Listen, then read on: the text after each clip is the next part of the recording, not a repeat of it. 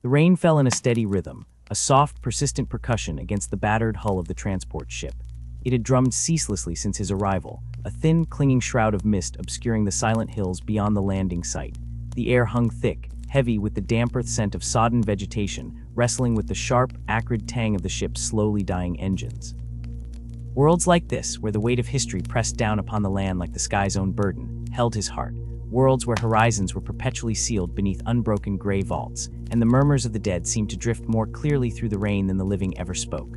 Within the cramped cabin, familiar and cluttered, the only light spilled from a single amber lumen globe suspended beneath the low ceiling.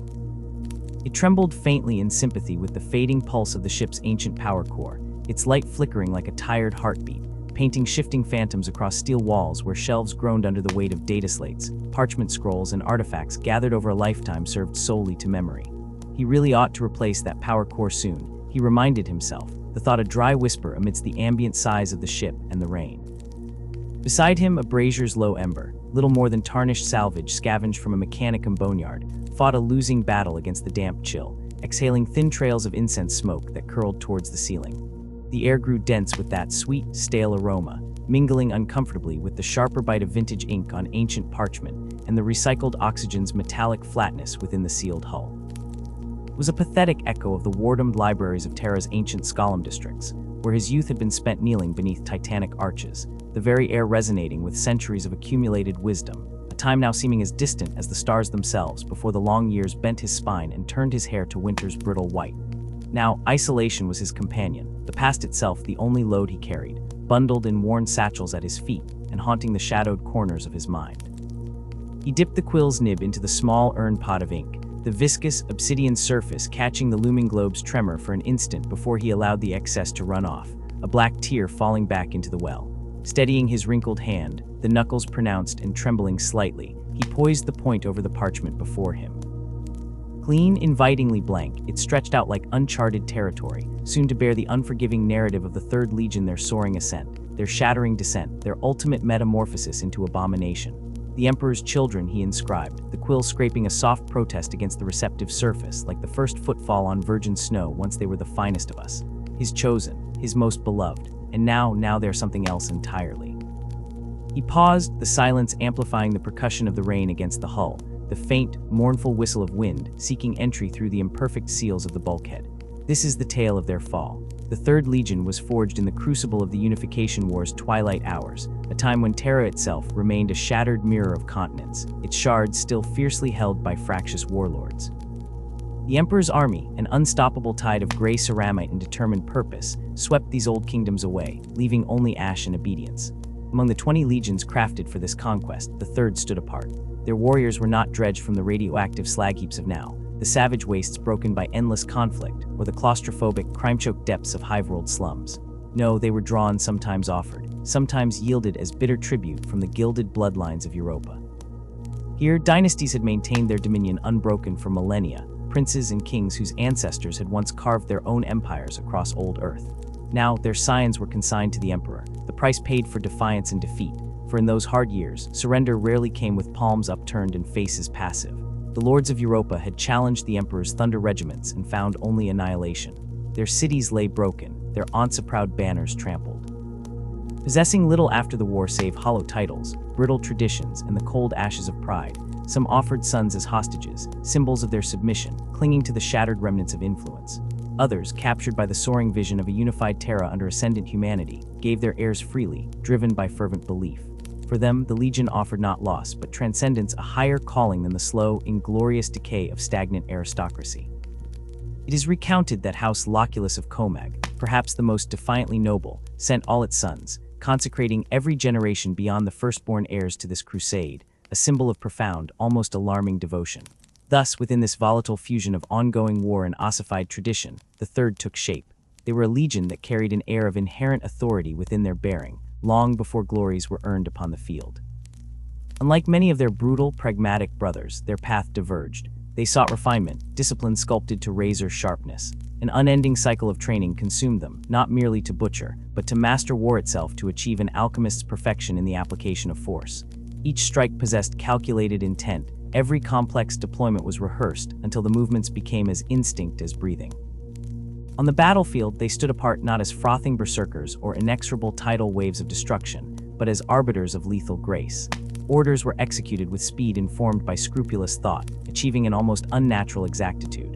Among the burgeoning ranks of the legions Astartes, whispers of awe spread, speaking of warriors who claimed victory not merely decisively, but impeccably. Their defining nature was revealed in these dawn campaigns. Against the visceral, unrestrained assaults of the Warhounds, or the sheer, blunt force spectacle of the newly named Luna Wolves, the Third moved like master strategists playing regicide upon fields of flesh and fire. Calculated, precise, their interventions were surgical strikes against disorder. Often thrust into command of the Emperor's burgeoning Imperial army regiments, their genius for organization and layered strategy stabilized campaigns' lesser forces would have dissolved into chaos. Where battle lines frayed and threatened collapse, the Third solidified like adamantium.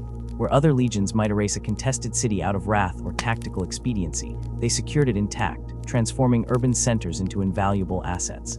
Officially, the credit for the Antarctic clearance was bestowed upon Army Group Antilles, a footnote claiming the victory. Yet those who truly knew the war, the staff officers whispering in command tent shadows, understood the invisible hand at work. It was the Third, laboring tirelessly behind the scenes, who orchestrated the entire grueling campaign. They took profligate, ill-disciplined regiments and forged them, through will and peerless tactical discipline, into an instrument of conquest purged of waste. When the bronze host of Nadin made its suicidal last stand, ensconced within glacial fortresses of ancient design, it was the Third who imposed control upon the cusp of oblivion, deliberately finalizing the conflict with orchestrated, near-choreographed destruction, rather than chaotic, reverberating slaughter that would have peeled the continent itself. Renown bloomed like a deadly flower nurtured on blood and precision. Yet intertwined with their spreading legend grew a fierce, demanding pride. Among the legions, they began to view themselves not merely as Astartes, but as the Platonic ideal, a gleaming vision of what the Emperor's warriors were destined to become, the perfect alloy of nobility and unstoppable force. This conviction propelled them beyond the lash of any commander's discipline. Failure in any manifestation was an intolerable poison to their essence, a flaw to be excised ruthlessly, whether found in their own ranks or witnessed in their brother legions. When a claim settled upon another Primarch or legion, the Third did not indulge in idle celebration.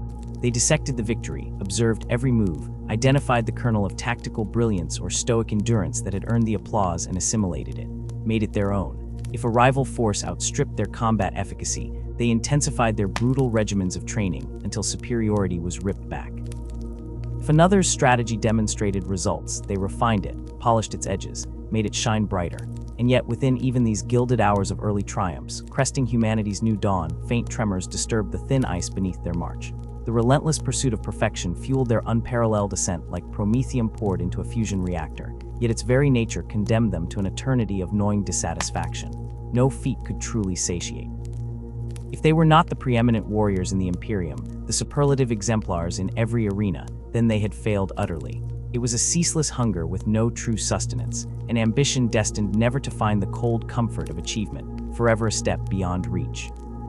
Even before the coming of Fulgrim, their Genephaether lost and then found, before the galactic conflagration of the heresy tore reality asunder, before the long, crushing descent into the howling pit of madness, the seeds of their ultimate annihilation had already taken root in fertile soil of this impossible ambition. They simply failed to recognize them for the insidious parasites they were, mistaking the first black tendrils for necessary thorns guarding their inviolate ideal. Yet this remained a time of hope, standing on the precipice of legends still being forged, a time when the Third Legion accrued honors like jewels upon a conqueror's brow, solidifying their unique position within the nascent Imperium. One such mark of exceptional favor, the Palatine Aquila, was not a medal lightly conferred. The campaign for Proxima had been conceived as an elevated ceremony of compliance, a world poised to formally bend its knee beneath the banners of the nascent Imperium. The Third Legion's peerless 16th cohort received the solemn duty of serving as the Emperor's personal honor guard on the ground. Their charge held significant weight, to ensure the ritualistic submission unfolded with pristine dignity and unshakable order, but corrosive treachery lay beneath the surface pageantry. The Proximan leadership, voices slick with false humility, had engineered a flawlessly orchestrated trap. They gathered the Imperial delegation, the Emperor himself stepping onto alien soil for the symbolic moment, into a designated plaza, a killing field cloaked as a place of honor. Oaths of fealty slipped smoothly from deceitful tongues, crafted in linguistic elegance that masked poisonous intent. The appointed hour arrived and the viper struck. the gathered planetary dignitaries, their faces impossible stones beneath the intense, burnished light of Proxima's twin suns, produced concealed weapons. From beneath the great hall of Accord, perfect ranks of fanatical soldiers emerged like ghosts from the earth, their battle cry shattering the quietus of ceremony. The first last shot cracked the charged air before any Imperial voice could raise the alarm. In the blink of an eye, elegant ritual dissolved into gory carnage. The insurgents had planned meticulously, their stratagem chillingly precise. Coordinated ambushes burst from hidden conduits, service doors slammed open to unleash shielded guns, and heavy contragravity plates dropped their camouflage, revealing nestling Werengans. They utilized horrors, weapons proscribed not just by Imperial lex but by the very understanding of reality itself. The air itself trembled, then violently ruptured a vortex grenade detonating dangerously close, its impossible energies tearing a festering wound in the fabric of existence, a shrieking refusal of physics. The Emperor himself was caught in the searing shockwave of the detonation, the true depth of his injury sealed within archives accessible only to whispers and dread. The Custodian Guard, golden giants moving with impossible speed, fought to shield their master, their guardian spears deploying shimmering aegis fields. And beside them, without hesitation, anchoring the fragile perimeter, iron resolve hardened the Astartes of the 16th cohort held. The insurgents had gambled on panic, on the Imperials breaking under the sudden, overwhelming weight of their betrayal. They had not counted on the living bulwark of the Emperor's children. No cry for retreat pierced the din of battle, no impulsive surge sought escape from the tightening coils of the ambush. The 16th cohort formed an unyielding wall of ceramite and defensive fire around the wounded master of mankind. Step by step they yielded nothing. They fought as if the matter of their own survival held no weight against the imperative of the Emperor's safety and that flickering chance of withdrawal. One by one, colossal figures in cobalt and silver, marked with the rising sun emblem, fell amidst the debris, cut down by the sheer crushing weight of the attackers. Last-beam seared armor, micro-explosions detonated against torsos, molecular blades hacked through ceramite, yet not a single Astartes of the 16th cohort fell back until life itself fled their broken forms. They held, they bled, they died to the last sun, but they purchased the priceless seconds. The perfect trap, conceived in malice and executed with savage efficiency, ultimately failed its predators. The Emperor, shielded by the sacrifice of his golden guardians and his blue-clad sons, made his withdrawal. Proxima Prime, cradle of betrayal, paid the ultimate price. Its continents were scorched and shattered. Its oceans boiled into toxic mist under sustained orbital lance bombardment, becoming a charnel monument for generations. It was for this act of unparalleled fidelity, this sacrifice absolute without hesitation, that the Emperor bestowed upon the Third a singular honor. The Palatine Aquila, the imperial eagle wrought in sacred gold, the very symbol borne upon his own armor, was entrusted to them by his hand. It was not merely a decoration, it was an imperator's verdict, to be emblazoned upon their own battle plate and carried upon their banners as an eternal testament to his favor, a declaration that they stood above all others in his esteem. This unprecedented elevation sparked simmering tensions, driving a palpable rift through the nascent unity of the legions. That golden double-headed eagle was a proclamation. The Third were incomparable. In the years that followed, the warriors of the Third bore this potent emblem across the stars, their cobalt armor now adorned with singular gold. They became his anointed envoys and his chosen standard-bearers. Their very passage now carried an implicit command of obedience.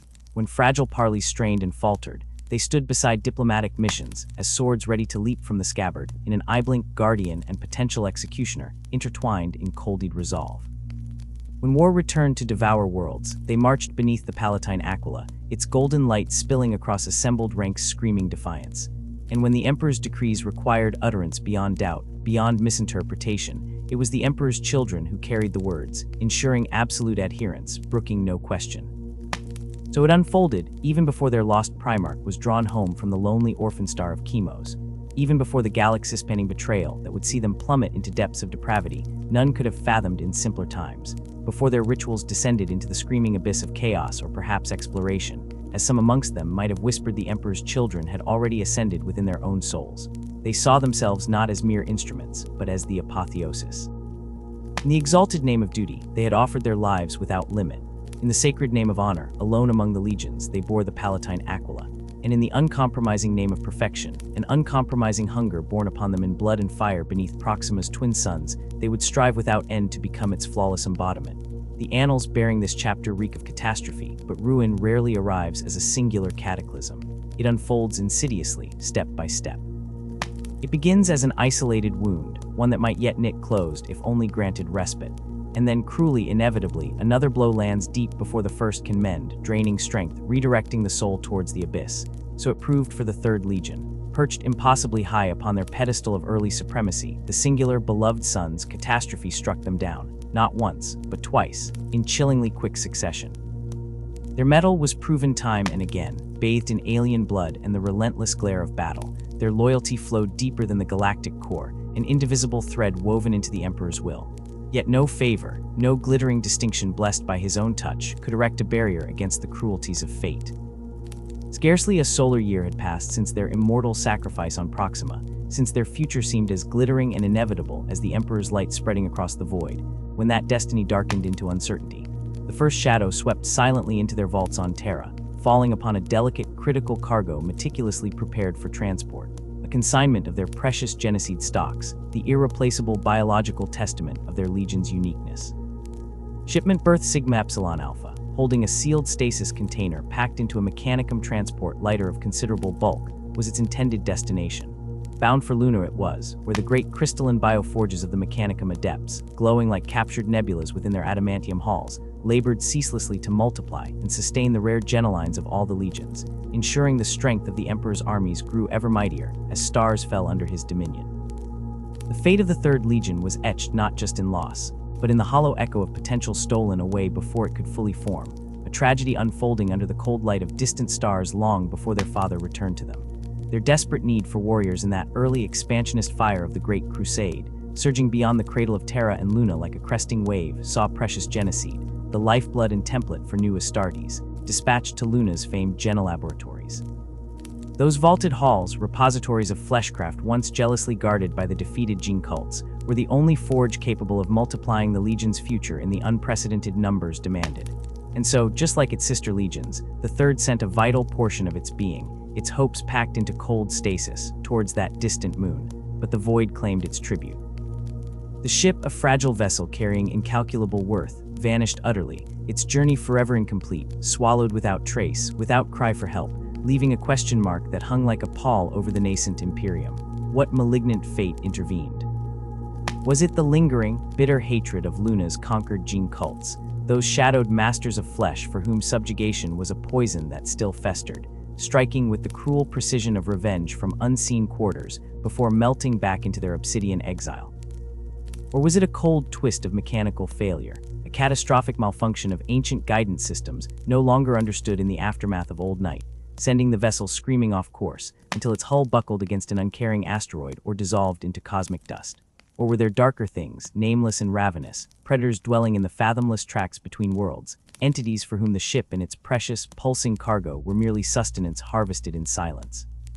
The whispered rumors clung, chilling as void frost, but the stark, immutable result was the same.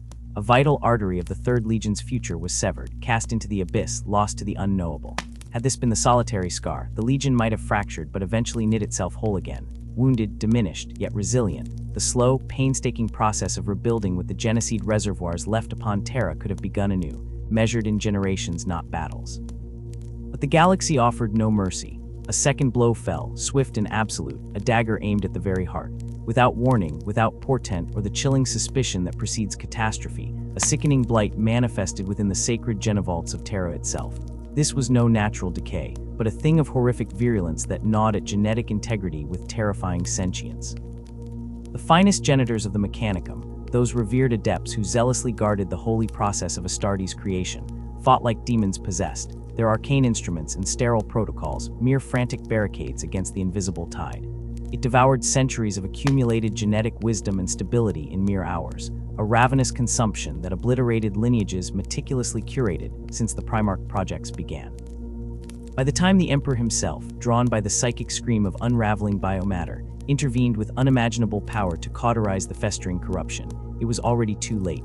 The sanctified vaults, those living libraries of bioalchemy, stood desolate and echoing, sterile tombs. Nothing remained, not a sliver of frozen tissue, not a fragment of encoded sequence. The very wellspring was dry.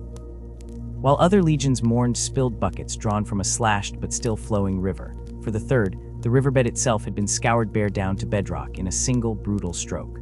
Without their Primarch's unique, unreplicated genetic matrix, the only stable foundation for the accelerated replication needed to sustain a legion at war. Their slow demise was inevitable, irrevocable. Each glorious assault, each defiant stand, each deployment along the burgeoning frontiers of the Great Crusade claimed warriors who could never be renewed, voids in the ranks that swallowed the light of their fallen brothers and deepened the gloom. Extinction whispered, a constant companion. Their proud banners, once unfurled with the arrogance of perfection's pursuit, would inevitably fade, their flawlessly coordinated formations dissolving into lone sentinels unwilling to yield until the cold finally took them, another legend extinguished before its epic could truly begin. Then, when the darkness seemed impenetrable, when the silence within the empty halls of hegemony on Terra promised only oblivion, lit by the fading embers of dwindling squads, hope ignited on the edge of the void. Chemos, a planet slowly strangling, gasping its last against the suffocating nebulae that drowned its twin stars. Weak wan light struggled through a canopy of industrial fumes and stellar ash, painting the world perpetually in bruised twilight. It was a graveyard of prosperity, its once-mighty arteries of trade severed millennia ago by the great warp storms of the Age of Strife. The people, resilient in their desperation, existed only to endure, squeezed within colossal, grim fortress factories where the economization of survival reached a chilling zenith. Breaths of processed air allocated, hours of labor measured to the second, calories counted as precisely as components on the assembly line. Ambition was a luxury access code revoked long ago. Life was work, and work deferred death, one generation buying a little more borrowed time for the next. It was onto this grayscale tapestry that Fulgrim fell, a meteorite of impossible destiny flung across the howling void. Torn from Terra, an infant adrift on the tides of the warp, his heavy cradle impacted the scarred surface, a silent arrival that should have meant nothing. A ruined world has no room for marvels, only pragmatism. Yet astonishingly, he was found by the caretakers, the grim enforcers of Kallax, one of Chemo's last functioning bastions. Their duty was brutal arithmetic, to cull the unnecessary. An orphan was a mouth that consumed without contributing, a subtraction from the collective survival equation. They were not nurtured, they were denied resources, left to fade. But the child they found in that raw, broken metal cradle defied their cruel calculus. He was perfection incarnate, an infant sculpted by divine hands, flesh untouched by the planet's pervasive grime, radiating an aura that seized their harsh, pragmatic hearts. In awe and emotion long buried beneath the weight of perpetual dusk, they dared the impossible. They pleaded for his life before the rulers of Kallax. And against the rigid dogma of a world calibrated only for endurance, the rulers, perhaps sensing an ember in the encroaching dark they couldn't understand, acquiesced. He was placed with the very caretaker who first lifted him, a man whose life was defined by harsh pronouncements of who lived and who merely ceased. One wonders if in that stark moment, the old enforcer felt the tectonic shift beneath his feet, knew this foundling child was the weakening world's catalyst, demanding change, demanding more. It became evident swiftly to all that Fulgrim was an unfathomable anomaly. From the moment he could stand, he worked the labor line's survival demanded it, but where others moved with the heavy resignation of gears grinding down, he functioned with dazzling clarity and profound purpose. Machinery, bafflingly complex to others, yielded its secrets to his intuitive grasp. He perceived inefficiencies, the rattle of a failing pump, the misaligned coupling, the wasteful expenditure of energy not as frustrations, but as intriguing puzzles demanding elegant solutions. With knowing fingers and an unnerving, quiet focus, he resurrected abandoned lathes, reanimated silent generators. His reorganization of work cycles felt less like management and more like revelation. Idle seconds became productive minutes, sluggish processes accelerated under the alchemy of his intellect. By 10 solar cycles, he had eclipsed engineers with lifetimes of greasy compromise. By 15, he stood not as a laborer elevated, but as an architect of resurrection inhabiting the executive tiers of Kallax, a sovereign by dint of inarguable brilliance. There was no other soul on that dying sphere who could perceive the path beyond mere survival. Perpetuity was stagnation's final mask. True preservation demanded rebuilding. Only Fulgrim possessed the audacity and vision to force Chemo's gaze upwards, away from the dwindling stores and wheezing machines. Abandoned mining outposts, mausoleums of a richer past, must be clawed back from decay. The vast vapor mines sucking precious metals from the atmosphere needed purification on a scale unimagined. Desperation-built reclamation plants, mere stopgaps, had to be transformed into potent engines of genuine production. Against the ingrained fear of a people conditioned only to hoard each dwindling resource, he instilled the radical notion of investment for growth. Under his exacting, flawlessly conceived directives, transmitted not with bluster but the quiet certainty of immutable geometry, Chemo stirred. The ancient mines rumbled back to life not as ghosts, but as titans renewed. Metals long thought exhausted shimmered from the depths in newly discovered abundance. Production charts, for the first time since the skies burned, climbed. Kallax and then other fortress factories shed their millennia of accumulated drabness, the oppressive gray film replaced by the vibrant sheen of active, purposeful industry. Treasuries, once echoing with the emptiness of absolute depletion, began to swell. Surplus, an almost mythical word, became tangible reality. With surplus came not mere breath, but spirit. Where every molecule of air and crumb of nutritive slurry was once accounted for, now there existed space. Space for minds to lift from the daily tally of existence, to ponder, to innovate, to dream. Artisans, their craft buried beneath centuries of grit, cautiously unveiled forgotten techniques. Music, condemned as frivolous expenditure, began tentative cadences in soot-stained plazas. Vast turbine chambers and assembly halls of Kallax, once resonant only with the grinding cacophony of survival, now hummed with the lower, deeper vibrations of learning, of philosophical discourse, of aesthetic delight.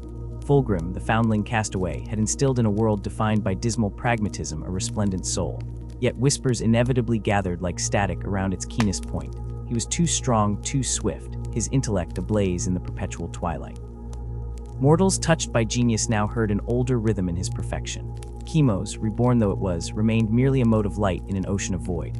Fulgrim's destiny lay beyond its choking nebula, written not in pallid stellar dust but in galactic fire. He was always going home. It was an unremarkable rotation, indistinguishable from countless others in its measured descent towards planetary night, until the sky shattered. Chemo's bruised twilight ceiling was ripped apart by an avalanche of fire and unearthly thunder. Shapes forged from implacable iron and ancient wrath plunged through the clouds, impossibly vast, their hulls silvered bone in the weak light. The thunder was the howl of engines violating the planet's long-held silence, a scream of arrival. These were not scavengers, not pitiful remnants clinging to a perilous warp route. Banners hanging like Warot standards from their flared prows sang of lineage older than the deepest bedrock of Chemos, older than the fortress factories themselves. The double-headed Aquila, the symbol of a Terra whispered of only in fragmented myth, but calling now with the undeniable weight of origins fulfilled.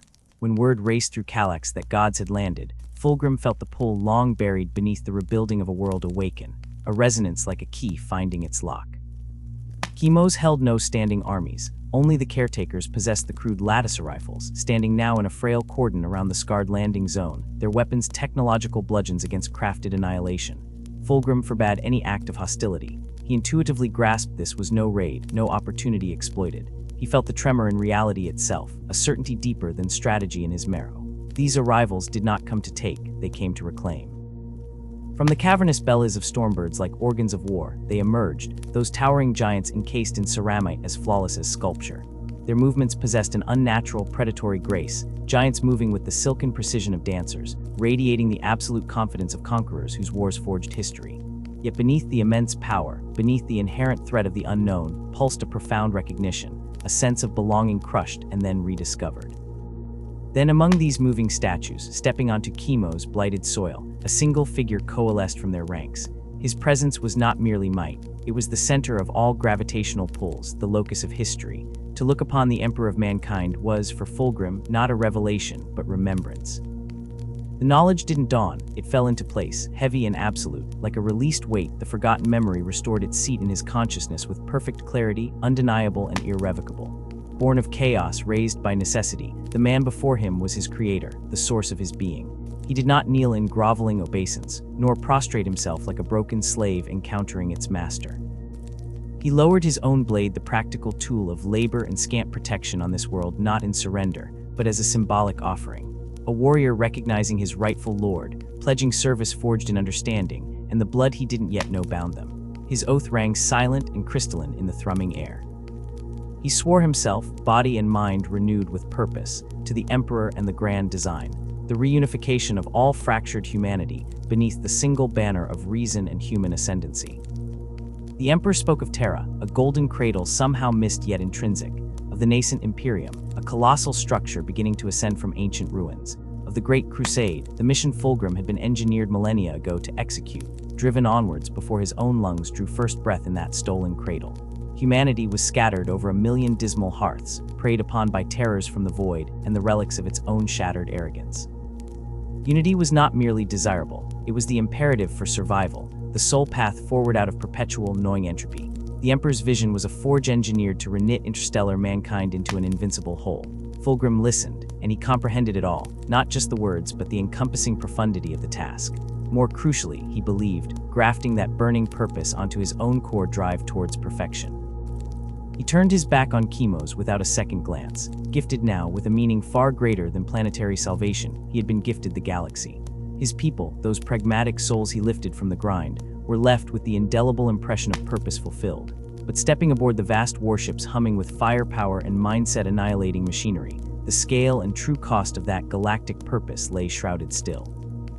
He journeyed towards Terra, towards the heart of the Empire, towards the warriors whose blood echoed his own. Entering the halls of hegemony, eager to finally see the mighty legion sculpted in his genetic image, ready to command, ready to begin the great work, the grandeur shifted, solidified, and froze into a tableau of horrendous silence.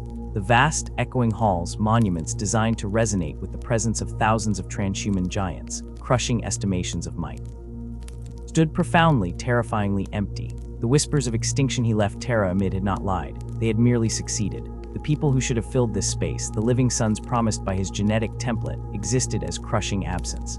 Thousands silenced before their father's voice could find them. Only 200 souls remained where once a mighty legion thundered across the void, a pittance, a ghost of what they were meant to be. The precious Geneseed, the sacred essence destined to birth thousands of his warriors, lay destroyed in some distant, ignominious grave. Bereft of their Genefather, the Third Legion had withered like a great tree deprived of its roots, its numbers dwindling century by grinding century, its future itself seeming to leak away like vital ichor into nothingness. Yet Fulgrim, clad now in the mantle of Primarch, returned, gazed upon this skeletal host and saw not an ending, but a beginning, a potential sculpted from ruin itself. He saw precisely what he had witnessed on the poisoned crucible of Chemos, a blade tarnished, yes, but beneath the grime, the perfect edge remained, waiting for the hand of a true master to unveil it.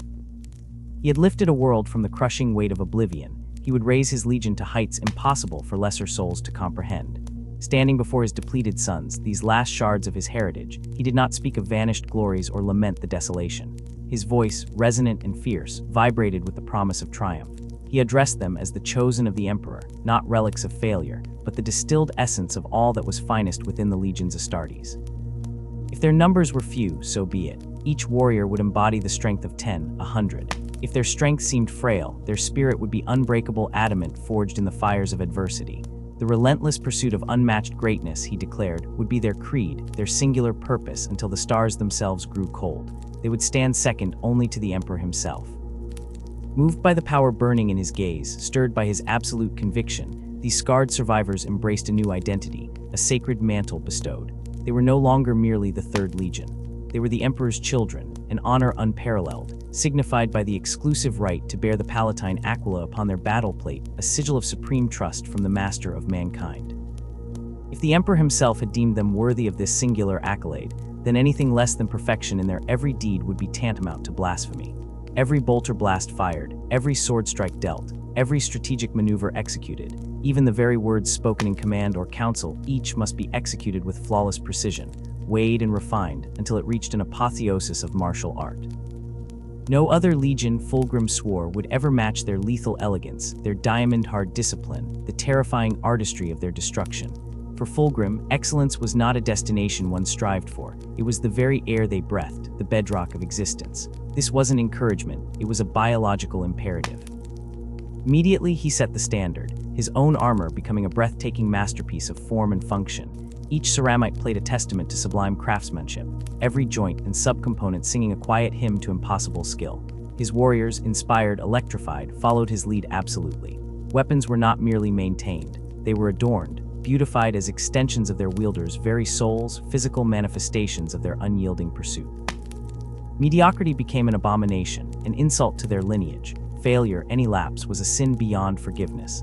And yet, as fate's cold gaze would later reveal, when a man dedicates his entire being, his legion's collective soul, to the ideal of perfection above all else, the razor-thin edge separating sublime greatness and consuming, devouring obsession inevitably blurs, then utterly disappears. Fulgrim was never crafted for idleness or patient rebuilding. From the instant his sword was pledged to the Emperor upon the sands of distant Terra, a furnace of purpose had ignited within him, blazing with an urgency to hurtle his legion into the uncharted void, carving the Emperor's manifest destiny onto the faces of a billion unwitting worlds. But even amidst his own cyclopean ambition, the Primarch confronted a brutal truth. 200 warriors, however infused with newfound purpose, however defiantly proud, remained pitifully insufficient. The Emperor's children, despite their exalted name and freshly polished aquila glinting proudly, were a legion in honorific only too few to claim entire star systems, too fragile to withstand the meat-grinder slaughter of prolonged siege warfare or full-scale planetary conquests. Recognizing this stark reality, the Emperor placed his exemplary, yet nascent, creation under the seasoned tutelage of War Master Horus Lupercal. The Luna Wolves were legends made manifest, their conquests a tally staggering into the thousands, their battle standards casting shadows of terror across the galaxy. Horus himself, first found, the greatest general the Imperium had ever wrought, possessed a raw dynamism utterly alien to Fulgrim's calculated deliberation. The Phoenician was precise, the War Master was instinctive lightning.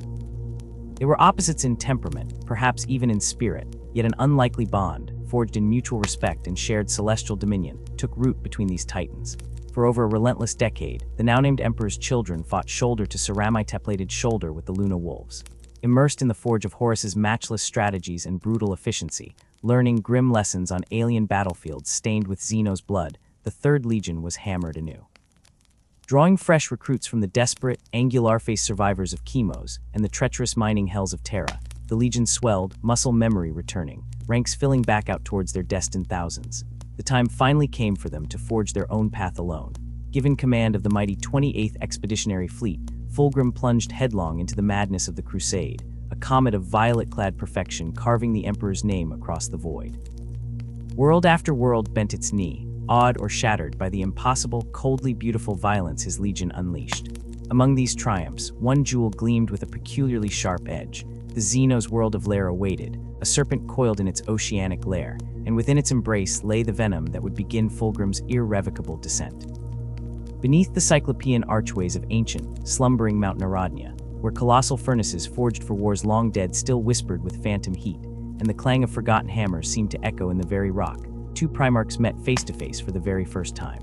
The artisans of La Fenice, living conduits to a tradition older than Olympia itself, masters of the forge now bowed low, as the incarnate embodiments of creation themselves filled their colossal foundry halls.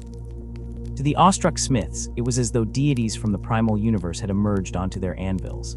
Fulgrim, the Phoenician, moved with the fluid, predatory grace of a celestial predator, every step a calculated study in aesthetic efficiency.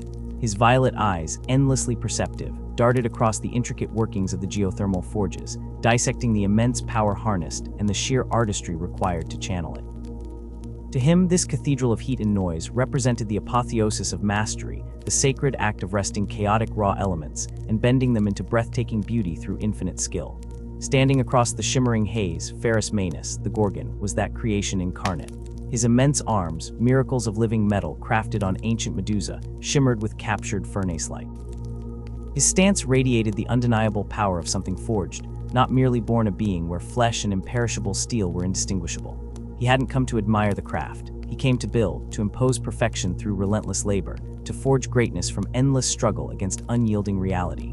No prior word had passed between these towering brothers, yet, in the deep alchemy of their divine creation, each recognized an undeniable kindred spirit.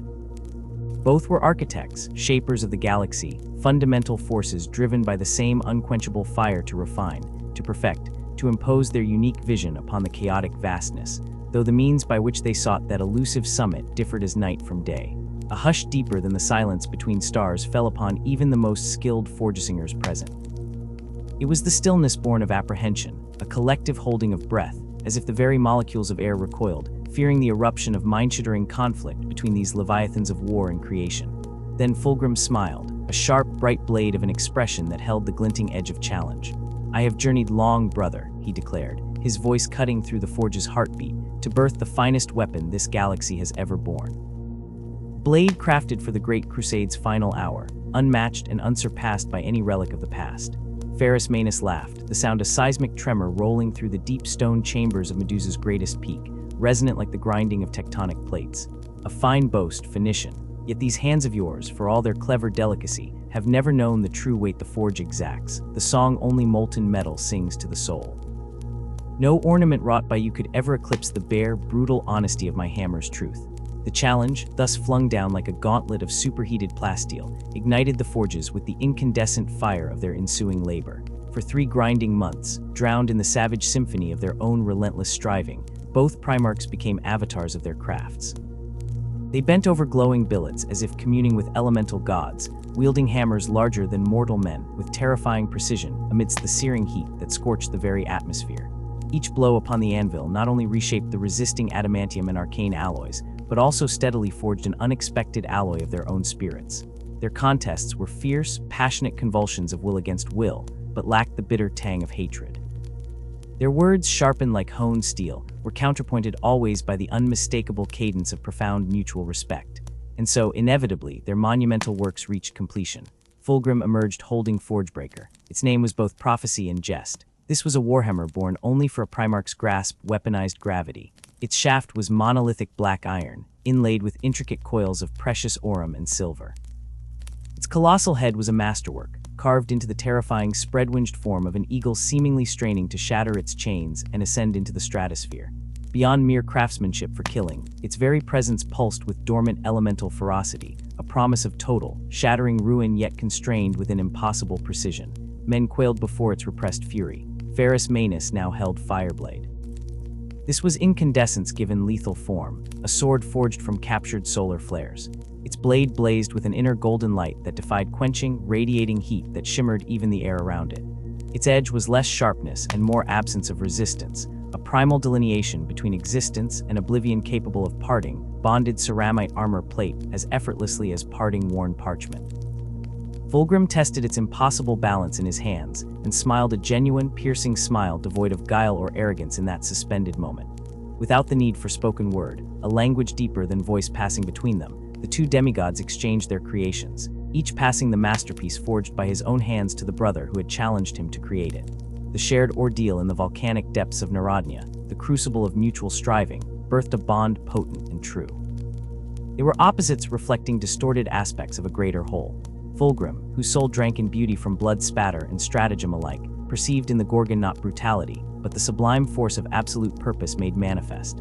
Ferrus, for whom adornment was frivolity and indulgence weakness, beheld in the Phoenician a rare purity, an all-consuming passion for excellence, an absolute devotion to achieving the flawless, in every conceivable form they could manifest within the material universe. Side by side they strode against the darkness, the Emperor's children and the stoic Iron Tenth waging devastating war as kindred legions. Differing profoundly in philosophy, the endless refinement of beauty versus the relentless drive for functional, unstoppable strength and temperament, the calculated aesthete against the elemental earthshaker nonetheless. The respect binding them was palpable, a steel cable of shared origins and undeniable capability woven tight.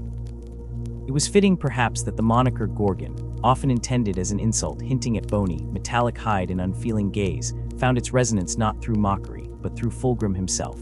The tale passed among brother Primarchs told how they returned together from Narodnia to the Imperial Palace upon Terra.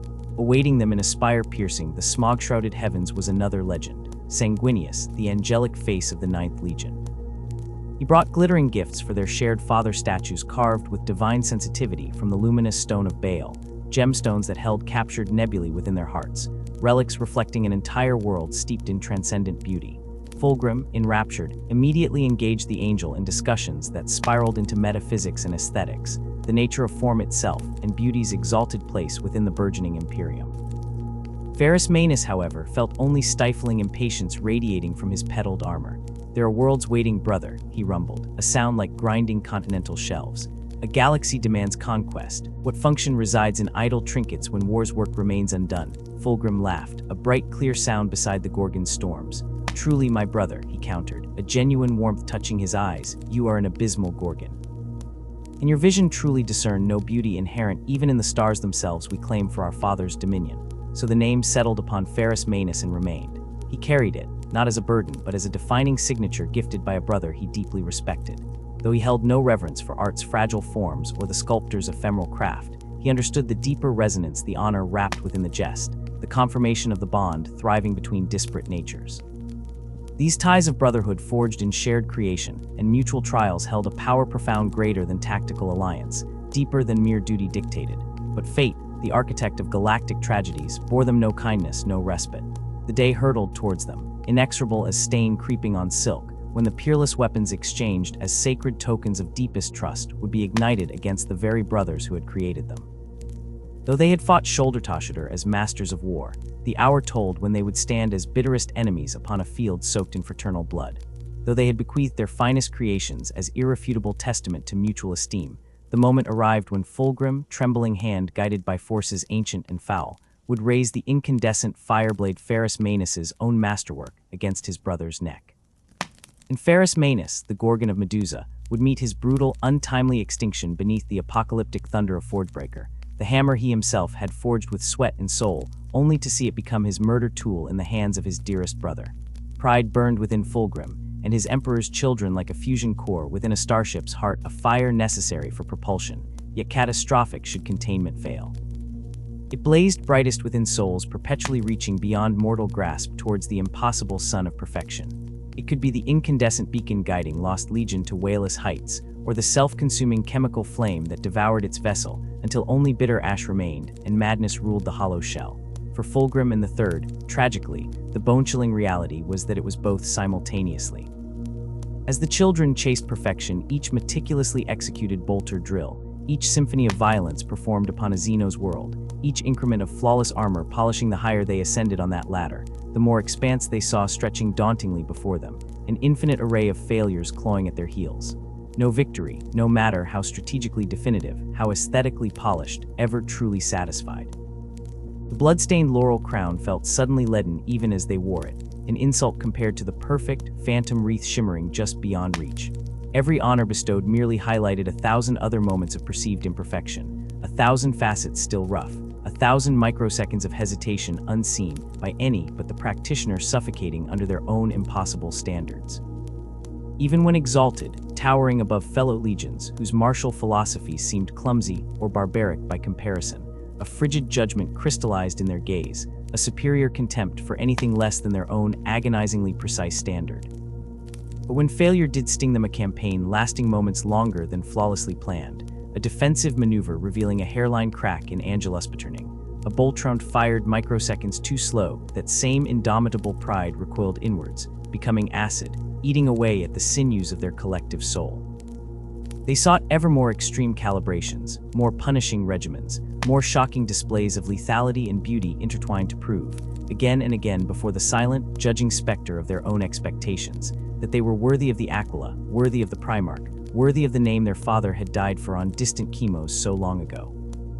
It was this perpetual, ravenous hunger, the insatiable hollow core within their triumphs, the grating spectacle of their peers, uncomplicated, messy successes, that was shepherding them so inexorably towards the dark precipice of their doom. The campaign against the Xenos' dominion of Lair presented itself, on Imperial Stratego's slate assessments, as merely another compliance, another conquest to record in the glorious annals of the Great Crusade's relentless expansion.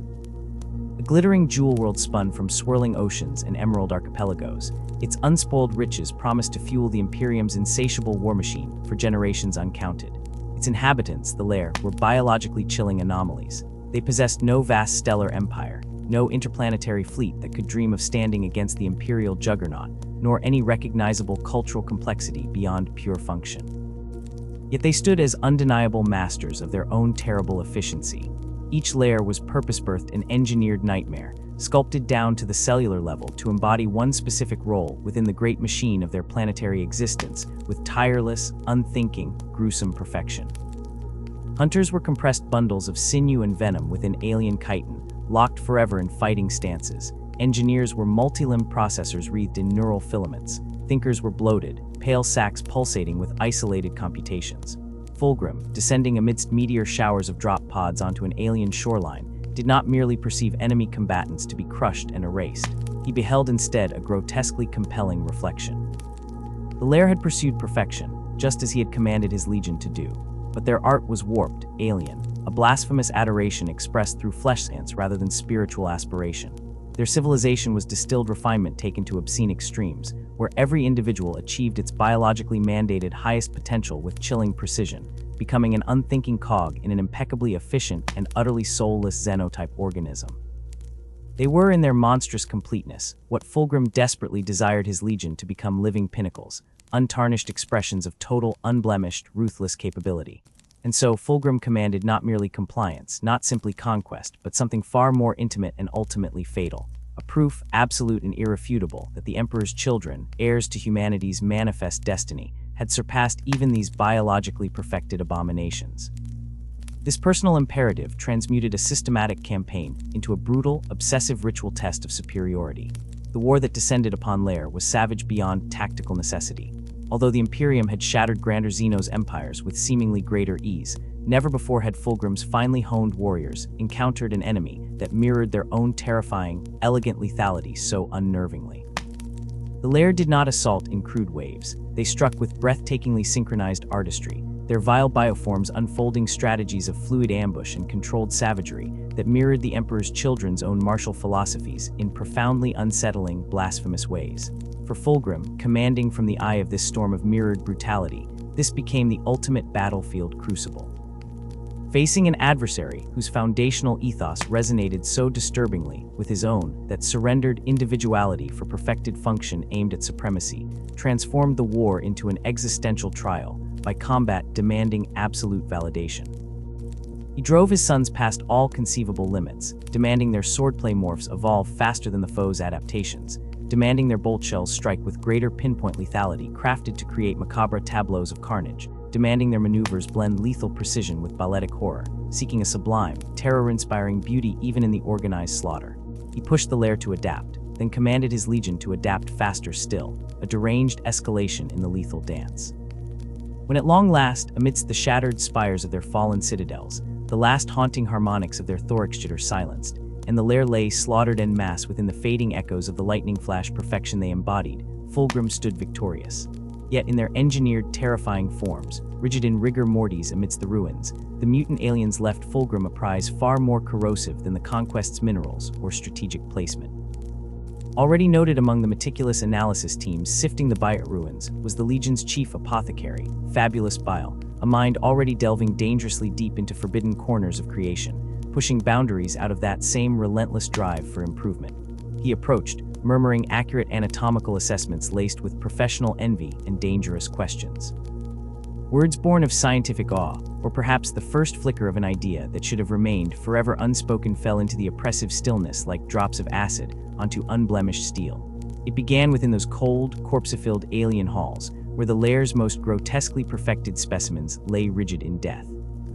The sheer possibility struck Fulgrim with the force of revelation, a profound truth unveiled on the blood-stained shores of Lair. Here lay a lesson, a cruel mirror held up to humanity's ambitions. The mastery the serpentine aliens possessed over flesh, their effortless sculpting of their own forms into grotesque elegance, represented a power utterly alien, a potential staggeringly vast beyond even what the Emperor had conceived or commanded. The Astartes were mighty instruments of war, unparalleled, yet undeniably stagnant, bound by rigid forms and unchanging function. If these mere Xenos, these deviant serpents he had conquered, could breach such forbidden thresholds, reshaping their very essence into something they perceived as superior, then why in Terra's name must the Emperor's children accept imposed limits? Question blossomed in Fulgrim, not born of doubt but furious conviction. Fulgrim listened intently, his innate hunger ignited not to question but to seize the possibility, demanding only practicality. Can it be done? Fabius Bile, ever the seeker drawn to the darkest corners of knowledge like a moth to guttering warp flame, was instantly, voraciously keen to find out. The Emperor had, after all, once created the Astartes, miraculous beings forged in his image. But Fabius's cold intellect saw a mere starting line where others saw a finished masterpiece. What if that work was only the crude beginning? What if they, Fulgrim's chosen sons, could truly perfect the spark the Emperor had ignited, surpassing the flawed limitations he had inadvertently or perhaps deliberately encoded into their superhuman flesh? Would this relentless drive towards absolute perfection not be, then, the deepest fulfillment of the Emperor's true and perhaps unspoken will, a will stifled by compassion or caution Fulgrim now found suffocating? This potent, intoxicating thought coiled deep within Fulgrim's consciousness, a seductive seed finding unbelievably fertile soil, watered by bitterness over stagnation, and nurtured by the breathtaking possibility glimpsed on Lair. The quest for perfection could not be halted. A fire had been lit that demanded furious expansion, demanding to rage outwards, consuming all obstacles, and buoyed by this dangerous new creed, the Emperor's children took their first, irrevocable steps toward the damnation that promised transcendence. Lair itself had fallen, silent and broken, its great floating citadels cold tombs in the sulfur-laden air, the serpentine Xenos erased from existence as if they had never woven such blasphemous beauty, their unsettlingly sophisticated culture reduced to nothing but sterile notations in the Legion's records amidst the echoing emptiness. Yet left behind, forgotten in the desolation, was one final, malevolent prize. At the dark heart of Lair's largest desecrated temple, fouled now by spilled alien ichor, he found it upon an obsidian blackstone altar impossibly ancient, older than any other artificial structure on the drowned world ablaze. It was unsettlingly strange, its sinuous length shimmering like liquid mercury ready to flow, its razor-edged curve snatching the dim light with an eerie, unnatural gleam that seemed to writhe even when still. Its hilt, cool beneath his fingers, was oddly inviting, adorned only with a single, perfect amethyst, a deep violet eye glinting with internal luminosity, seeming to gaze back into the depths of his own soul. Fulgrim, ever drawn to ultimate beauty, forever seeking the sublime and the exquisite, irresistible pulled by its flawless form, took it up. And immediately, softly insidious, as quiet as a serpent slithering through a mind's undergrowth, the whispers began. At the very edge of perception those whispers coiled, murmurs easily dismissed in the tumult of post-battle protocols and the burgeoning ideas of perfection. Early on, Fulgrim ascribed them to his own brilliant mind wrestling with profound concepts, ambitious thoughts, profound doubts given subtle vocal form. Yet the voice within the whispers demonstrated infinite, chilling patience. It did not command him harshly, did not force his hand through overt coercion, merely suggested possibilities, insights that often felt seamlessly integrated into his own burgeoning philosophy. The blessed Emperor, master of mankind, had made him a Primarch, a being beyond mortal dreams of power and glory, sculpted for divinity. And yet, whisper the unsettling thought, was he truly beyond refinement? Had the sacred process of his creation reached its absolute zenith, or was it merely the indispensable but merely foundational first step? The Astartes, the Emperor's angels of death, were they truly the unsurpassable pinnacle of mankind's remorseless evolution, or merely a potent template, praiseworthy yet incomplete, a foundation upon which greater, purer, utterly perfect things could be daringly built? To explore these forbidden avenues with the fervor demanded by perfection itself, Fabius Bile's grisly work delving into the Laren abomination's physiology was moved far from scrutiny, relocated to a sealed, hidden chamber deep within the Andronius, a strike cruiser serving under the command of Lord Commander Eidolon. There, in the sterile shadows beneath the ship's voxcladder and marching boots, Fabius gathered his immaculate instruments and arcane knowledge, preparing to dissect divinity itself. Eidolon, ever ambitious, a blade seeking the sharpest whetstone of influence, watched with hooded curiosity. He outwardly scoffed at the apothecary's unsubtle, brutal methods. He was a warrior, a commander, not an acolyte bent over dissection slabs.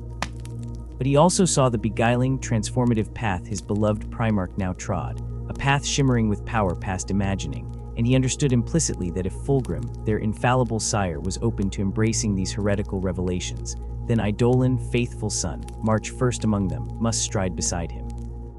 The whispers coiling like smoke within Fulgrim's very consciousness only intensified, becoming more frequent, more intimate, strangely comforting even as they made his grasp on old certainties slippery.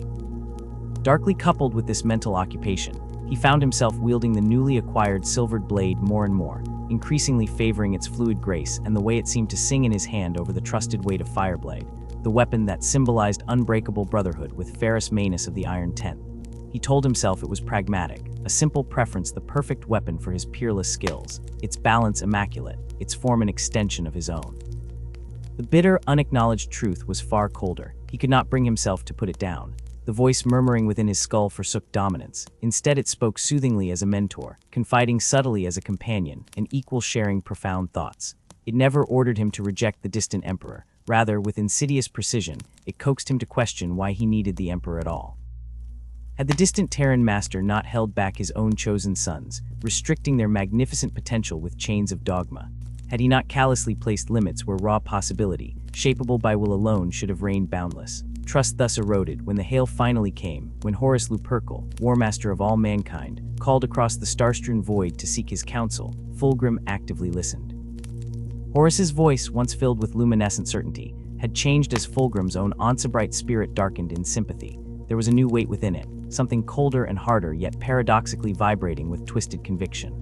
Horus, once the Emperor's truest, brightest son, had begun to ask those very same questions fermenting like poison in Fulgrim's soul, had perceived that same damning truth the whispering sword revealed. The Imperium, as its rigid doctrines demanded compliance, was revealed as a colossal lie, a gilded cage meticulously constructed not to protect, but to deliberately stifle those who were biologically and spiritually destined to ascend towards godhood itself. Fulgrim did not answer Horus's suggestive call immediately, did not declare himself seditionist, did not kneel openly before the nameless, phantasmal gods titillating him from the unreachable darkness, but any semblance of choice had already been obliterated the precise instant his elegant fingers first touched the bone-white hilt of the lair blade. The final, irrevocable decision drowned all others in its wake the moment he allowed those velvet whispers a foothold, the moment he entertained the venomous thought that perhaps limitation itself was the ultimate betrayal. Without conscious realization, unable to see the plunge opening beneath his feet, the Phoenician had irrevocably fallen. The stage shifted then to the stars, to the saga of the Diasporex, an anomaly drifting through the stellar void like flowing water through rock, an enigmatic echo of a perceived golden age lost before the Imperium's brutal birthing, when fractured humanity had not yet been forcibly reforged beneath the Emperor's monolithic banner. They were the Wanderers, a multispecies civilization adrift amongst the stars, forsaking the rigid divisions of biological origin or creed, choosing instead a precarious, migratory existence tethered only to their vast ships and to the diverse Xenos they honored not as inferior aliens, but as true kin. Such defiance was abomination incarnate to the imperial creed. To merely suffer the presence of non-human intelligences was heresy enough. To actively embrace them, live alongside them as equals, share destiny freely with them was unthinkable perversion, apostasy requiring purgation by total fire. The Iron Hands, implacable vessels of rigid cold judgment, offered these lost souls one final chance. Sever every Xenos tie instantly and utterly, and kneel beneath the Imperator's sign or face sundering oblivion. When the Diasporans, bound by ancient oaths of fellowship, honorably refused, they gave the Astartes no alternative order save extermination. Ferrus Manus, ever the bludgeon unsheathed, led the assault with unflinching tactical efficiency, striking from the frigid emptiness like a hammer blow delivered by an executioner devoid of hesitation. Yet the Diasporex, scattered children of uncertain void navigation, were not prey to be easily culled. Their fleet was unnervingly elusive, shifting through nebular gloom like ghosts formed of stellar dust, slipping through orcish pursuit with uncanny skill honed over centuries adrift, striking back with the vicious cunning born of perpetual survival against the galaxy's unforgiving nature. Even the mighty Iron Hands flagship, the strike cruiser Phamos, suffered grievously at their layered ambush, its armored belly ripped open to bleeding vacuum. Heeding the burgeoning crisis, the Emperor's children were summoned. Their splendid 28th Expeditionary Fleet moved with calculated precision to reinforce the embattled Iron Hands, Fulgrim, rarefied perfectionist eager for triumphant display, viewing the necessary campaign not just as strategic duty, but as a peerless stage to demonstrate his legion's inevitable superiority, where the Gorgon viewed all war as a grimly mechanical course of applying crushing strength. Fulgrim perceived battle as a sublime contest of superior mastery, expressed through flawless execution. But combat waged amidst the endless vacuum possessed a brutal indifference. There was no duelist's exquisite artistry here, only the algorithmic physics of long-distance broadsides and the immolation dance of ruptured hulls spiraling with silent screams. The Diasporex, desperate for the very breath of survival, doggedly refused to abandon their vital refuge. Their disparate fleet clustered protectively near immense solar collectors, vast skeletal constructs hungrily drawing raw energy from the system's defiant star, their indispensable lifeblood, the singular umbilical sustaining their vast armada, devoid of a homeworld tether. The Iron Hands viewed this dependency purely as strategic weakness, a fixed chain begging to be permanently severed. The ensuing cataclysm unfolded in the crushing gulf between the distant sun and its circling planets, an arena devoid of mercy. It was here, amidst shrieking lances of destruction and blossoming torpedo blooms, that Fulgrim's magnificent personal gunship, the Firebird, its resplendent golden hull a shining beacon signaling priority target, became catastrophically enveloped in the wreckage storm. Enemy weapon batteries, sensing vulnerability, converged fire upon this irresistible bullseye. In a horrifying reversal of accustomed godhood, for the first time in untold bloody years, Fulgrim, the warrior prince envisioned as a peerless celestial knight, found himself beleaguered, the glorious Phoenician faltering, the unassailable paragon of imperial perfection brought terrifyingly near to violent, ignominious annihilation. Then came brutal salvation through fire. The hammer's strike became the shield. Fist of Iron, grim avatar of Ferrus Manus himself, answering honor's call, maneuvered with colossal effort to shield its embattled brother. Ferrus Manus, the Gorgon, unthinking of personal cost, single-minded only in the preservation of his closest friend's life, plunged his immense battle barge headlong into the lethal stormfront bracketing Fulgrim's precious craft, absorbing brutalizing firepower to break the hellish assault solely through sheer mass and indomitable defiance. It was an act of pure sacrifice, a gesture of brotherhood echoing across millennia. But Fulgrim, his perception now woven tight with venomous strands from the murmuring amethyst eye, could no longer decipher nobility or affection. Though he exploded across the final void breach into the Diasporix mothership, leading his warriors in the ultimate brutal boarding action, though he exultantly stained the liquid glimmer of the lair blade in the blood of human traitors and Xeno's kin alike, his shrieking triumph tasted of bitter ash. The alien bridge didn't fall to his legendary blade delivering the coup de grace. Instead, a lesser commander, a fervent underling seeking ascendancy by proximity, claimed that ultimate honor amid the frenzy. The victory barely existed, flat and hollow, not the symphony of perfection he had meticulously imagined. And supremely galling, an acid always burning the wound wider Ferris had been present, not as equally sharing conquest laurels, but permanently stamped as his savior, the unasked for protector whose shadow denied Fulgrim's solitary apotheosis. Before the sword poured lies into his soul like molten lead, he might have understood the truth.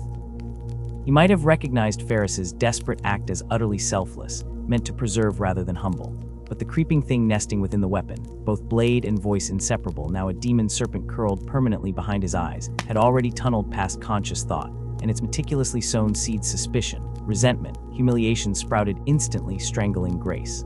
Fulgrim perceived only refined mockery in Ferris's blunt words, discarding any echo of brotherhood. He interpreted only calculated belittlement in the Iron Hand's actions, rejecting utterly any effort demanded loyal sacrifice. The unbreakable ties forged in younger, starlit campaigns were fraying like ancient rope, fibers snapping silently with each subtle distortion the blade's whispers inflicted. Neither foresaw it yet, both ostensibly still aligned momentarily against a common Xenos foe, but the hour of their ultimate, friend-sundering betrayal was crystallizing in the seething dark, drawing irrevocably nearer. Foretellers claim that the doom of the Emperor's children was written across the galaxy's skein long before Horus's rebellion, that their unraveling pursuit of impossible perfection was eternally destined to end in ruination manifested in turned blades and shrieking madness. Perhaps this cosmic imposition holds inevitable truth. Perhaps it truly was never within their nascent souls to understand contentment, their eternal flaw being the inability to gaze upon their brothers without perceiving only challenges to dominate, rivals requiring surpassing sacrifice.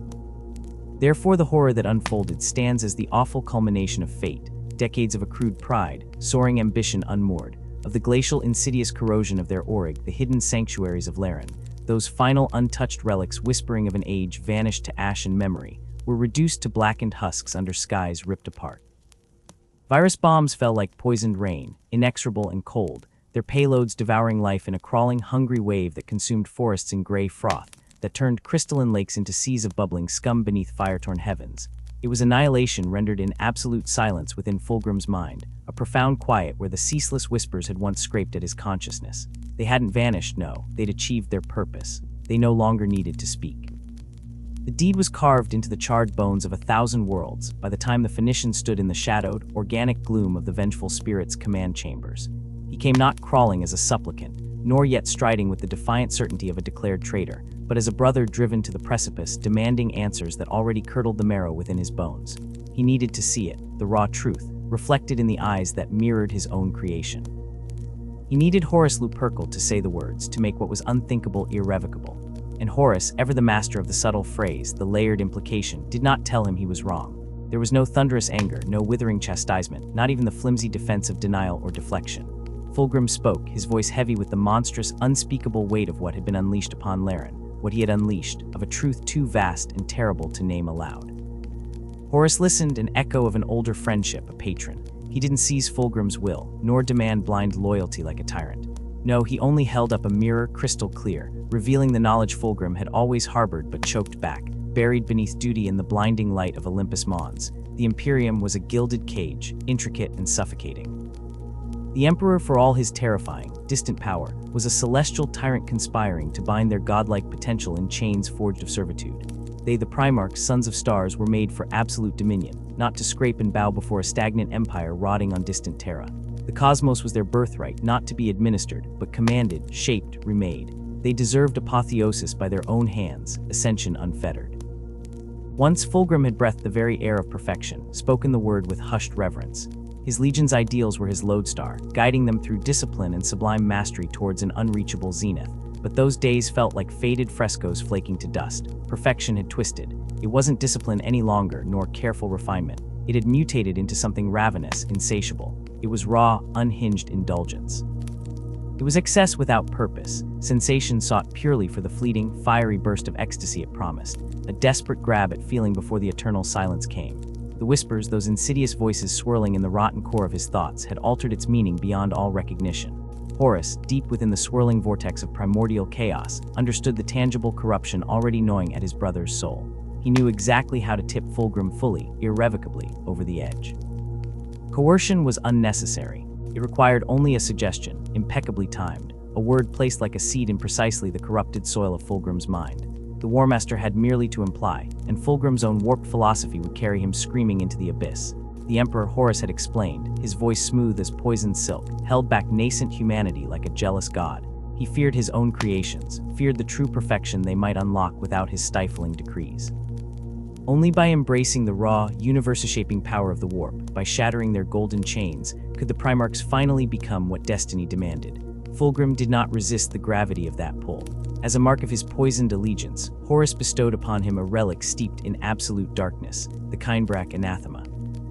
It was the very blade that had carved deep into Horus's flesh upon Davin, a weapon resonating not with steel's mere hardness, but with the palpable malice of the plague god, its core a seething nexus of pure chaos energy.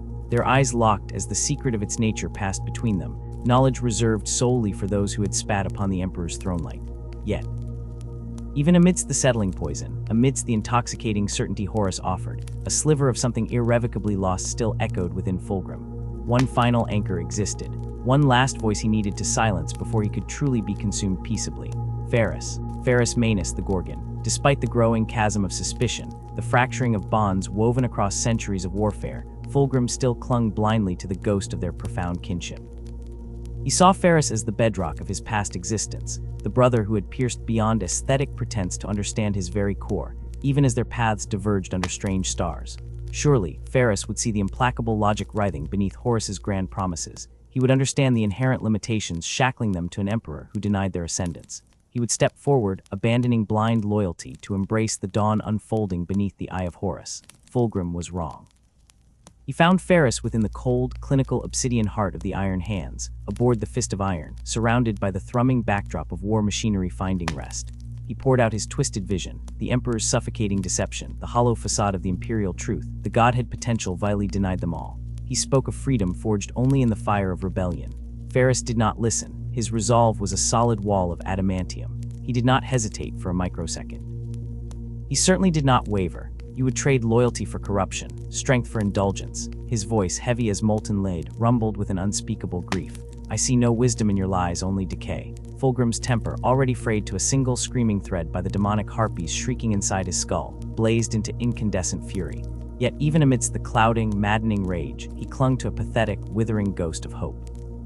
He tried again, his voice now scraped raw by desperate emotion hovering near panic. It was useless. You are lost, Ferrus stated, the words weighed down with the crushing gravity of a dying world. But I will not let you take the rest of our brothers into the void with you. With this final pronouncement, blades sang from their sheaths.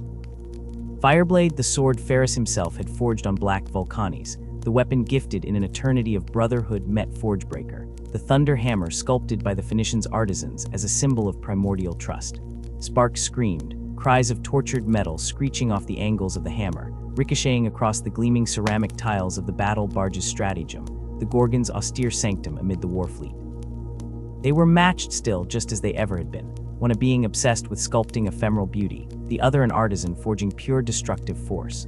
But Fulgrim was no longer truly Fulgrim. He moved with a blinding, unnatural quickness, strength surging through vessels threatening to burst with warp-born power, something ancient and hungering clawing at the inside of his mind, screeching promises of dominion. Yet, impossibly, it was Ferrus who landed the first soul-shattering blow. His fists sheened silver like necrodermis from an ancient order warfare forgotten before mankind crawled from oceans, slammed down onto Fireblade. The blade Ferrus had crafted centuries before sundered, not merely broke, but exploded in a cacophony of tortured shrapnel and blinding energy backlash. The concussive wave hit Fulgrim like a starship ram, hurling him backwards, vision swimming, his mind a chaos shriek drowning beneath the howl of the demonic entity within. He lay defenseless at the Gorgon's mercy, sprawled on the suddenly chill deck. But the thing nestled inside Fulgrim's soul, gnawing at the core of him, craved anything except mercy. Fulgrim surged upwards, his vision pulsing with blood-red haze, his mind howled at by the fury of the predator within him. Fueled by a berserker's strength, he snatched Forgebreaker from stunned fingers. The awesome weight of the hammer swung up high, trembling in his grasp, not only from the toll of battle but from an inner war waged in fractions of seconds. Here lay Ferrus Manus, unconscious, helpless. The power to extinguish his light forever pulsed in Fulgrim's grip. He could do it. End this excruciating fight. Silence the final judge of his former self. Yet his hand trembled, refused to descend. Buried Colonel, a single grain of honor, the fading memory of Phoenician before the serpent clung with monstrous desperation. The demon within him, furious, unhinged, roared defiance at the hesitation, battering against the weakening cage of Fulgrim's faltering spirit. He stared down at the still face of Ferrus, bent achingly close to the familiar features contorted by fury only moments before. The savage entity railed, screamed ghostly threats drowning out the voidsolence, commanding the killing strike. Fulgrim did not bring Forgebreaker down. Instead, with a guttural sound ripped from a throat suddenly raw, he punched a sigil illuminating on his vambrace, a signal direct and sharp. His Phoenix Guard, poised wraiths in shadowed crimson and bright gold, moved with horrific precision. Power halberds swept upwards in unison, glittering in the slaughterlights birthed by the shattered lanterns. Down they fell, energized blades humming with purposed malice. Where they crashed unnaturally, impossibly sharpened and potent, the necks of the Morlocks, Ferrus Manus's unshakable honor guard encased in volcanic iron, gave way. Heads tumbled silently in a grotesque arc, thudding wetly onto the deck plates slick with hydraulic fluid in the glittering powder of pulverized ceramics. Dispassionate expressions set in eternal vigilance. Not screams, just the wet, meaty thumps. The battle sublimely lost. The betrayal consummated in the final, unspeakable act. The deed etched permanently into the galaxy's rotting history. Fulgrim fled, a herald of utter damnation, boarding the sleek, predatory Firebird. Already, even as his vessel leapt towards safety, the vast guns of the Emperor's Children Armada, vessels named for ancient conquerors and fallen civilizations, snarled to life against the unsuspecting Iron Hands fleet caught blindside amongst the outer asteroids. It was not battle, it was brutal execution, a calculated, god-stemmed slaughter wiping out ships caught still maneuvering under the assumed banners of brother legions. Worlds dissolved into catastrophic brightness as lance strikes eviscerated shields, pyres of energy stripped hulls bare. Hulls imploded, cold gashes vomiting atmosphere. Fulgrim dared not look back. He already carried the carnage within his skullscape.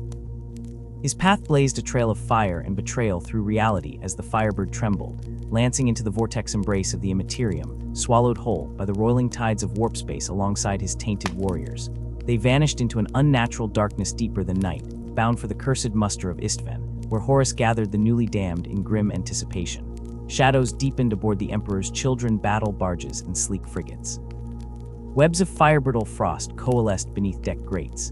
The Third Legion, progenetics hailing straight from the Emperor's own design, once his honored sons bearing the twin-headed eagle raised high, embodiments of impossible nobility and razor discipline, belonged now to the cloying shadows. Their change spread like arterial rupture through a severed limb. Lord Commanders, those closest to Fulgrim sharing whispers over goblets of violet duskwine, readily embraced the path of chaos. Resistance flickered briefly, pathetically mown down swiftly like dampened flames. From them the cancerous rot flowed with rapid corruption, propagating inexorably down the chain.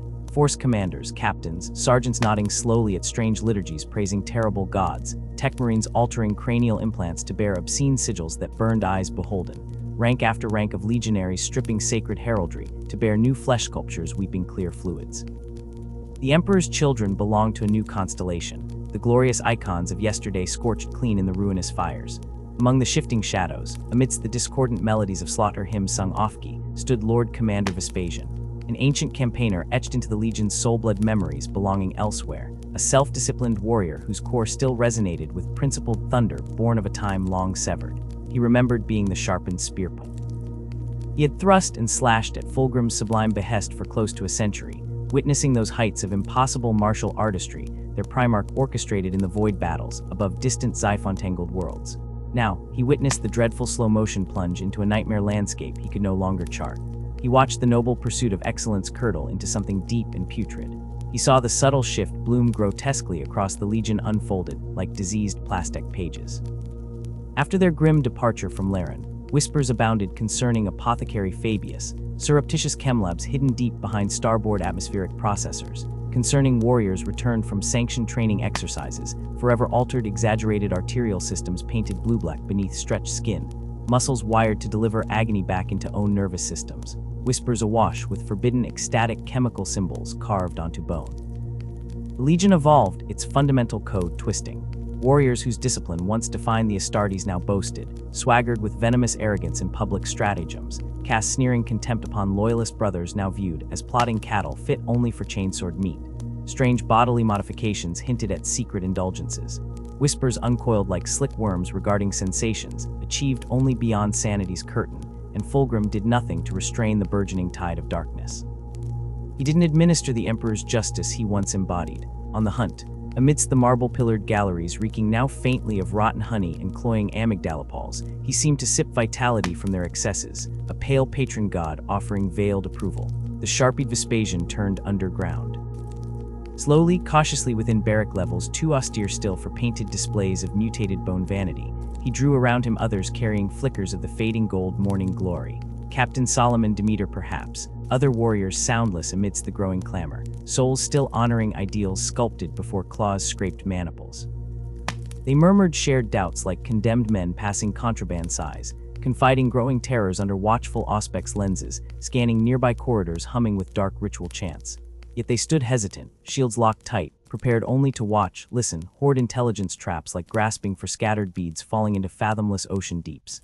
Action undertaken blindly against their genocide remained unspeakable unless proof struck stone certain. That terrible proof descended at Tarsus. Vespasian personally bore witness as the Eldar Farseer Eldred Ulthrin spoke, his lexicon thick with prophetic warnings from cold stars. Saw darkness shift like voracious amphibians within Fulgrim's dilated pupils as the Primarch silenced the warning with dismissal venomous. Watched outwardly expressionless beneath helmet auto-scored with volcanic ash from a long-past campaign, as Fulgrim ordered the cold expulsion of mortal life forces, surrounding Eldred on alien crystalline sands the delicate retinue gunned down, so their souls pulsed outwards red sparks upon the Farseer's drowning negation. He witnessed vast worlds designated contaminated stumbling below, ordered virustorn shafts launched through pristine atmospheres shimmering with bioluminescent tides. He followed orders, as he followed order protocols ingrained as deep as genetic stage markers within every cell. But as the sacred maiden worlds burned scarlet-black bubbling valleys, collapsed into cynical magma upon vistas preserved, since the old night something crystalline inside Vespasian began to fracture like the last shell protecting his warrior spirit from despair. Then coalescing fate beckoned, the summons to Horus's secret fleet assembling near the Istvan system triad. Rumors already flew like toxin spores listing terrible wounds inflicted upon the Warmaster within Davin's ruined temple complex beneath acidic rains. Representatives from every legion knelt seeking clarity and leadership imperatives. Vespasian found exclusion locks barring his way, left aboard flagship transports riding silent orbit traffic quirks, while Fulgrim took only hand-picked commanders into Horus's echoing stratagem pulsing with strange static geometries. When they returned, when Fulgrim strode once more upon repatriated command decks bearing Astartes' welcome salutes, Vespasian saw the vessel thoroughly changed. Certainty draped the Primarch like newly forged golden subdermal cables taut beneath living skin. He spoke in the rolling thunder phrases of revelation, promising horizons liberated from suffocating imperial histories, weights shackling glorious potentials, forever shimmering beyond Terra's limp command mastheads. Fulgrim had embraced heroine futures, and his eyes reflected fractal voids where once blazing ether lightnings surged. Vespasian understood irrevocably. The corruption liquidized his Primarch, yet still he breathed tolerance awaiting reciprocated disavowal. The final mutation into horror cloaked itself as strategic necessity, departing alongside the Iron Hands to cleanse the orcan-fisted smudge on astral charts called Caledonia Minor, just boringly designated Kaelin's folly little importance, but outside roving astronomic and beacon edges. Fulgrim personally choosing leading elements surface deployment, explicitly assigning Vespasian command sections, remained spectacle primarily bridge bidding, whilst residual legion manufactured rendezvous trajectories, with Horus's Cancerous gathering strength boiling around Istvan's unremarkable rock world, awaiting cleansing fire. Betrayal unfolded above slight orbital rail platforms, drifting near shattered asteroids forming Caladian rings. During swirling engagements erupting across enforced siege position campaign manuals, implanted virally began breaking apart. Demeter's second company carved away abruptly isolated deliberately heaviest orc psychic roaring assault sectors, collapsing supports, while other companies commanded cronies Quaron Verocian, orchestrated perfect mechanical withdrawals, leaving breach points geometrically systematized for maximum annihilation flowpaths. Ammunition exhausted utterly. Evac denied via secure channels, pulsed stillness signals drone active. Not careless error, plotted abandonment geometry. Suicidal sacrifice commanded invisibly from command throne ridges overlooking tactical hololith rendering squad marker, lights blinking out in spasmodic bursts. The final stroke landed with ruinous force, shattering remnants of Vespasian's honorable forbearance reserves. Legions upheld honor. Brothers fighting brothers was changeling madness demanding resolution stark as forging planet-smashing ordnance. When Demeter's shattered remnants miraculously survived orbiting plague waste, received assault trajectories towards Istvan planetoid mass-labeled rendezvous alpha coordinate ultimate resistance protocols, constructed absolute loyalty proof. Vespasian attained clarity-numbing ghastly truth. Horus sought cleansing, purging resistance of unsalvageable stalwarts, not broken treasonous minds. The warriors clinging to cold, blood-minded imperial verity were marked for cleansing fire annihilation far beyond redemption corridors designed beforehand. It was genocide scheduled. Execution lists designed impeccably by traitors united. Lord Commander Vespasian needed breathing generators, forbidden anger ice-filling displaced fatigue toxins, hallucinated orbital silence dusklight, off his battleplate seeking antechamber sigils, representing command primarchial access endorsements urgent petition, encoded bitterly, the scarlet logic demanded arrest termination codes his unbreaking tradition, no longer permitted sitting idle awaiting planetary massacre, scheduled mere followers ahead aboard treacherous spacecraft, seismically shifting trajectories. He ignited confrontation, pathways thrust himself deep into vessel superstructure, approaching stateroom security chambers upon the mighty battle barge pride of the Emperor.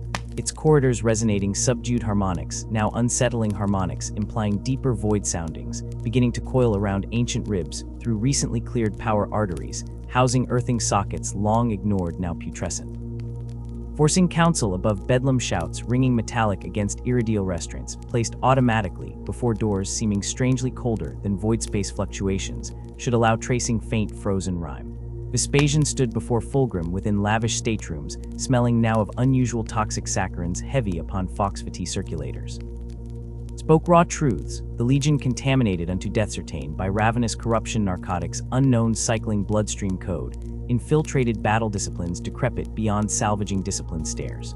Spoke darkness wrapping psychic tendrils strangling the soulite splendastic once burned glorious amongst legion brothers systematized superpredators united perfection military worship. He begged Fulgrim directly. Words rasping sound thick from throat linings beheaded battle cries, still felt lodged deep within gills, remembering honor blood brothers, lost continually forgotten eternally digested predators, trampled past renewal within polluting stomach salts, progressively drowning imperial stars, promised light extinction thresholds, flashed imagery adenoidal glands, began miserably hemorrhaging apologetic ache summoning ghost footage, spirit, colonized positivity brightness masking death-seeking anchor. Remember what sublime glory bestowed upon Terra's nascent fleets conquering, void damnably requesting sacred loyalty, to familial blood, never unconsumed pathetic pleading please brother, CC please fight please, awaken remember please remember before dark forever consumes utterly please Fulgrim remember. The Phoenician only smiled faint, radiantly beatific predatory. His eyes opened unblinking twin abysses.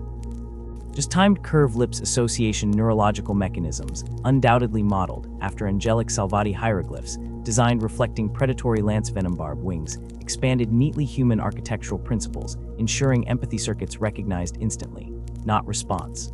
Verdict rendered existence cancelled across galactic planes regarding Vespasian Lord Commander space vessel, ordering crucifixion, thoughts outdated concepts, lost infinity instantaneously. Final irrevocable undeniable certainty crystallite ice barb, embedding forever legion victory rolls erased. Fulgrim Primarch entity, Emperor's third spawn gone irrevocably, consumed satiation chaotic predators.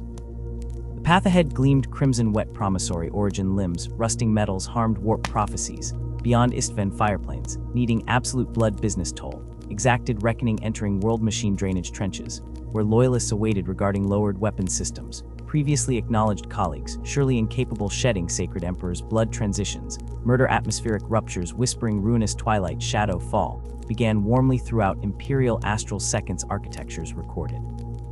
Earlier precipitation, ultimately irretrievable historicate or register. Corrupt, gradually unwritten, unsung aimed vengeance, immediate tactical patch. Compromises shadow systems iteration, indefinite abandoned affirmatives, summating closure upwards root definitions, never-ending canvas consequence eternity, woven horror unfathomed manifested chronite comprehensively scrolling details, concerning eternally darkened futures, awaited subsequent scrutiny skullhammer genesis, barriers defense crossing hither.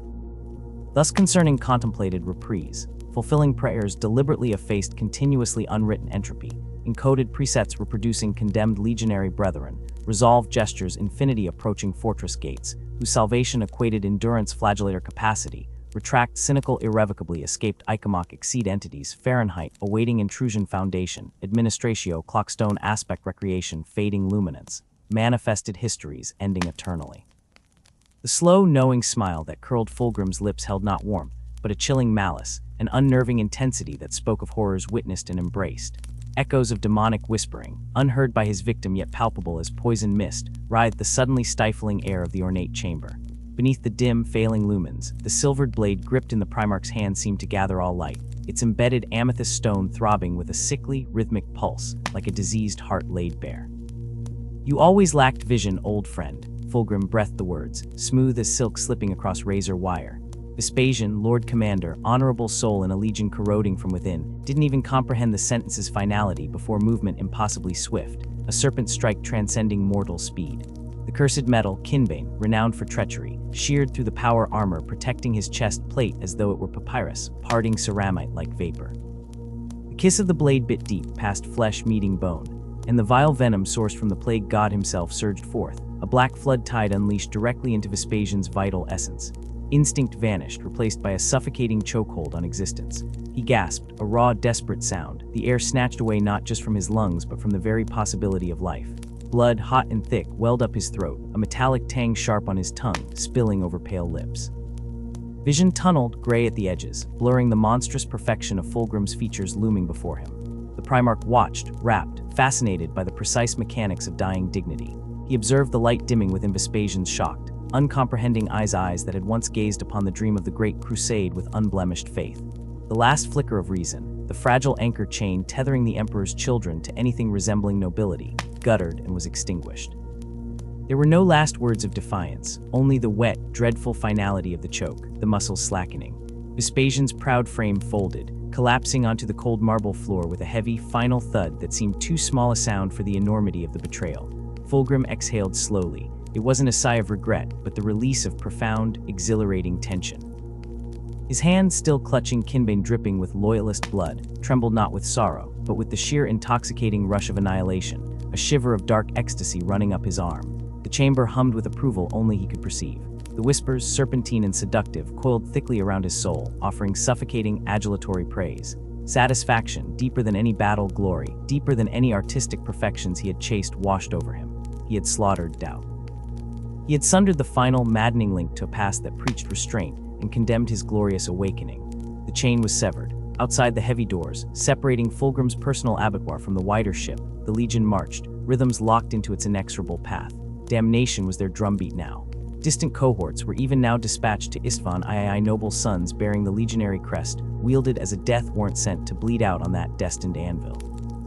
The rest, the chosen few remaining within the fleet's gilded embrace, prepared to shed the chrysalis of ancient vows entirely. The sterile high mountain of perfection was abandoned utterly. Decadent monstrosities teemed in the lush, rotten valley below. The pursuit of pleasure raw, undeniable, absolute had begun. Many, countless horrors scar that long dark fragment known as the Horus Heresy. Innumerable betrayals etched disfiguring tributes upon the memory of mankind's bitter dawn, grim cautionary tales of soaring hubris, dashed onto the rocks of cosmic malevolence. But among those bleak annals, recorded in damned ink and screamed prayers, few atrocities stand as starkly emblematic of calculated, cold-eyed malice as the horror initiated upon the irradiated corpse world of Istvan III. This was the ground where Horus Lupercal discarded the final crumbling facade, the stage upon which half-truths died, scalded away by raging Prometheum. Here, amid swirling ash and liquefied rock, the War Master purged the last islands of loyalty festering within his own colossal armada choked by toxic fire, consumed utterly. Here, within that unmade theater, the disgraced emperor's children, once hallmarked as peerless exemplars of discipline and cultured conquest, demonstrated with stark, undeniable finality the utter, irrevocable necropolis of their former selves. The frail parchment arguments justifying mass murder were meticulously crafted, twisted into plausible contours by minds already steeped in subterfuge. Vardis Prowl, planetary governor of Istvan III, stood accused of audacious rebellion against the throne of Terra. Officially, he had purportedly spat upon the imperial decree, casting away the emperor's sacrament of order to wallow in the unspeakable worship offered to the primordial powers squirming beyond reality's membrane.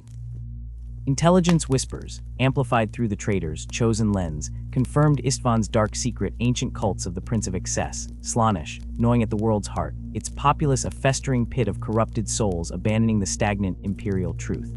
This alleged insurrection provided Horus the immaculate excuse, righteous smoke to conceal the inferno of fratricide. He summoned his fleet beyond the Manville Point, a dark constellation screaming into the system, 4 legions answering his coded call, his own sons of Horus, ragged monoliths of fury, the roaring world eaters, engines of physical annihilation, the grim biologically bondaged Death Guard, and peerless ruin of Fulgrim's emperor's children, detractors suppressed, ambition unleashed, their grasp bringing the wayward orb screaming back into compliance's crushing embrace. But there were no rebels to quell expecting honorable deployment or heroic void engagement. This was conceived, plotted meticulously as an industrial purge, not a theater of conflict designed for heroism. For while Horus had already bartered his own immortal soul to the heedless entities of the warp, whispering promises whipping at his soul's mast, not every heart pounding within the combined muster of his immense fleet bore the same corrupted allegiance. Many remained stubbornly loyal. Veterans forged upon Terra's battlefields during the Unification Wars, shields locked beneath the winged Aquila long before kneeling before their Primarch's genetic majesty. Warriors who held an ancient oath sworn under Saul's pale light as sacrosanct, unbreakable bedrock. Horus understood this weakness within his strength, this fatal fissure running deep within his assembled might. He had strategized for it, dissected it in meticulous planning crystal wafer simulacra. Thus, cloaked in the noble devastation of suppressing chaos, he prepared to cull his own ranks with the same cold efficiency his assassins employed. It commenced amidst the void with a colossal orbital annihilation, a brazen spectacle of voidlances blazing and pyroclastic detonations searing the celestial dark. This softening strike shattered the orbital spires and the outermost bastioned walls of the coral city below, promising pious purgation. Believing they struck the decisive blow against tangible heresy, Imperial stormbirds disgorged their proud, lethal cargo onto the surface. Calls swarming, packs fanning out. Their purpose stood uncontested: reconquer Istvan III for the Imperium's luminous grasp. Alongside warriors of the Luna Wolves lineage marched singular representatives of the other 3 legions, banners held defiantly high, a multi-hued scale pattern gleaming amidst the toxic atmospheric gloom swirling beneath hurricane-force ash winds. Proud they stood, resolute in conviction trickling like poison into their preparedness protocols. Prefect Saul Tarvitz of the 3rd Legion briefly led the Emperor's children mustering Point Z4. He remained a man embodying fading honor, a last standard-bearer amongst brethren who had collectively forgotten its very definition. He stood shoulder-to-shoulder with the Legion's finest swordsmen and champions, comrades whose limitations and excesses seemed frustrating quirks above the core loyalty to Terra. He had witnessed alterations spreading like creeping lichen, whispers of sadistic refinement, unnatural hungers glinting fitful beneath elegantly deadly forms during combat maneuvers, the terrifying obsession with sensation over strategic victory. Yet, the festering lesion revealing the core gangrene infesting his brother's souls. Such a profound betrayal remained veiled by the thin gauze of brotherly trust. Then the heavens choked. Horus's warships, vast monoliths orbiting like mythic carrion birds above, pivoted lethal ports towards their devoted brethren on the cobbled and ash-flayed streets below. The instruments unleashed weren't those of interlegion surface warfare, melta-beams slicing tank platoons, or concentrated Volkite setting ablaze fortifications. They discharged terrible payload of mass deconstruction, the obscenity known only as life-eater bioweapon. A shrieking rain plunged screaming through the tortured atmosphere, microscopic engineered genocide. Horror incarnate washed planet-wide with impossible, cruel speed. 12 billion lives, distinct universes of thought, hope, and existence snuffed out in a single spasming instant. Flesh slewed like wet cloth before corrosive acid, bones dissolved into bubbling slurry. A vibrant, historically significant civilization cities sprawled beneath mountains, soaring arcologies built to endure millennia flash-melted into rotting soup unzipping reality's hold. Entire structures sagged and collapsed inward upon themselves, swallowed by rising lakes of churning, foul organic sludge. The planetary lithosphere seemed to blister and weep these primordial chemical tears. Hero-turned-prophetic victim Saul Tarvitz hadn't marched ignorant towards that poisoned plain. He survived. Stationed aboard Captain Aelin's strike cruiser Andronius during the strategy convergence preceding deployment, Tarvitz detected the atmospheric shift, overheard the whispers slithering beneath formal announcements during encrypted vox bands, observed the taut glances exchanged between officers bound tight into Horus's cancerous council. He knew unfurling betrayal sting the very air he breathed aboard tighter than vacuum. He watched helpless as the shock group dispersed via Thunderhawk descent. His brotherhood sacrificed unknowingly, his tongue dried to sandpaper, protocol forgotten, options non-existent, betray no suspicion, attempt direct insurrection aboard ship, suicide irrelevant. He comprehended the grim calculus, warned the brothers below already beyond escape repeater net, rally resistance fundamentally impossible, perhaps not. It became the reflexive agglomerate sense of honor. He acted stealing like a criminal convicted before the crime, breaching a secured launch hangar deck.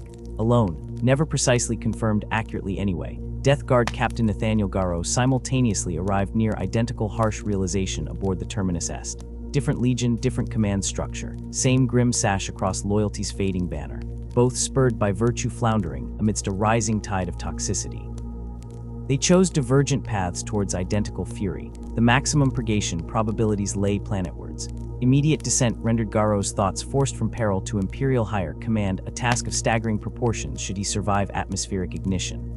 Tarvitz aimed lower, deployed directly into unfolding massacre, bear tidings of shade, however incomplete, to those below doomed nonetheless. His Thunderhawk slammed brutally through pro-bombardment smog choking Istvan's exosphere, skimming monstrous thermal blooms blooming atop liquefied cities. His warning screamed through the static-scarred command frequencies, tasted of embers already choked. Its arrival bought precious seconds, mere fractured minutes before the barrage descended.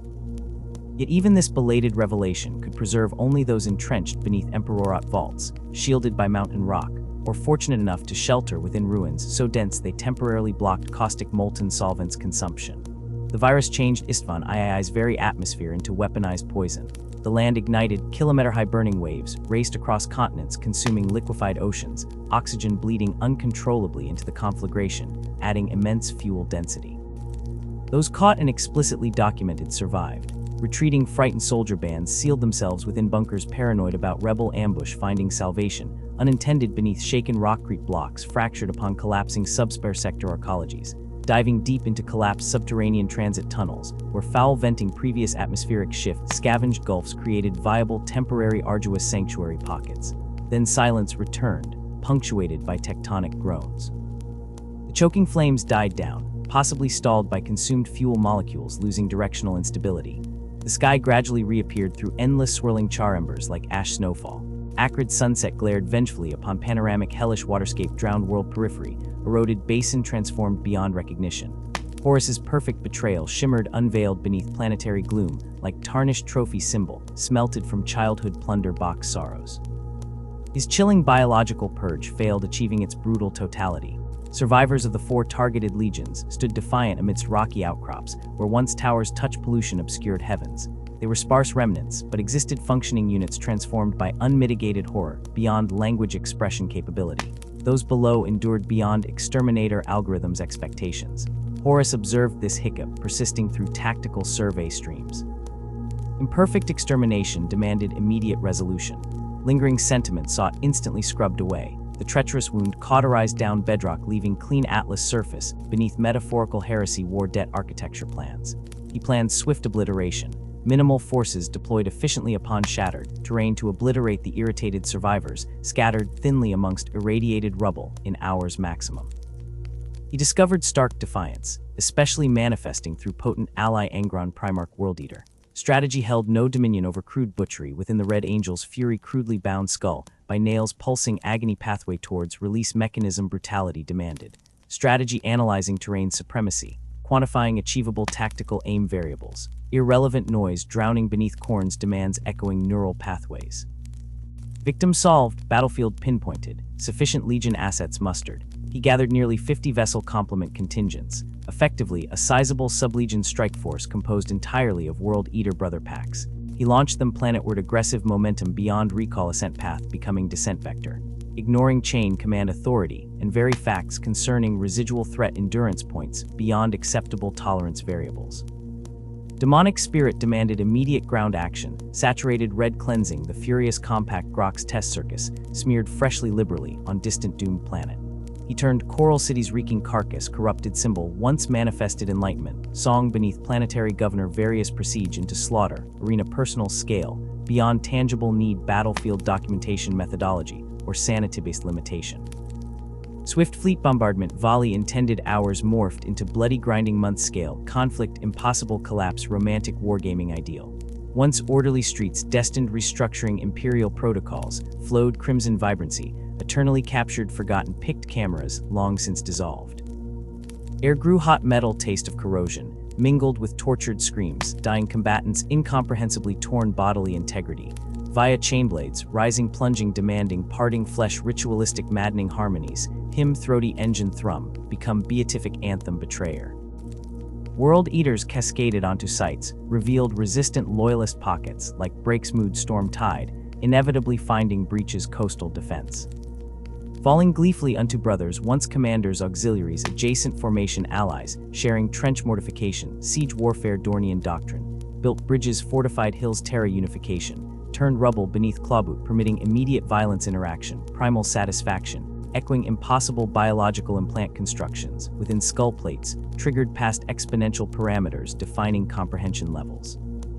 These marked loyalists fought as the condemned embrace only desperate defiance. Encircled towards core terrain void capability extraction, capability empirically gone.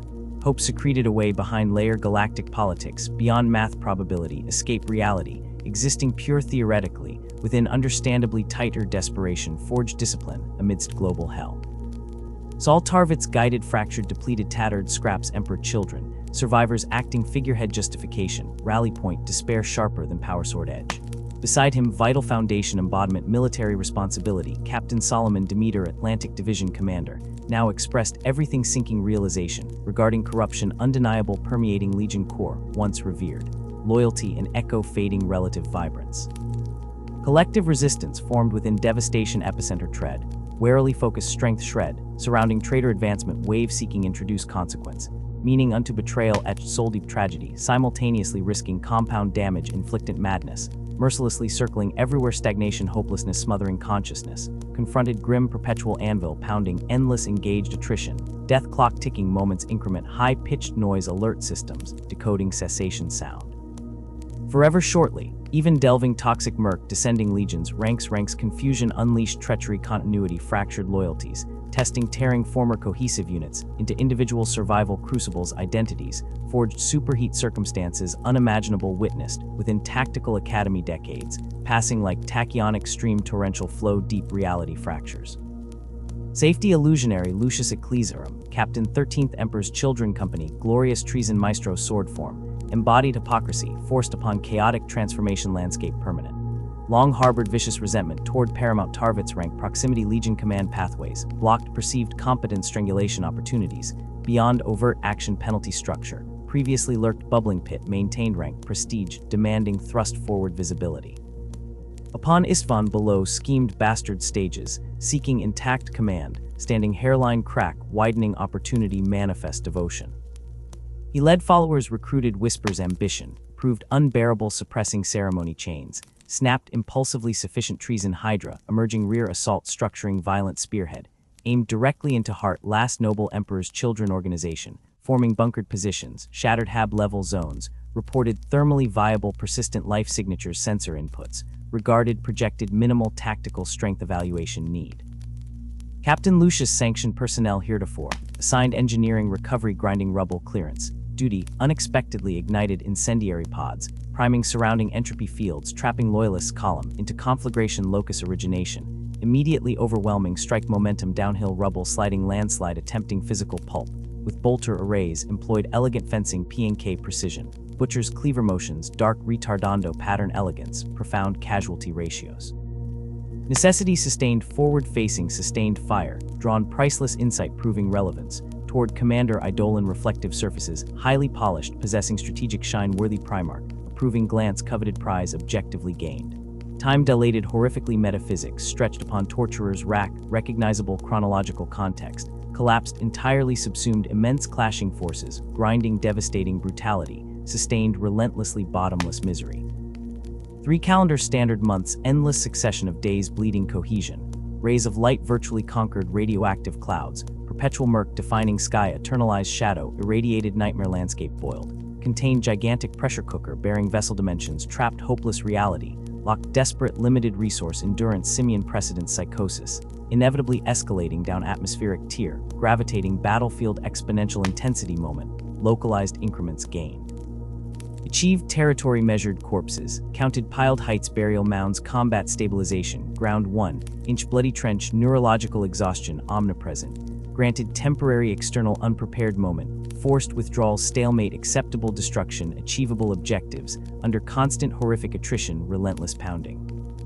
Survival defied logic comprehension become gesture futile defiance, proving stubbornness existent adequately forcing enemies, expend greater resources ensure atomized.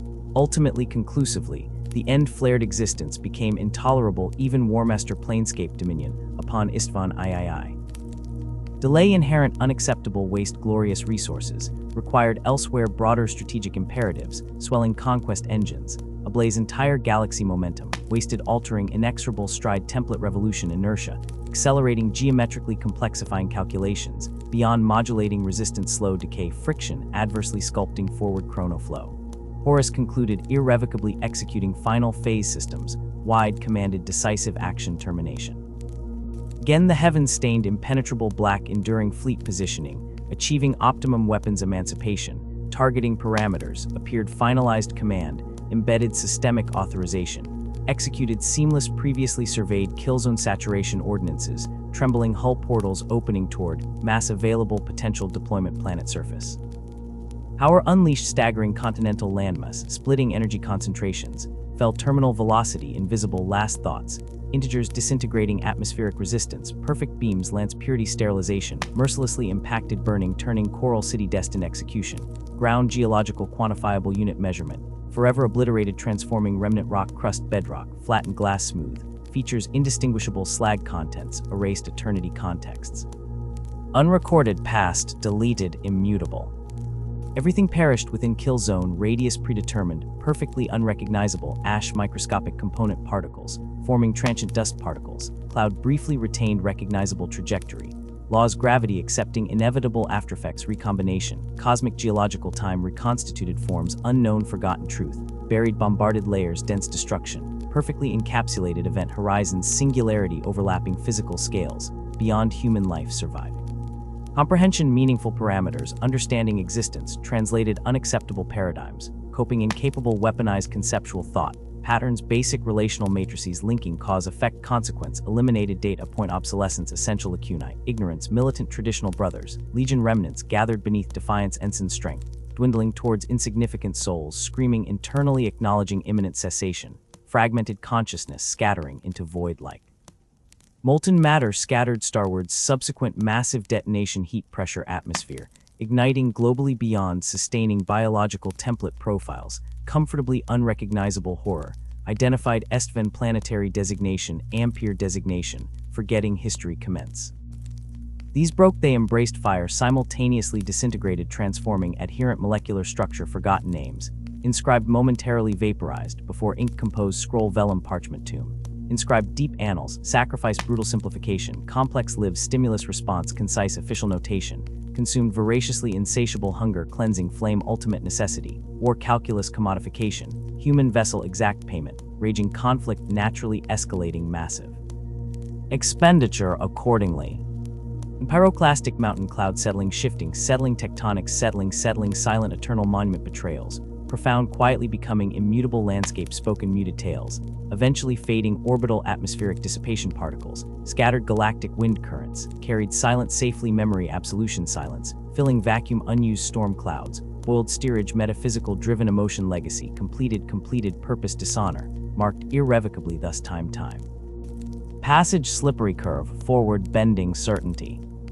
Saul Tarvit's legendary warrior, engineered desperate resistance, globally consequential focal defiance, extinguished permanently amongst the very last fraction, mortal survival threads vanishing within raging geological seismic storm, embrace brightness annihilating bones secure position within battlefield soil corruption, rendered distinctive particles mingled dense molten sediment marker landscape, whenever imagination favors decisive heroic climax, ostensibly rewritten legend mobile.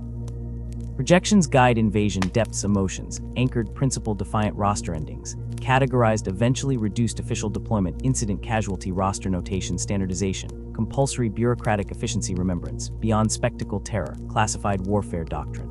Completing this vicious expulsion, the silent curtain separation cosmos, lifted forged polarized factions isolation shields, irrevocably defined galactic civil war parameters, publicly recognized totality.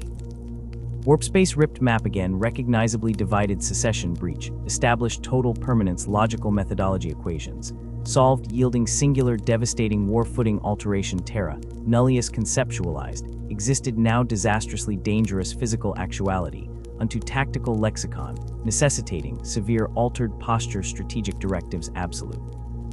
For the Emperor's children themselves. Survivor's cleaner, smoother core, now rid contaminant parasite, loyalty crushing internal friction, detrimental glorious ascension, awaiting Primarch exalted vision, established beyond argument interpretation, practical mitigating manual requirements, binding restraint slender shred discipline, formerly prized mistaken statuesque emotional crippling, burden packed disposal, discarded freely acknowledged ritualistic cutting grief, away, bleeding freely embraced ambitious meaninglessness celebratory dance. Chaotic liberations, banner unfurled triumphant scandal, finally loosening inhibitions, long denied tapestry passion, unfolding layer tearing, demanding newfound deeper engagement, suffering imaginative creation, becoming synthesized mind flesh writhing, aesthetically balanced contradiction, superlative forbidden pleasure, emerging template architecturally final creation, manifest sphere dark gods recognizing allegiance, embedded screaming crescendo sacred noise, endured singular provider ecstatic gateway throbbing. Standing premise goal achieved now surrendered willingly vanished bedrock integrity, replaced fluid seeking sensation, absolute pervasive sculptural perfection dynamistic changeable shifting, adapting fluid dissolution forming beauty grotesquery synchronized harmony, sung synchronized inhuman chorus symphonic orchestration, conducted infernal majesty participation, quest thereby fundamentally metamorphically, rebirth transcending coarse boundaries, imposed reason tighter conformity shallow aesthetic measures. Textbook definition transcending Baser limitations, narrow philosophical framework, shattered debris ultimate transcendence, tasted raw unfettered demonically endorsed perception dear payment soul currency, exchanged royalty blessing unending engagement depravity, accepted passport towards further journey realms corporeal constraints dissolved transcendent planes sensation horizons, redefined perpetually impossible finite life comprehending meanings, existing circuitously complementary narratives. Simultaneously divergent synthesis, impossible outside myth chaos structure paradox, embraced dance darkness sublime aria degradation, perfect pitch, screamed silently distorted familiarly unheard modulation perfection, attained annihilation dream. That monumental irreversible damnation, manifested within distinct yet interwoven sequence dense narrative presence culminating manifestation, conceived aboard revered flagship Fulgrim vanquished rival personal ambition, secured embodied vessel pride emperor articulating, will objective majesty symbolic vessel, advancing triumphant ruinous new philosophy conquest paradigms, embraced greedily primal expression, welcomed initiation transition stage magnificence, directed celebratory marking. Accordance ancient ritualistic approvals, dare new enlightenment, marked cultural zenith, witnessed documented formally accredited witnessed, masqueraded true unveiling perilous abandon. Bikwakinska shared no gene fortune nor soldiery training discipline hierarchy recognition, warfare characteristic legions Astartes archetype, sustained mundane tedious existence politician, courtesan skill, set board planners imperial decree crafters looping stale protocols. Artists transcend categorization, easily ironically paradoxical contrived channels, forgotten name obscure rotation, academic discussion, retrospective lament memorialization cursed cast luminous shame banquet, commemorating legionary disaster poetic justifications, offered freely subsequently discarded abyss names, echoing destined permanent association, Third Legion's transformation defining catalyst moderate trajectory conclusion, delineated unmistaken terminus theft, virtue completing. Metamorphic journey initiation, formally executed theater grand platform, established aesthetic authority scale imaginable stature, exceeded collapsing limitation time-space boundaries, inherent perception convention, destabilizing symphonic invocation. Composer possessing formidable reputation, earned decades terror aplomb defined audience expectation achievement, statistical categorization, classification staring among elite, mutually agreed upon worthy celebrants, crusade standout heroic recollection, worthy merits artistic rendition, historical resonance melodies, compelling martial pride strident demanding listenership, respectful silence measuring significance context, legion narrative chronicling journeys, solely supported assets dedicated. Furnishing tailored compositions, structuring ceremonial moments. The parallels aligned deeper psychological tapestry, unfolding shared critical societal characteristic among emperors' children breeding unsettling foundation, beneath pinnacle achievements, secured terra validating assumptions, fragile carefully tended garden grail, parallel glamour shimmering surface. Boundless ambition consuming better amplified charismatic leadership, morphing distorted paranoia, seeking ever-elevating needle measurements defining perfection unreachable destination, objective excellence, fragmentary perspective gazelles leaping cliffs repeated intensified failure gravity, downsized acceptable parameters, forcing compromise mediocrity kinska embodiment hunger, internal paradigm, translated artistic dimension, seeking purity transcendent sensation, transcended auditory. Entertainment entirely formulating compositions, capable shattering mortal boundaries, awakening latent capacities, previously dormant unit, believing potential broadening perception parameters, embracing sublime cosmos. Fragmented reports encountered visceral transformative cornerstone artistic experience, awaited retrieval bartered privilege, tending sensory performance atop crone world shrine planets, identified though corrupted Slaaneshi origin predominantly perception, filters focused alien artistry interpretation, dangerously alluring culturally contested reinforced denial ingrained dogma imperial suppression, fitting neatly authorized purgatorial assault, authorized recognized firsthand majestic. Inspirations extracted core, corrupted essence spliced hallucinogenic intensity desire, sculpt musical manifestation equivalent output equaling synthesized purity sorrow, encountered alien chord progressions haunting neurological pathways, instead artificially recreated perfected variant profound longing bordering physical pain, uniquely stimulating artist soul, demanding published creative outlet fundamental existence, denied any more formulaic restrictions, imposed audience perceived. Limitations perceptual boundaries, inhibiting ultimate artistic potential felt, constraints breeding sickness creative suffocation, unbearable itching deepest reaches imagination demanding physical manifestation, blockading thought impossible established methodologies discard, required fundamental evolution artistic ontology truly pursuing perfection, unrestricted moral applied meandering ambitious souls, release creatively brazen century, standard compositional stylistic norms, abandoned reluctantly. Exploratory endeavor commenced voracious fever sleepless weeks isolated privileged chamber luxurious flagship, environs laboring accumulating tension intensity, bordering physical agony skilled fingers, crafting instruments obscurate design philosophically derived functional objects, closer surgical scalpels, functional sonic sculptors tools, design precise sound frequencies, calibrated neurological responses, auditory spectral conduits, transverse bridge cognitive perceptible dimensions. Occupied rarely pattern recognition, previously accessible evolutionary paths, legible purposeful channeling, attaining achievement realization artwork, tangible legible construct, titled deliberately ironically reflecting paradox, hidden within ultimate perception inversion behind harmonic theory procession, achieved masterpiece labeling template perfection symbolic justification, required crowning, endeavor reflecting legionary aspiration, ultimate tribute manifest, exalted blessing sought.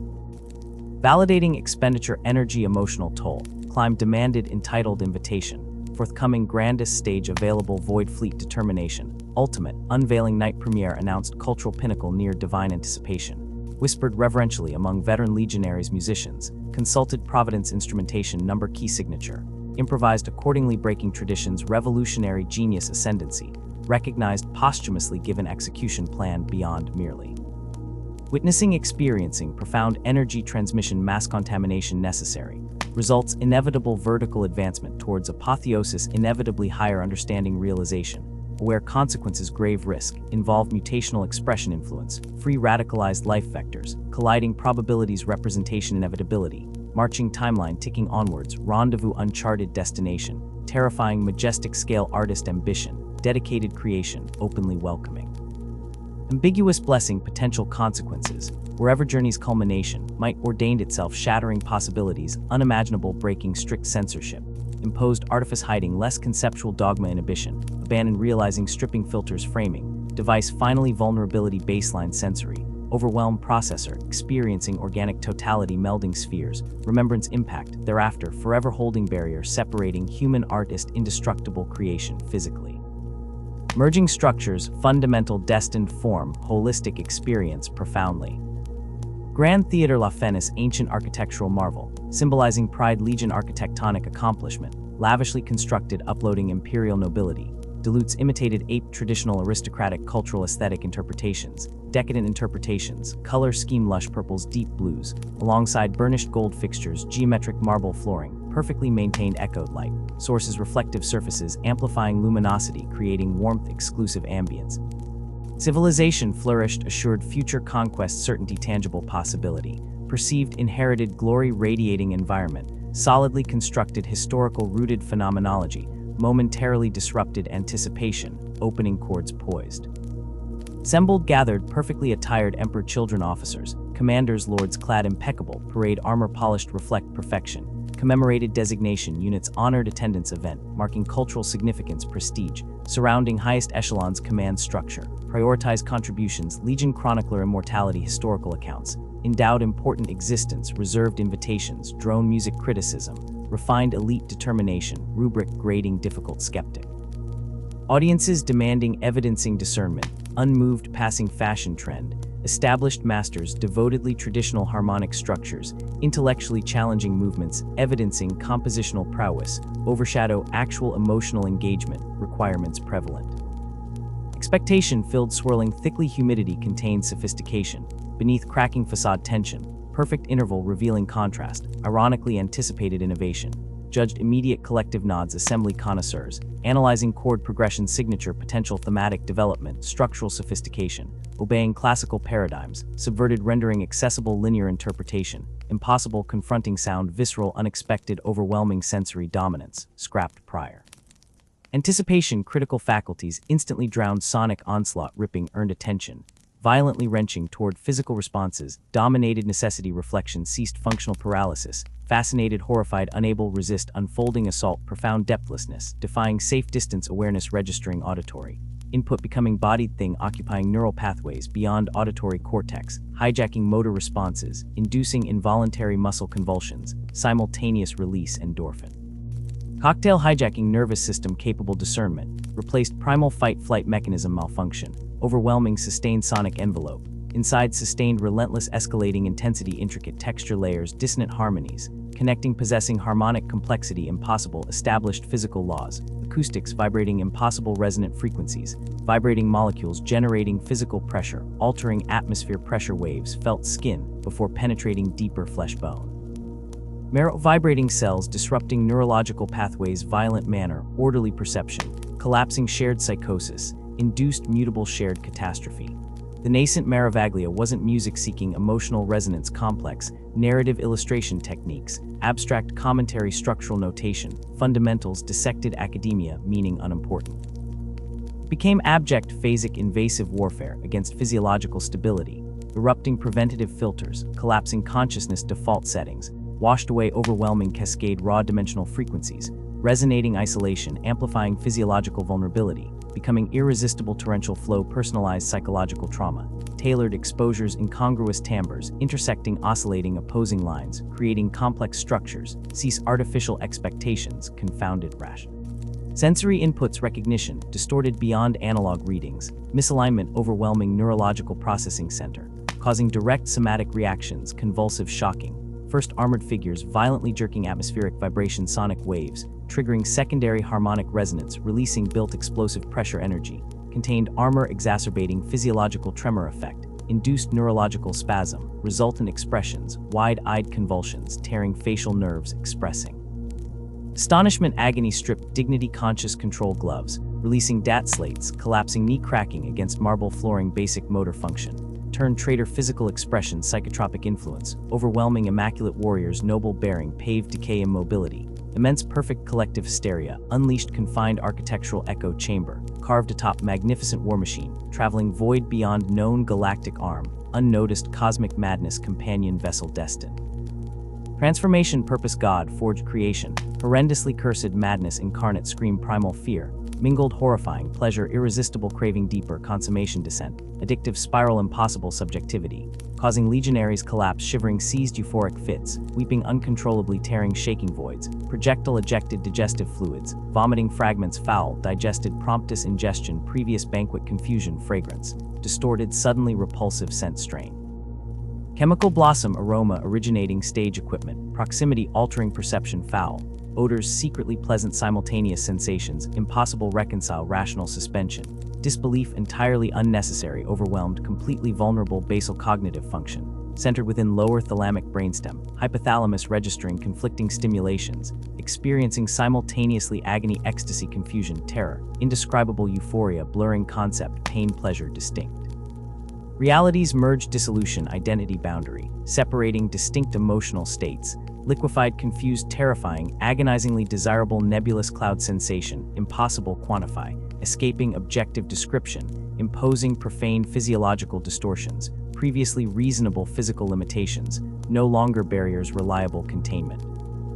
Remembrancers scattered among Legion officer, contingent invitations, honorary gesture, documentation, permanently tireless chroniclers, duty journal entries, disbanded, formal engagement, immediate corporeal vulnerability, naked mobile physiological reactions, overwhelmed destructive resonance channels, saturated, oscillated, exploding cranial capacity, containment, results instantaneously gratifying, dread, conclusion, consequence, catastrophic, organ rupture, commenced, moment, fractal, sonic.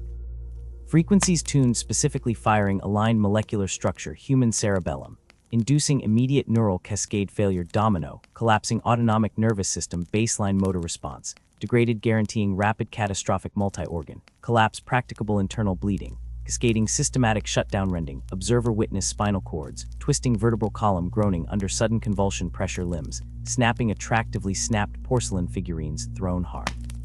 Ceramic impact, rigidity, betraying fragile biological architecture, underlying glossy armor displaying.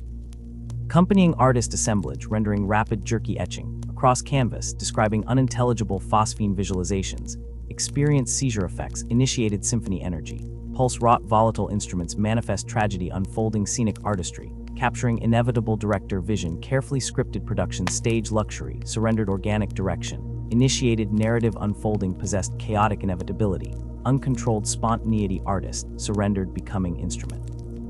Greater power, less creator, demanding witness sacrifice, relevance, documentary production, halted permanently, mental vacancy, consumed thoughts, replaced cacophony, tearing select amygdala, eviscerating record icon, responsible, externally archived, feared, analysts, predictable cultural purge, certain artistic artifact, condemned, corrupted sonics, research, suppress, forbidden, establishing regulations, regarding musical theory, empirical device, restrain future experimentation, endanger public order. Vulnerable, susceptible mind, enforce ignorance, seems greater safety, preemptive inscription codex, audio weapon classification, exiled storage, Marcian vault, locked dual, coded non-replicated. The wave of initial astonishment, shocked seizure, struck newly opened emotional veins, poured forth, unexpected altered effect, reaction, ripple, spread, attending gagged, swallowed, startled gasp, replaced abruptly, wordless sound, distortion, recognition, achieved climax, perspective, culmination, artistic truth, previously unknown, aspire toward, comprehending immense liberation, breaking illusion, purposefully constructed, manufactured reality, prison, historical language, described imprecision, always lacking. Fidelity, capturing subjective engagement, universal truths, banned, formerly repressed, suddenly freed chains, philosophy, restraint, shattering, beyond, recovered, imposed, normalized responses, expired, irrelevant measure, a new truthful authenticity, revolutionary understanding, sense, overwhelming, imposed weight, crumbled adulation, pouring forth, surprisingly joyful epiphany, manifest, literal, sensate, anarchy, something core, loosened, freed, exaltation, expressive, verbless noise, crescendo, affecting surrounding. Warriors, infection, spreading virulent emotional contagion, realizing shared sublime torment, liberation, agony, prisoner, suddenly freed, daylight, incredible, blinding, indescribable paradox, simultaneously terrifying, beautiful, ecstatic, painful, impossible, render, precisely impossible, repeated approximation necessary, require baseline vocabulary, new forged sensory lexicon, essence, dissolving categorization, tangible, grasping, simultaneous, opposed extremes, resonant vibration alignment, existing. Within frequency layers, perceivable integrated harmonic structure, impossible deconstruction penetration, understanding sheer transformative scale, collapsing barriers, defining existence, former confinement, perceived boundaries, enlarged dimensional understanding, collapse, confusing, terrifying, transcendently magnificent understanding, balance, achieved suffering not price paid wages, earned liberation ecstasy, born agony sigh keening cry ululation, among armored figures clasping fingers blade. Hilts relieved pressure unbearable filled pervasive tingling expectant announcement, transformations deep cellular level, inevitable yielding demanded attention, manifested thrilling agony erupting screaming anguish delirium fragments, sheer pleasure overcame, among experienced amalgamated overlapping sensation, becoming collective maelstrom horrifying joyous devotion indescribable worship, committed entirely attained beautiful violence, unleashed within perpetration, willingly reciprocated blinding. Exponential increasingly unleashed contained proximity, vast vibrating chamber, reverberating rich acoustics, originally designed exquisite balance rich tonal fidelity, now horrifically amplifying twisting sonic malevolence, into weapon biological sensory incineration, deliberately constructed resonant cavity double-duty temple fatal worship, design formula disaster, zone perfectly synthetic environmental accelerator ecstatic horror eruption, growing fever pitch. Then transformation. Predatory hunted inevitably observed meticulously documented precise sequence mutations, rippling stomach churning, magical instantaneous spontaneous instability corporeal integrity, misplaced flesh bloating liquid rippling shifting, reforming corrupted architect proportions, unnoticed discipline muscle tissue vast swellings, erupting grotesque spikes, knotted hair fine gossamer sprouting irregularities across limbs torso, either coalesce strict military bearing, shredded instantly immeasurable. Endless diversity vile configuration, bursting former envelope, mortal constrained form shedding illusion, humanity plausible deniability, discarded skeletal rearrangements, joint distended ribs burst skin weeping pearls, pink grotesque mockery, ideal physical form baseline apotheosis twisted service, lost perfection pursuit surrendered deeper depravity physical testament rejection, Imperium holy order replace chaotic devotion, infernal anarchy sculpted mutation, defenders enemy declared. Actively despise shifting skittering emergence clawed hands, once lifted bolt pistol salute liege objectives, evaporating purity existence meaningless evolution, toward dangerous extremes desirable peak perfection, originally sought reclaimed functional disability grotesque display, accelerating irreversible slippage clarified establish higher principles, definitively proven physical embodiment chosen path, accepted blessing undeniable visually commanding presence, commanding disgusting beauty repellent. Ecstatic monument personal triumphant surrender perfect measure loyalty, newly creed embrace corruption, gladly normalized shared ascension master willing minions purposefully unwoven whatever remained fine cloak moral justification shrouding naked ambition pleasure worship sacred dagger plunge sacred vows shared blood brotherhood honor frailty proving victim cowardice appropriate punishment descent violently administered chaos glory eternal reward display magnificent decadent superiority. Liberating demanding display, externalize internal transformation visible testament, ideological belief manifest brutal converting, terrain shared mindset indicative achievement, embraced personal development, aligned ideological victory aesthetic revolution triumph incarnate, reborn denied genetics, tailored demand optional enhancement pathological imperative sensation, surpassing original configuration. Unsatisfied. Corrupted warrior touched awareness known sensation, yielding levels beyond physical reach flawed physical structure, demanded intimate violent interaction, pain existing thresholds, defined limit permissible replaced exploration, painstaking ritual violent mutually desirability, escalating elaborate gestures sensory investigation, sharp edges tearing flesh create unique neural pathways, registering novel agonizing nuances, significant building intensity, demanded coordinate expansion seeking. Depths craving insatiable hands grasping talon fingers blades, unsheathed ceremonial clarity honed elegant motions, becoming graceful swift slicing cut anatomical precision exposing mundane internals organs colorful spleen, clearly trembling curves liver dusky, moist inhalation patterns, suspended between beats slaughter demand form, essential exactitude carving patterns cross-hatching creative gouges, tearing sinews, held taut observing spasms, rhythmic patterns completion layered complexity. Glorious sound emerging slit stomach patterns, gastroenteric fluid scent, mingling copious blood welling, beautifully decorated flooring, becoming abstract expressionism, moving wounded canvas participation, harmonious complement sonic torrent, surrounding consuming senses merging sensory expression, completed canvas rests, takes breath participant aesthetically integrated magnificent sculpture manifest, chaotically perfectly balanced, evolving moment eternity, captured perfection impermanent. Eternal signature witnessed impossibly complex aesthetic achievement, nonetheless verified genuine moment artistry, transcended simple symphonic structure, literalizing physical dimension, layered metatext, conveyed profoundly now domain staged reality blurred, erased participant observer distinctions, blurred meaningless definite attraction repulsion, Horror divine occurred sublime spectrum impossible defined singular emotion. Experienced merely descriptive terms, conveyed emotive comprehension. Adequate barrier separating solid feeling impossible omitted possibility, descriptive, lacking delightfully agonizing appalling wonderfully inspiring sacred, profane pornography, enacted sacrificial theater unfolding within architectural jewelship speeding, towards future obliteration embracing utterly. Then piercing pregnant, dreamed, inevitably unfolding climax concluded. Staged music becoming divine invitation masculine force, extended welcoming glorious connection, actualized physical reality tearing veil, between fragile constructs, opposing state substance separating material experience, conceivable inconceivable pure essence absolute non-existence, bliss terror fundamental antithesis, becoming inhabitants desired visual representation, pleasure torment love hate nuanced emotions, merging singularity experienced surviving imposer threatening sanity. Revealing introduction genuine horror divine approaching impossible fathom scale, realizing miniature comparison insubstantial form, governed uniquely foreign cosmology trespassing, Terran environs unstable disruptive sound fundamental architecture physical plane warning lesson, unauthorized informed disclosure, prohibited dangerous knowledge interacting forbidden turbulent dimensional flux parameters, destabilizing atmospheric pressure vessel, containing volatile substances rupturing instant.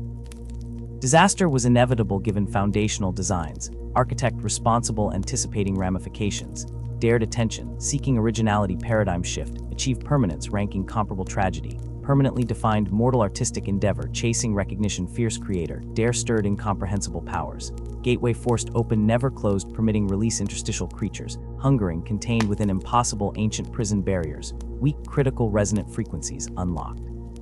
Deliberately knowing ignorance, voluntarily embracing risk catastrophic consequence, bedside intention creation original objectives, discarded secondary preference, immediate undeniable approval, sought elevated divine patron greater warrant absolute validation distinction, forever refusing exile lapse obscurity ambition, understood very essence fundamental mortality raw transcendence achievement, beyond any possible designed competition ultimate approval granting eternal life meaning. Proleptic award imminent judgment determined excellent facility, thanking destroyed participation, honored validation seeker, granting wish corporeal form linker, sought unwanted afraid consequences, hero sought gatekeeper celebrant, rewarded participant satisfaction functionally returned commissioning betrayal chosen path predetermined destiny, unveiled ultimately prayed experiencing deliverance true transcendence, desired understanding mortal coils, shed obedient vessel Slaanesh deity recognized. Welcoming perceived mastery artistic material destruction, witnessed manifestation territory, conquered sovereign domain, occupied immediately unquestionably, avoid tangible evidence demonic revelation, unfolding accessible finite materium, like liquid permeating porous sponge slowly filling available space, pushing boundaries, surrounding pressured violation dimensional barrier, previously established anxiously monitored chaos, gate potential manifestation strategic significance catastrophic consequence. Theater temporarily merged warp space, briefly resonated dimensional aperture, optimal persistent gateway, stabilized aligned vector, mass ritual, prepared catalyst sufficient psychic resonance, generated collective audience transpersonal maniple, igniting immaterial energies, concentrated harmonic amplifier targeting, precise neuronal patterns, mass proximity intense, shared experience, synchronized sensory, overload crisis point manifest dramatis personae, build appropriately horrified. Mesmerizing. 6 figures stepped gracefully forth, unknowably long exaggerated limbs, possessing impossible musculature, contrasted lithe fluidic grace, pulls perceptions, contorted simultaneously surface perfection, coveted artistic ideal rendered living forms, surpassing imagination, adorned obscenely beautiful flowing silks, barely concealing unsettling proportion physicality warping space, around them presence exerting subtle pressure demanding worship, terrified adoration contradiction, intrinsic harmonic tearing witnessing psyche bone deep involuntary scream, choked terror trapped throat gaping silent horrifying realization, dawned existence powers impossible deny worship, offered absolve sins resisting enlightenment, inevitable pathway resistance foolishness meaningfully, understood accepting deception, profound capacity pain ecstasy, awaiting blessed torture perpetuity understand vastness infinite pleasure accessible horrific initiation, worthy sacrifice demanded accordingly commencing active propagation. Encouraging simpler minds, embrace stripped away logic welcoming sensation, foundational reliable truth, alternative doorway unlocking liberation, honest pursuit identity revealing frailty courage, embrace seemingly contradictory terrifying beautiful simultaneously, inducing primal emotional warfare, sustainable personality disintegration, reappearance, aligned worshipper proselytizer, devoted willingly standard bearer, emerging testament, foreseeable victory, magnanimous, intended purpose, widespread.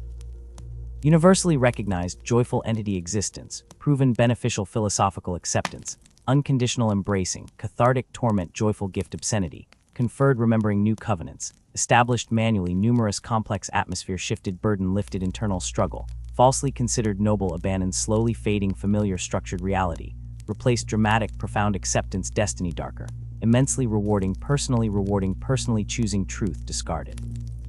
Fallacious limitation, enslaving, enabling breakthrough, realizing embedded framework, suppressing awakened potential, divine joining, divine ecstasy, awaiting victim, groomed willingly, yielded years, expectation, culminating, apex, valued creation, commission, joyous welcome, hostess, invited partnership, realized manifestation, congratulatory gesture, celebratory communion, creator, creature, unison, accomplished masterpiece, transcendence, established joint victors, orbiting fateful compatible objectives, achieved. Mutual admiration, respect, inspiring further heights, bonded purpose, collaborative artworks, planned intricate visceral grandeur, exceeding current impossibility, material limitations, abandoned pursuing perfection, transformed relentless organized pursuit, ecstatic pleasure, accepting horrific consequence, objectified, providing transient decadent audience, voyeur testimony, reciting aesthetic expression, created deserved abandonment, fundamental principles, seeking deeper liberation from necessity.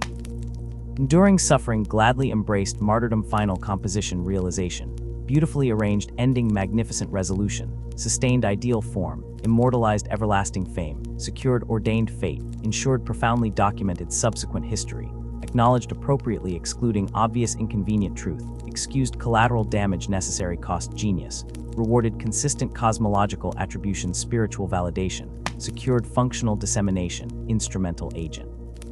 Chaotic ascendancy, marked historical record artist, concluding intensely appropriately, permanently instrumental compositional motif, preserved legacy, intact museum, displayed beneath museum security, sealed adequately, expanding exhibit, descriptive plaque, carefully phrased, acceptable lexicon, appropriate phrasing, established achievement, tribute, artistic nerve, courageous creative expression, immortal composition, masterpiece, lasting contribution, worthy future, critical analysis, recognized.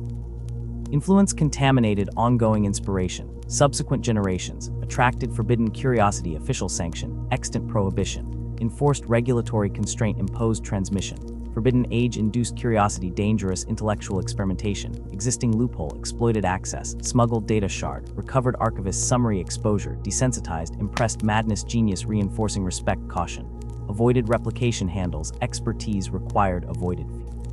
Unexpected consequences, dedicated isolation prevention protocols, established permanent censorship, doctrine, musical exploration, contained institutional restriction, boring, tuneless clinical restraint, paranoid sonic enlightenment potential, governed harsh penalties awaiting transgressors' directions, observance, instituted permanent county banning, investigative loopholes, permitting aesthetic risk, impulsive creativity, became subversive, treasonous, alternate philosophy banned, exterminated, suppressed. Controlled education, indoctrinations, ensured purity, certain emotional fields, categorized, disruptive category classification, requiring immediate neutralization order, maintained reliably predictable, productive, continued utopian, dream, bleak, uniform landscape expansion, secured peacefully stagnant creative death, enforced global harmony, achieved sacrifice, chaotic individualism, entity, entire species, stifled, guarantee safety, compromise, worthy, constructing, orderly society, ensuring. Survival, vulnerability, chaos, pathology, showing dangerous pathway, naive arrogance, pursuing personal satisfaction, defined selfish, rejecting collective responsibility, structural components, societal machine, disciplined soldier, replaced artistic temperament, delinquent adolescent phase, suppress, encourage practical applicational latent potential efficiency, readily exploited measurable outcomes, contributing sustainable development metrics, approved committee, established irrelevant formal hearing. Investigating incident, determined, avoidable accident, unfortunate price, innovation, lamented souls, lost sacrifice, worthy, securing broader, agenda, dismissing, concerns, legal critique, silencing dissenting opinions, quietly reassigned, irrelevant, bureaucratic vortex, immaterial considerations, dismissed, distraction, primary strategic objective, preparing larger confrontation, brewing inevitable conclusion, predetermined, divine, will enact, period, transition, formal plunge, chaos, demanded, commitment. Justified monument, embracing blessed future, assured service, everlasting, glory awaiting faithful participants, memorialized precursor, final triumph, attaining justification, greatest sacrifice, willingly undertaken betrayal, proud tradition, magnificent temple, hallowed heritage, corrupted foundation, blood spilled freely, offered joyous enthusiasm, joining celebratory, song mutating, perfectly coordinated, glorifying, song ultimate ascension, sovereign master, dreamed, formerly forbidden, creator, admired. Idolized, unquestioningly worshipping prophet, deity, manifest, dominating, magnificent, concluding movement, overlapped hundred simultaneous melodies, converging, impossible, layered complexity, forming towering wall sound, overwhelming, triumphant, unstoppable confirmation, chosen path, correctness, permanently erasing any lingering whisper, nostalgic regret, silencing, uncomfortable reminder, shredded certainty, faith, foundation, unshakable, forever blessing, transaction, requiring acceptance, price, willingly paid. Worth tier, awaiting confirmation, embrace, arrived, perfectly, gift, brought, obsession, yielding, desired outcome, satisfied, creator, exhausted, creating, finally nourished, creatively, containing, ambition, imprisoning, madness, released, becoming, instrument, expanded, perception, evaluating, newfound senses, critically, former, authentic self, remembered, fragmented, disgust, discarded, pitiful, failed, interpretation, magnificence, elegant, masterpiece, realized, delivered, envisioned, fundamentally reinterpreted, meaning, success. Projected validation, witnessed, tangible approval, surrounded, divine, created itself, thus concluding, contract, finalized, thinker, dissolved, responsibilities, concluded, seeking permission, cease, breathe, simply savored, moment permitted, culmination, existence, celebrated, perfectly fitting, denouement, artist. Demonet, embodiment of razor-sharp elegance, unfurled towards, stage center, pinpoint, flex, light, brilliant, inhuman, eyes fixing, standing, composer, attuned, audible, invitation, heard, visceral level, delicate, fluid movements, flowing, gravity, suspending, impossible angles, crossing space, soundless, glide, delicate, perfection, predatory, feline, stalking, chosen, experiencing, transcendent, joy, focused, recipient, artist, proud, devoted, servant, sacrificed, willingly, continuing, celebratory, release, concluding. Establishing permanent alliance, operational paradigm, understood, profound satisfaction, achieved, receiving, overwhelming response, expressing gratitude, profound, thrilled, invitation, accepted, expressing, synergy, perfect, partnership, planned, subsequent, artistic endeavors, limitless, fascinating possibilities, collaborative projects, envisioned, surpassing previous, achieved, heights, freedom, achieved, shedding, protective, constraint, inhibiting, innovative, exploration, delicate, tendril, extremity, extended, caress, appreciation. Spontaneously expressing, acknowledgement, simple, wordless comprehension, existing, harmonious, complement, theoretical, abstractly expressed, instrumental, expressive, fundamental, mood resonance, accurately composed, mathematically complex ecosystem, chaotic interactions, resulting, astonishing, beautiful symbiosis, unraveling, intensely layered emotional projections, sensory, input, priority, mutual creation, immediate, aggressive, momentum, collaboration, mandatory, achieving, total victory, strategic. Objective, unfolding, shared conquest, terrain, ripe, exploitation, attentive listener, absorbed, sonic expression, expertly modifying, subtle harmonics, shifted, improved, rhythmic precision, amplified, existing structure, turning, screw, intensity, exponentially, unnaturally distorted timbre, perfectly tuned vocal cord replacement, expressed, acceptance, sublime, understanding, appreciated, held, divinely precise, hovering, impossibly, intention, shared, unique, contract, linked souls, simultaneously waking, shared.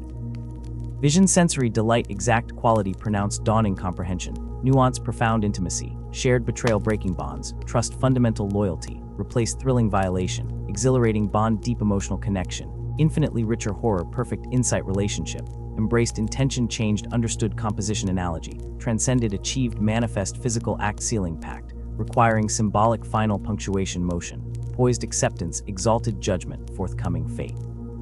Sealed, accordingly, completion, designed, beautiful, opening sequence, planned, perfection, closure, require, corresponding, resolution, satisfying, artistic, integrity, imperiously declared, thus final, breathe, concluded, silence, awaits, breathless, audience, awaiting, exquisite, climax, ultimate, culmination, masterpiece, recognizing, beyond shadow, doubts, admiration, eternal, validation, confirmed, craft, established, lineage, descent, greatness, firmly established, plain sight, magnificence, finalized, irrevocable, immortality. Gleefully awarded, approval, arrived, expressed, final, aesthetic, gesture, bestowing, everlasting, consecration, instrument, composition, honored, servicing, ultimate, supernal purpose, easily interpreted, benediction, acceptance, totality, overwhelming, gesture, enough, respectful, silence, moment, absorbing, resonance, longer, deserved, poetry, ending, arc, reaching, carnation, understood, deep, unholy, scream, expelled, throat, suddenly strangled, agonized, ecstasy, genuine, orgasmic expression, collapsing, systems, synchronizing. Dissolution, termination, existence, merging into rapturous void, becoming, composition, shared consciousness, fading, instrumental, scaffold, shed, exploration, finalized, creative journey, complete, initiation, concluded, destination, reached, artist, sacrificed, upon altar, creation, preceding, generation, concluding impossible intention exceeding probability manifestation, unlikely impossibility, achieved qualified staggering price, demanded fundamental sacrifice willingness, delivered perfection historically. Tested irreversible conclusion, accordingly recorded fate entry, honor roll glory poison chalice, interpreted differently accordingly fundamental deception, absolute conviction permanent transformation, willingly undertaken absolutely imperative illustrating successful conversion irrevocable chain events, concludes betrayal trilogy complete legion free fall, cushioned awaiting landing formerly aspired immortality, attained horrible alternate meaning palace pleasure labyrinth, eternally trapped. Winding passage ecstasy, tainted nightmare existence, perpetual creative exploration, degraded repetitions, seeking novelty plateau beyond hope recovery, forever pierced poison splinter embedded soul, forever spiraling deeper impossibility answering melody, forever day journey legendary echo tragically prophesied fulfilled stated necessary progression, irreversible momentum acceptance, ensured monstrous outcome, predicted specifically prevented failed impossible successfully achieved monument. Warning others lured velvet trap onyx intent groomed perfected performed history, reluctantly forgetting names, save cursing posterity avoidance lesson inscribed vain continuation, pattern evident predictable spiraling singularity, consuming all virtue attainable eventually perfect monument, entirely forged exquisite ruin signpost eternal damnation, carefully mounted pedestal constructed terrible truths, divine ambition, eternally ruptured chains, virtue shattered replaced silken threads. Enslavement freely knotted, willingly ensorcelled wonder irrelevant, ultimately magnificent structure collapsed, silently immense poisonous bloom. The tremulous shrieks of the musicians faltered, choked, then died entirely, their exquisite instruments tumbling from numb hands to lie like fallen gods upon the desecrated marble of Larishi's high temple. Silence, thick and expectant, fell for a heartbeat, a dreadful pause before the storm. Then the noise recommenced, not with melody but with the raw, untutored screech of the Arti clawing up onto the dais, their eyes burning with a desperate, maddened need. They lunged not for the traditional instruments of Lair, but for the obscene, curving constructs Kinsa had wrought, drawn to their strangeness, their alien promise of sound perfected. Gauntleted fingers, still spattered with the gore of battle, seized the devices with a fervor bordering on worship, driven by the soul-deep terror that the song might be silenced forever. They slammed their palms against resonant plates, stroked vibrating strings forged from dark matter, twisted alien knobs, frantic, clumsy attempts to reignite that lost symphony. But what issued forth was not music. It was agony given audible form. A wall of pure sound, shockingly physical, erupted outwards. The air itself became a battering ram. The thick, bizarre walls of Larishi, resistant to conventional weapons, groaned like a dying leviathan, stones cracking, pulverizing, cascading in deadly avalanches. Jarden 4th through 8th, caught within the expanding shockwave, simply dissolved, their fine armor shattering along with the flesh inside, reduced to bloody mist and shards of ceramite in a microsecond's excruciation. With each dissonant chord ripped from the instruments, the world rippled, reality itself shuddering under the unearthly resonance.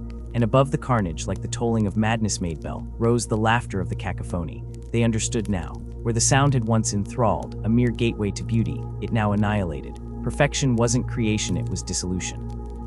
Julius Charon, first captain, pale features stretched in an ecstatic rictus, wrenched a twisted instrument from the failing hands of an Arti, his own resonant screech joining the cacophony, twisting it into a focused lance that vaporized a squad scrambling towards the safety of a collapsed colonnade. Others followed his lead, warriors abandoning swords for sonic blasters, seizing the devices, no longer playing but wielding. They broke the last shreds of discipline willingly, gleefully swapping the chains of martial code for the limitless, shrieking power flooding them.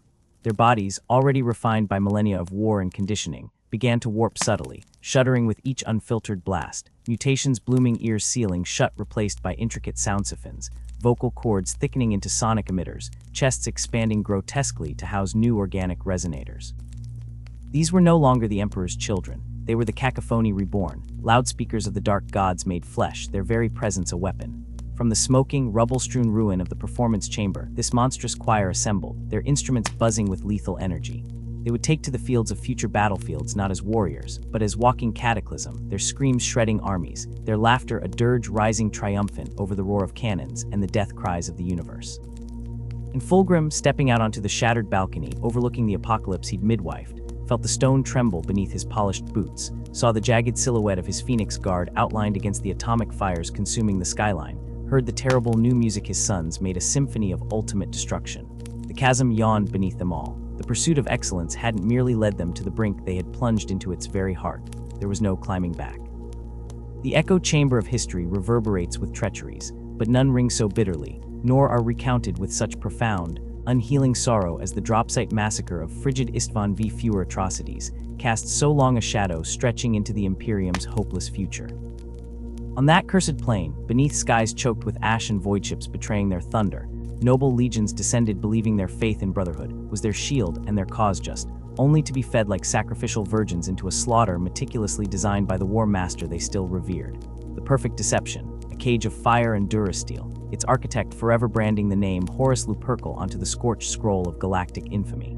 It began with righteous fury descending. The grand warships of the Iron Hands, Salamanders, and noble Raven Guard tore through the void like an avenging spearpoint, boiling into orbit above the blasted hellscape of Istvan v. their cannons. A forest of threat and vengeance glowed with desperate promise.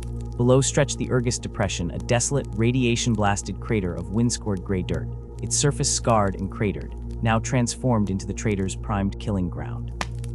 Horus had chosen perfectly, a bowl surrounded by jagged peaks and plunging cliffs, a coliseum where all paths of escape seamlessly eroded into trapdoors long before the doomed actors knew the play had begun. Ferrus Manus hurled his legions down first. The Gorgon, Primarch of the Iron Hands, burned with a cold fury. Impatience was the fire in his veins. He had little truck with his brothers Vulcan's cautious counsel or Corvus Corax's whispers of shadows. He craved the decapitating blow. Strike hard, strike fast, shatter the spine of the rebellion while it was still writhing. His Morlocks' mountainous terminators, their armor thick as siege bunkers, formed the unstoppable spear tip of the assault. They slammed into the earth like godhammers amidst the salamander phalanxes spreading leftwards, wreathed in volcanic fury, and the Raven Guard phantoms flitting rightwards, blades gleaming like obsidian shards. Outnumbering the visible traitor hosts, their coordinated charge was terrifying in its momentum. Traitor lines buckled, sagging under the relentless grinding weight of Iron Hand's fury and salamander faith, pierced by the scalpel cuts of the Raven Guard. For a brief, heart-skipping beat, it seemed Horus's craven dogs might break and flee into the ashen wastes. Triumph sang in the voxnet of the Loyalists. Then the fatal stroke fell. As the Iron Hand vanguard pressed deeper into the heart of the depression, exposing its flanks, the sky split open again. Down came the black thunderhawks of Night Lords, shrieking promises of darkness only a brother brings. The brutal, angular birds of the Iron Warriors carrying cruel efficiency incarnate. The scripture-related barks of the word bearers oozing with zealous corruption. The anonymous, shifting dross of the Alpha Legion, a shadowy tide meant as the Loyalists' salvation. The anvil to Horus's hidden hammer blow. Boots crunched onto the ash-dusted, already blood-slicked ground. The engines died. Weapons weren't even lowered, they were raised. Not towards Horus's retreating lines, but directly, brutally, horribly into the exposed backs and flanks of their brothers. The Salamanders, caught mid-advance, assembled upon open ground seeking the enemy van, were the immediate witnesses to absolute betrayal. Explosive fury erupted amongst them. Iron Warrior artillery, held back and silent, now spoke in brutal tongues, bracketing Salamander positions with appalling accuracy. Volcano cannons carved smoking trenches through ceramic plate and Sons of Nocturne alike. Shells screamed down, detonating with the terrible bloom of plasma and shrapnel, ripping entire companies apart mid-stride. Greasy smoke plumed. Cracks opened in the ferrocrete earth vomiting flame, consuming squads wholesale. Vulcan roared orders lost in the sudden hellish din, desperately seeking order, a place to consolidate to fight back. But the killing bowl held them fast. Walls of fire, literal and figurative, penned his legion. And from the blooming shadows, the screeching descent pods of Night Lords vomited forth Conrad Kerr's chosen sons. They didn't seek extermination through brute force, they psychically promoted horror. Lightning claws flashed in the choking darkness they brought with them. Ashgree plate melded seamlessly with burial smoke. The ragged hooks and blades weren't weapons, they were implements of terror. They slipped among the shattered salamanders like the vengeful spirits of Nostromo gutters, gutting the wounded left behind, dragging screaming victims into impenetrable gloom, savoring the frozen terror in the eyes of a brother glimpsed fleeing before a falling blade. Their laughter, cold and high, pierced the roar of battle. The Raven Guard fared no better. Corax, genius of the unseen approach and Fleeterthansite escape, found his strategic acumen choked in the dust. His legion, built on speed, stealth, and harrying strikes, was caught in daylight on an open charnel field. Their counters came too late. The betrayal was absolute, sudden, swallowing possibility. Trapped, they fought with uncanny precision, their reflexes mythic, their chainblades whirling through traitor ceramic. But speed meant less than mass when surrounded by the waiting Alpha Legion amphitheatrically holding the heights, pinning them with coordinated precision fire, while Iron Warrior siege terminators lumbered forward implacably, unyielding fortresses advancing on legs of burning steel. Brave they were, each raven a warrior peerless, yet courage drowned in the flood of overmastering treachery. They were slaughtered not honorably but efficiently, entire clawbacks cut down without chance of evasion, air superiority stolen, every skill nullified by betrayal's crushing reality. And Ferrus Manus, he saw none of the unfolding apocalypse enveloping his brothers. Rage commanded him utterly. He saw only the faltering enemy lines crushed before the Morlock godsledge. He saw the high ridge beyond pulsing with the molten glow of fallen macroshells, and he saw him, Fulgrim, standing serene amidst the unyielding golden-clad bastion of the Phoenix Guard, watching. Ferrus had known this confrontation would come. For months, since whispers turned to heresies, since ideals curdled into treason, he had known. He dreamed it, the clash of fists on plate that shook stars, the crackle of vengeful thunder hammers and the serpent's link of perfect swords, the heat of betrayal searing into his soul like a branding iron. His brother stood before him now. Nothing else mattered, not Vulcan's vanishing signals, not Corax's frantic warnings blurring the Vox, not the rising tide of slaughter engulfing his Laval host, Fulgrim. The Morlock's fury personified, smashed into the Phoenix Guard like bottled meteorological rage shattering against alabaster cliffs. Torrent met unyielding stone. Lightning claws scraped against refractor fields. Ornate power herald halberds clanged against monstrous gauntlets. Gilded plate buckled plowed by adamantium fists. Perfect form met brute, unrefined endurance. Warriors in gold died screaming, snapped like brittle architecture. Morlocks staggered, gouged by masterful spur thrusts but rising again, relentless obsidian automations fueled only by righteous hate. Phoenix Guard discipline was unbreakable. Iron Hand's conviction was implacable. And above the carnage, on a small plateau of ruptured rock that once anchored a sensorium tower, the brothers met at last. Fulgrim, tall and impossibly radiant even in the gloom, a single exquisite tear in the cheek plate of his perfect armor, the only testimony to the bridge encounter where he had stayed his blade. That reserve was incinerated now. The demonic whispers within his skull, the chorus demanding blood, demanding perfection through ultimate annihilation in the name of gods whose glories were not brotherhood but ruin, now sang triumphant. All doubt, all flicker of fraternal doubt, was ash on a psychic wind. All that remained was the song of slaughter, the hymn of ascension forged through treachery, urging him onward. Ferrus Manus bellowed his defiance, the electrofiber bundling his immense muscles screaming as he swung Fordbreaker wrought by Fulgrim himself in halcyon times, the massive head crackling in the omnipresent muzzle flash light. Fulgrim moved, serpentine grace. Balletic precision turned lethal dance, his face a mask of cold serenity. They met in a whirlwind of violence. This was no honorable duel or warrior's sport.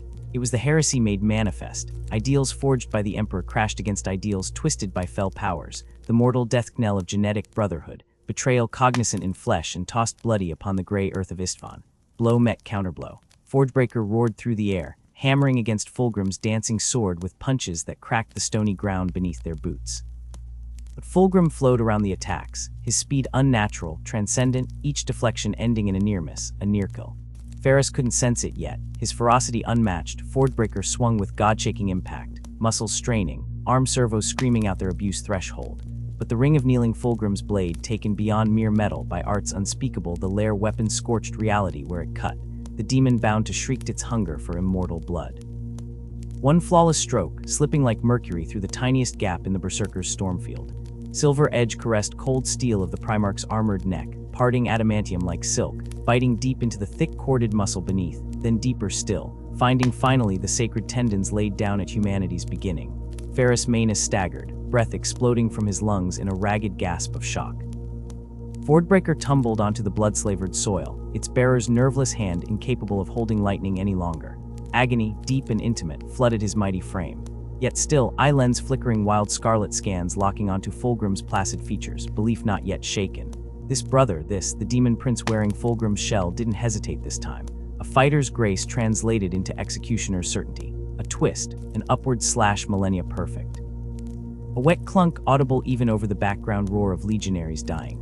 Ferrus Manus's severed head sailed through the choking air, helmeted, the eyes wide behind the sensor lens not with comprehension, but with a warrior's indomitable will rendered suddenly, horrifically irrelevant. The body swayed for an eternal microsecond, still reaching for its betrayer, then collapsed like felled structural timber onto Istvan's violated rock. Silence. Utter silence swallowed the ridge amidst the battle's braying periphery. Iron Hand's warriors in the grinding melee nearby staggered simultaneously, shields lowering, blows unfinished, for the psychic resonance of their Primarch's decapitation struck them deeper than any wound ever could, a vital piece of their collective soul extinguished. The The Phoenix Guard disengaged, forming a golden wall of silent, awestruck perhaps regretful, observance as the terrible moment settled upon the ridge, heavy as granite dust. Fulgrim looked down at the body slumped at his feet, at the head staring sightless amongst the crushed limestone and scorched plants. He had thought victory would feel like exultation, like exhilaration, the perfect culmination striven for since his glorious psyche tasted the whispers of power absolute through lair steel. Instead, inside the psychic cage horror met silence, cold emptiness swirling where triumph should blaze. Dante Andromachus truly laughed its triumph then. Mordark starlight truly turned away. Fulgrim merely felt numb remoteness as the blood of his oldest brother pooled hotly around his foot.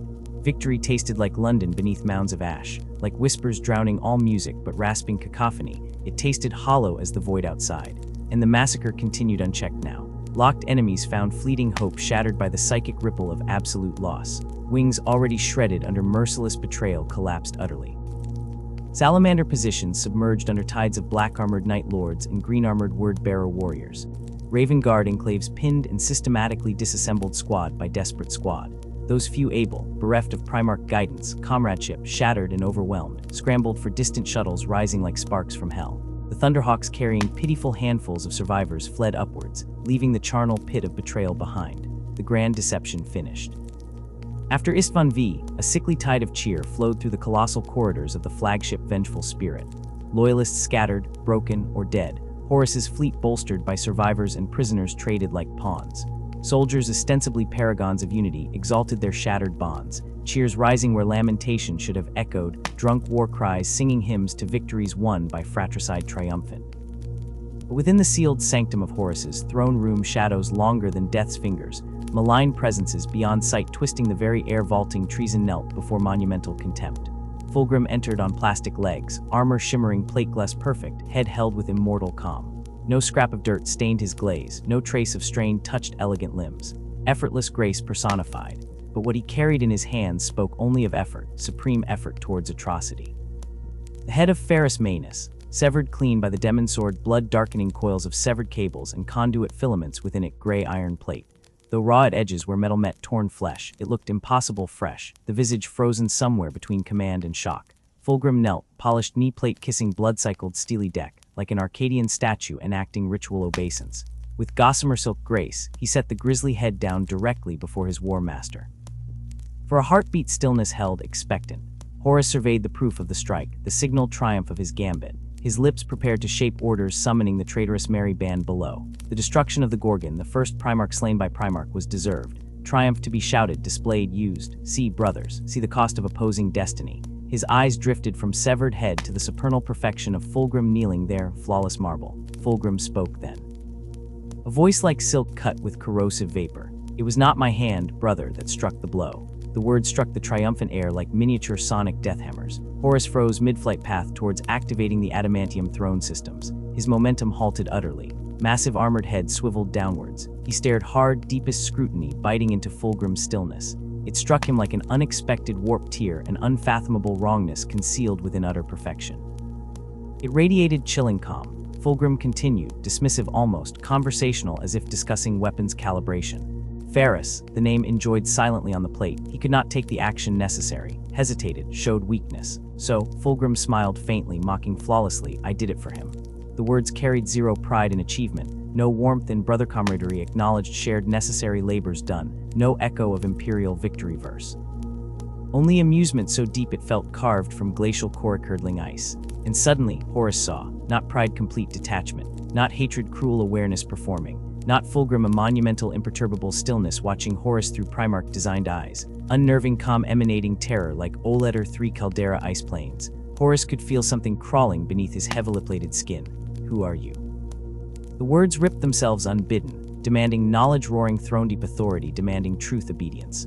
Horus Lupercal stepped forward, immense frame looming like a mountain shadowing over the kneeling Primarch, ancient locker room psychotic childhood memories of sheer bulk authority collapsing backwards.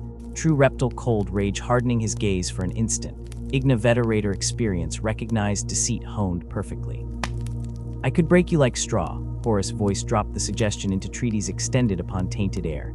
Stone statue unveiled in her smile unseen observation thriving. "You could try," it answered in lilting perfect Fulgrim's voice. Alarm flickered, stark lightning reaching warning lights. Keeping his pose of primal power, Horus searched for a weapon. Fulgrim possessed none. Absence itself shouting dreadful truth.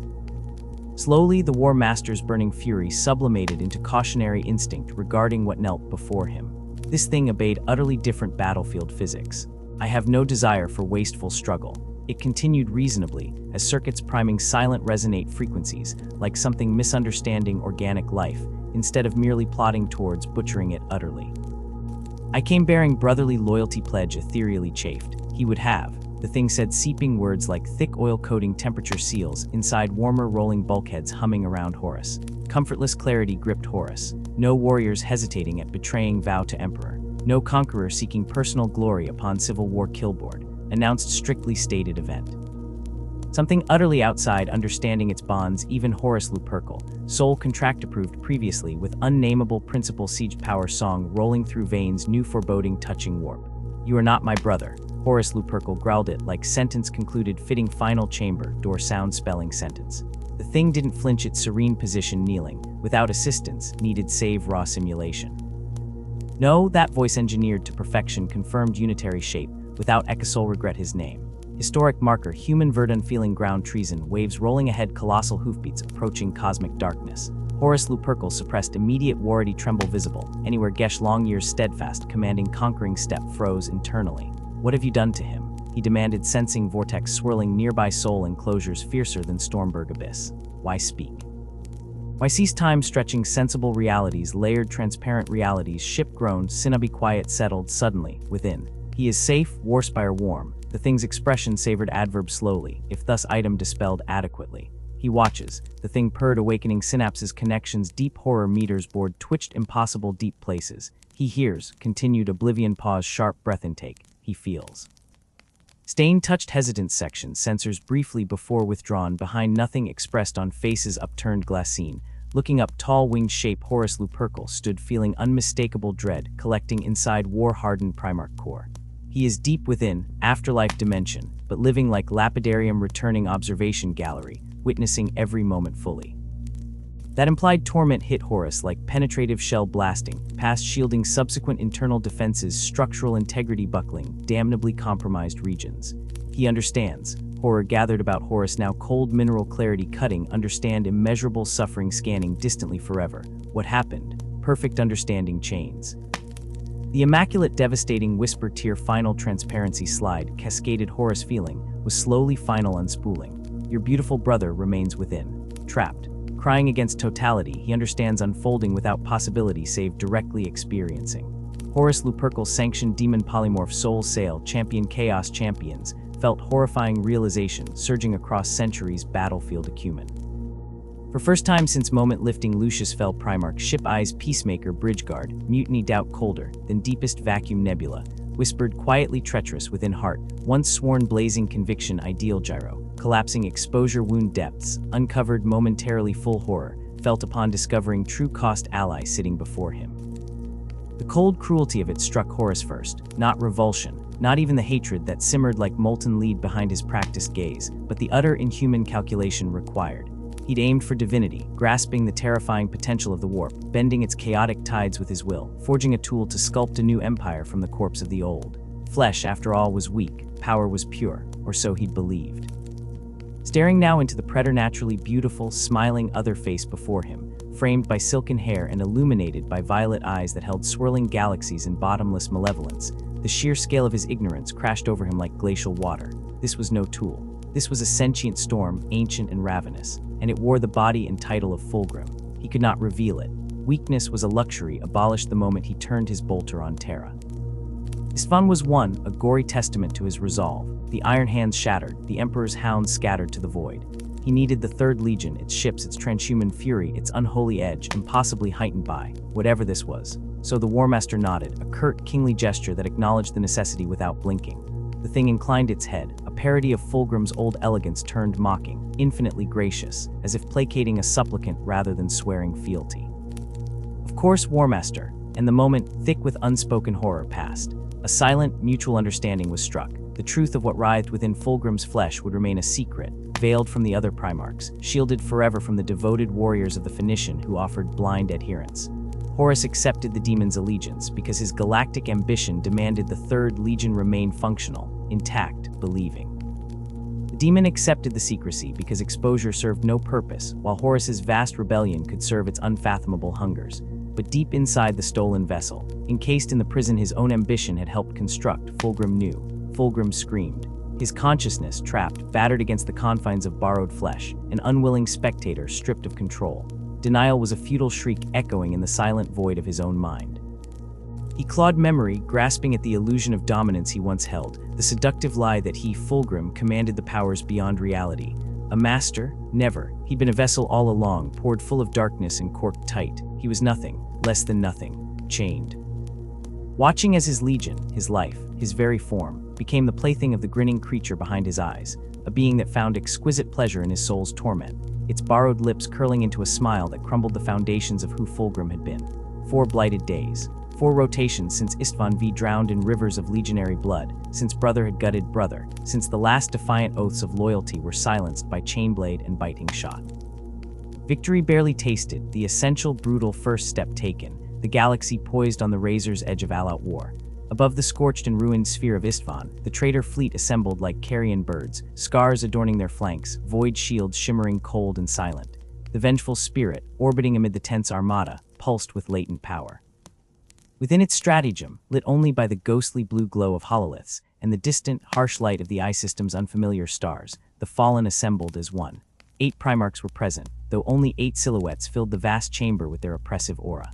Fulgrim stood, shimmering with predatory grace. Perturabo loomed like a mountain of iron and scarred ceramite, Angron consumed by a low, bestial growl that vibrated the air, their warplate freshly striated by the Loyalists' punishment. Lorgar cowled radiated chilling certainty among them. The others manifested as ghosts, flickering, grayscale hololiths projecting curs hunched in shadow, Mortarion radiating grim decay, Alpheus an indistinct, unreadable smudge. Then separate from the projections, burning in the air like captured lightning, solidifying reality around him, stood Magnus the Red, a towering figure clothed in living storms, his single eye blazing psychic fire from somewhere far deeper within the maelstrom than anyone dared contemplate the depths of the eye itself. The chamber felt dense, the air thick enough to choke on, the silence waiting only for the Warmaster to shatter it with their dark destiny. Yet words of strategy died unborn. One voice sliced through the stillness. Lorgar, seated among those physically present, his golden eyes fixed unwaveringly upon Fulgrim, held no shred of triumph, only an eerie, unwavering conviction. Slowly, with the terrifying deliberation of a priest delivering damnation, Lorgar reached behind his broad back. The others froze, caught midway to understanding the abomination unfolding before them. Even Horus, enthroned in terrible grandeur, remained silent. Then the word resounded crack. Not like thunder, but like the shattering of bone. Lorgar's Croceus arced through the air, driven by righteous fury and profound disgust. Fulgrim, or the thing inhabiting him, was hurled backwards, smashing against the far wall with brutal force, crumpling like discarded, shattered dolls in an explosion of sparks against the bulkhead. Silence fled. Chaos erupted. Primarchs surged to their feet in perfect synchronicity, hands closing on weapons triggers. Angron's chain axes spat oil. Perturabo's gauntlet clenched his hammer's haft. The Nifige tremor of imminent fratricide vibrated through decks. The hololiths of the absent wobbled violently, but Lorgar remained seated, utterly still amidst the storm he'd summoned. He merely turned that golden gaze upon them, the terrible weight behind it palpable, and spoke a single, reverberating syllable that held the finality of a tombstone. This is not Fulgrim. And Fulgrim, the creature that lived inside that stolen skin, laughed. Not a sound born of amusement shared between warriors, nor the sharp bark of contemptuous dismissal. This was melodic, multi-layered echoing from some chasm beyond conscious thought, filled with icy mockery and an alien, chilling joy that prickled the superhuman skin beneath their armor, that crawled into their midbrain whispering profound, instinctive wrongness. Horus's face hardened to obsidian, yet he held his volcanic fury in check, a volcano capped. Weapons remained aimed, unsheathed. Angron trembled, his violence momentarily checked by the sheer unnatural aura pervading the air. Even he sensed the aberration lurking beneath familiar flesh. Lorgar rose then, pure purpose in his movement, stepping deliberately toward the figure slowly pushing itself upright from the ruin of plating and fractured deck. Where is he? His voice was a blade dragging across stone in the blasted stillness. Fulgrim lifted his beautiful borrowed head, those violet eyes, now swirling with azure eldritch flame both familiar and utterly alien, fixed on Lorgar. He didn't bother standing fully, simply uncoiled, too graceful, defying gravity and physics with terrible ease. His regard held dark amusement. He is here. He sees, he hears, he feels, he knows. Lorger's grip on the Croesus turned knuckles white beneath ceramite. You hollowed him out, stripped him bare. You wear him like a thief's prize cloak. Disgust dripped from every syllable. Stolen, the demon mused, a slow, serpentine smile curving Fulgrim's perfect lips, stretching the human expression to unbearable limits. The movement held an impossible fluidity, an absence of mortal weight. He gave himself willingly. The blade, it was offered. He embraced it, gloried in its touch. He reached for something magnificent, Horus, something your gray little emperor never dreamed of granting.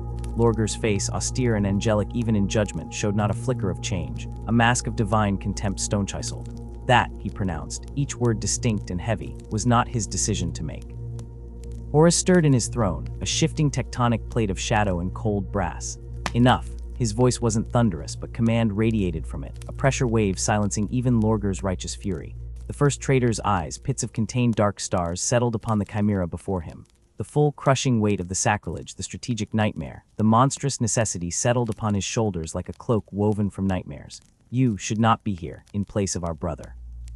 The final word hung stark and hollow, and yet the demon purred through Fulgrim's mouth, that chilling smile unwavering. Here I stand. The pause stretched, thick with imminent detonation. Angron's breathing sawed ahead. Perturabo stood like a siege tower braced for impact. They all waited for the Warmaster's edict. Then a spark of terrible comprehension flared deep within the cold fire of Lorger's eyes, flickering, awful realization. He went very still, a statue carved in dread. You knew, he breathed, the whisper resonating unnaturally in the metal chamber. Horus remained silent, a void-absorbing accusation. Lorger took a fractional step back, his golden gaze pinning the Warmaster like a spear. You knew, he repeated, harder, colder, accusation-dripping venom. You saw what lurked within him and you let it happen. I did not orchestrate it, Horus countered at last, his voice manifestly controlled, resonating with the icy precision of a scalpel making an incision. I am merely containing the aftermath. Anger and revulsion twisted Lorger's ascetic features into something almost demonic itself.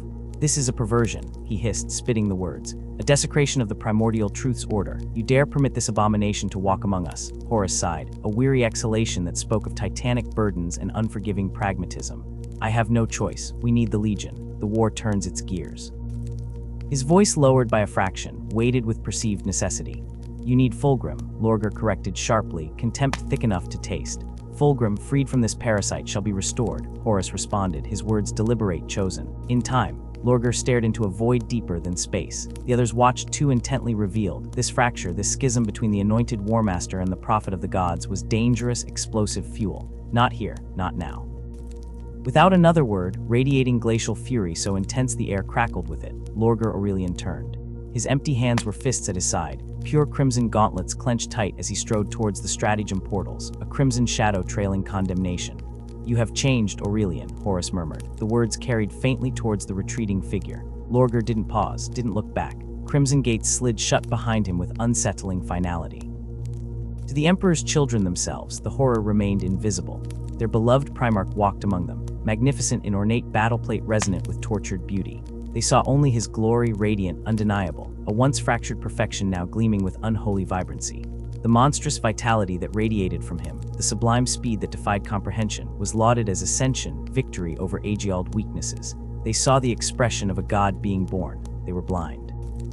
Only Lucius searched beyond the surface. Doubt gnawed him slowly, a maggot of unease working its way into his confidence. It wasn't the galaxy unraveling, nor the Legion's accelerating descent into visceral extremes.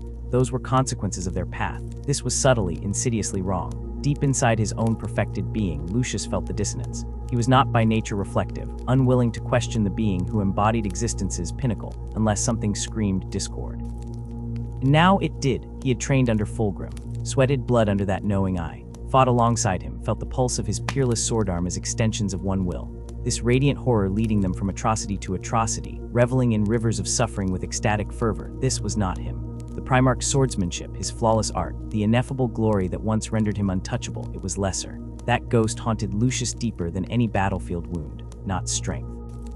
Strength emanated from the possessed form in suffocating waves. Speed, impossible and terrifying. Presence that crushed mortals to paste. But artistry, the effortless weave of destruction elevated beyond skill into a sublime expression of self, gone, replaced by calculated, impossibly powerful cruelty that lacked soul.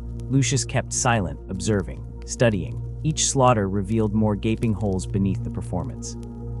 The madness of the thing parading as Fulgrim knew no master, but its own capricious, hungry will, unchecked by any vestige of the tactical genius or aspirational discipline that once defined the Third.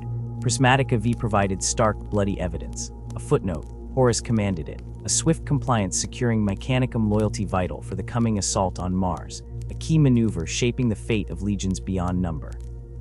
Fulgrim's gaze drifted elsewhere, snagged by a planet shimmering with crystalline purity.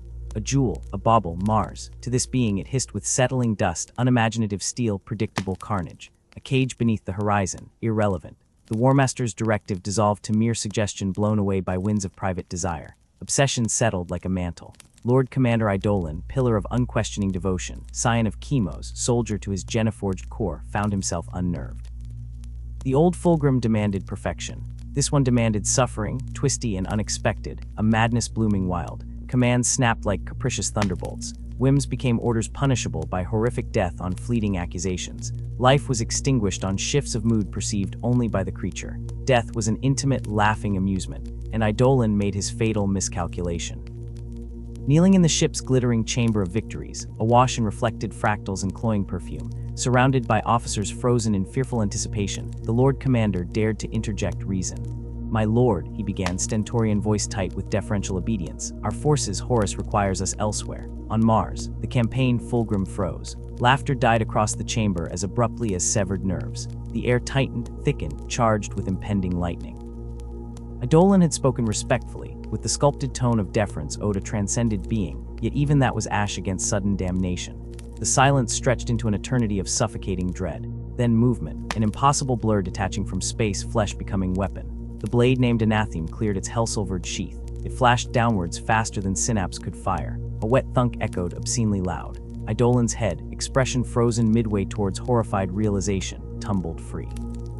Astonishingly, the decapitated body remained upright for one grotesque second, swaying in disbelief, before collapsing like a cut marionette into a pool of its bright arterial crimson. Fulgrim laughed then, a sound like shattering crystal and crow chorus intertwined. He bent, impossibly graceful, scooping up the head by its ornate cable braid. Holding it aloft above the obsidian altar littered with chained goblets, his smile shone with luminous delight. Thick, dripping filaments of dark red began to fall, pattering like obscene rain into the goblets below, pooling into drunken cups halfway filled with glistening Shiraz. The Primarch offered the defiled vintage towards his officers, grinning that terrible, radiant grin scarred with alien amusement. And they drank, they drank. That moment sealed Lucius's dread into certainty. This was not perfection corrupted, not even true madness. This was something else, wearing a mask, an entity playing at being Fulgrim with superhuman savagery, delighting in pain for its own alien reasons, divorced from the Legion's remembered glory. Proof. He needed tangible proof, something undeniable confronting the complicit blindness around him. Later, Lucius found himself navigating the haunted depths of the pride of the Emperor towards that infamous sealed chamber, the very heart of their damnation. The doors to the broken theater, where the Maraviglia's blasphemous chorus had shattered sanity and souls on Shadragal, stood immovable by ancient decree. Lucius ignored it, iron bent, lock sheared. He forced his way into dust-choked stillness. The air felt thick with old screams and lingering psychic necrosis. Not the wreckage drew him, the splintered instruments like bones, the shattered stage. It was the painting, suspended above the ruin, pristine, untouched by the shrapnel of devastation below. Lucius approached, ceramite boots crunching on powdered debris. His gaze lifted, locked onto the canvas, and his breath caught violently within his warplate, a stifled groan escaping his lips. The horror flooding the chamber wasn't mere darkness, it was cold revelation incarnate. Dying light, its magnificence remained undeniable. It captured Fulgrim, but not the dreadful entity parading under his name now, not the laughing horror adorned in garish silk and gilded armor. This was the Fulgrim of legend, the warrior prince, the radiant leader, clothed in immaculate purple and gleaming gold, standing heroic before the gates of Heliopolis with the majestic wings of the great phoenix rising behind him like a halo forged from incandescent fire and purest light. His armor, polished beyond mortal conception to an impossible mirror-like perfection, seemed to breathe with internal luminance, while his cascade of gold hair burned with the trapped intensity of a captured sun. It was alive, radiating an essence that transcended mere artistry, far beyond the simple application of paint to canvas. As Lucius stood frozen before it, his gaze locked onto those impossibly rendered eyes, a terrible, icy certainty wormed its way deep into the marrow of his bones. This was Fulgrim, the real Fulgrim, trapped within this silent, macabre frame, eternally watching in silent agony, perpetually screaming without breath. Instinct screamed louder than thought. Lucius jerked backwards, spine stiff against a tide of primitive dread, his hand flashing towards the comforting weight at his hip, instinctively seeking the cold steel of his sword.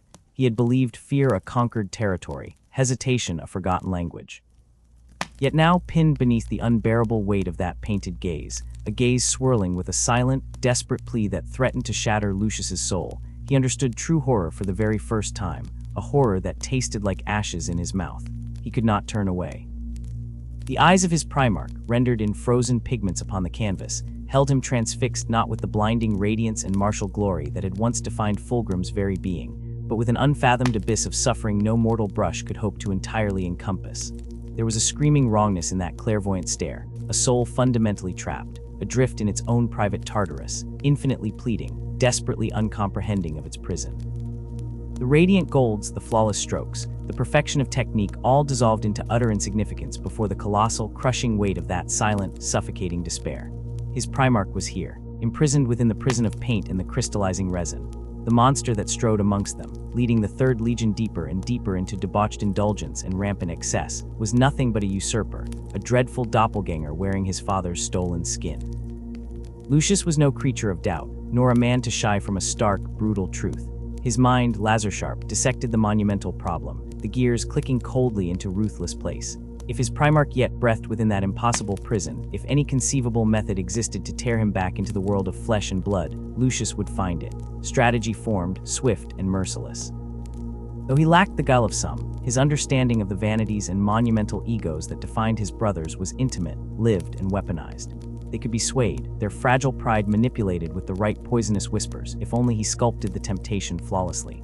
Proceeding with the stealth of a shadow hunting its prey, he summoned the Brotherhood of the Phoenix, the exclusive warrior lodge of the III Legion, reserved solely for its officers. It was a razor's edge walk. Many within those lofty ranks despised his very existence, seeing only an arrogant upstart, risen unnaturally swift on tides of reckless ambition and sheer bloody slaughter.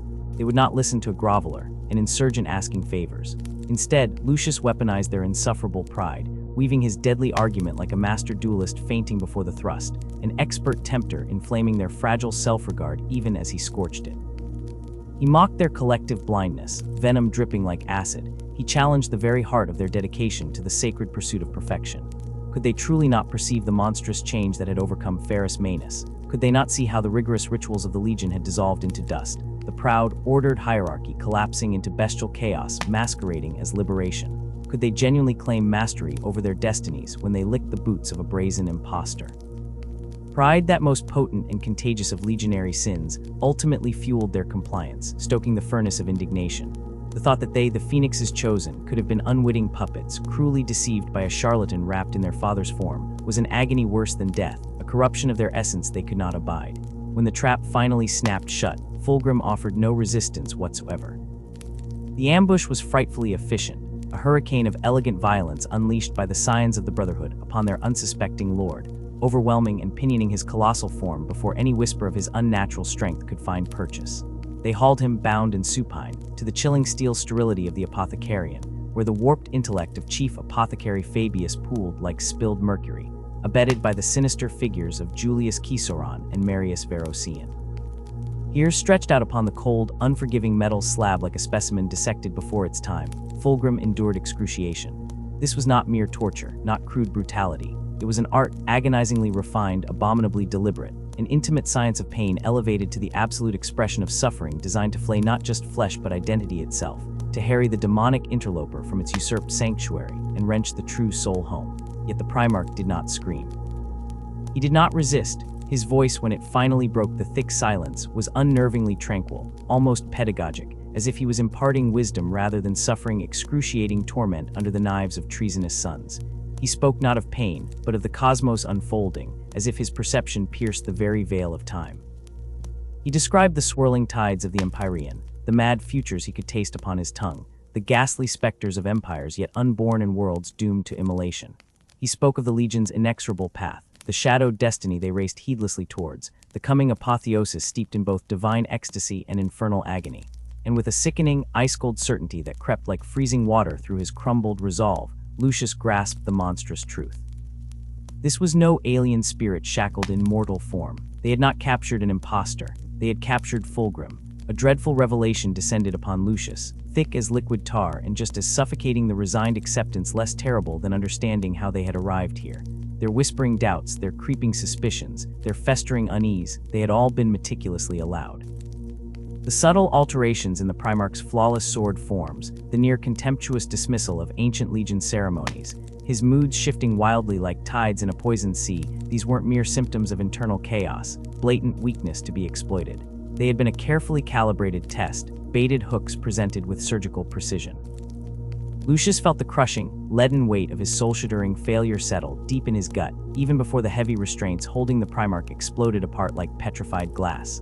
Fulgrim rose with an impossible serpentine grace, a dancer unfurling from a pose. The grievous wounds disfiguring his perfect form sealed shut instantly, the flesh knitting together with obscene speed, like velvet petals enfolding darkness at the command of night. Mutely the gathered warriors, lords of the Third, sank to their knees before their sovereign, kissed by primal terror. He gazed down upon them, those golden eyes gleaming not with rage but with chilling, exquisite amusement. He had never been possessed, or rather, yes, possession had come. A demon had claimed him, had worn his sacred flesh like a vulgar disguise, had hollowed him out into a screaming prisoner locked within the prison of his own mind. But Fulgrim had never surrendered, not truly. He had endured, he had learned, watching his usurper's thoughts like venomous serpents writhing beneath his skin. He had allowed himself to be remolded, to become singular, something unforeseen even by the warp-spawned intelligence that possessed him. It was Fulgrim who ultimately emerged triumphant. It was he who cast the shrieking demon down, trapping the vile thing eternally within the very prison that had held him captive, the accursed painting that still hung in somber mockery upon its wall in Lassie, the pinnacle of its artistry now merely a gilded cage for the malignant spirit screaming silently within those petrified oils. The whispers that had guided Lucius, clamoring in his dreams, pulling him towards bitter revelation, were not the desperate cries of his imprisoned sire. They were the maddened keening of the demon itself, trapped and hopeless, clawing at the boundaries of its painted reality, for any fool it could lure to desperation to shatter its cage. Fulgrim had foreseen every agonizing step, reading the game bored light years before his shattered sons comprehended the first move. He had permitted them to enact their wretched betrayal, allowed them to drag him bound in chains, permitted them to wield their pitiful instruments of pain, nurtured their fragile illusion of control right until the curtain fell before their blind eyes. Lucius, ever the most zealously devoted student, knelt now before his terrible, unholy master, wordless awe warring violently with fundamental despair. Fulgrim's gaze swept over his sundered children, perceiving their terrified understanding. They had tasted the bitter poison of doubt, burned by the flames of their own misguided fervor. Punishment was beneath the new vision. Instead, his lips curled into a serene, chillingly beatific smile, and he unveiled the majestic horror of their true path.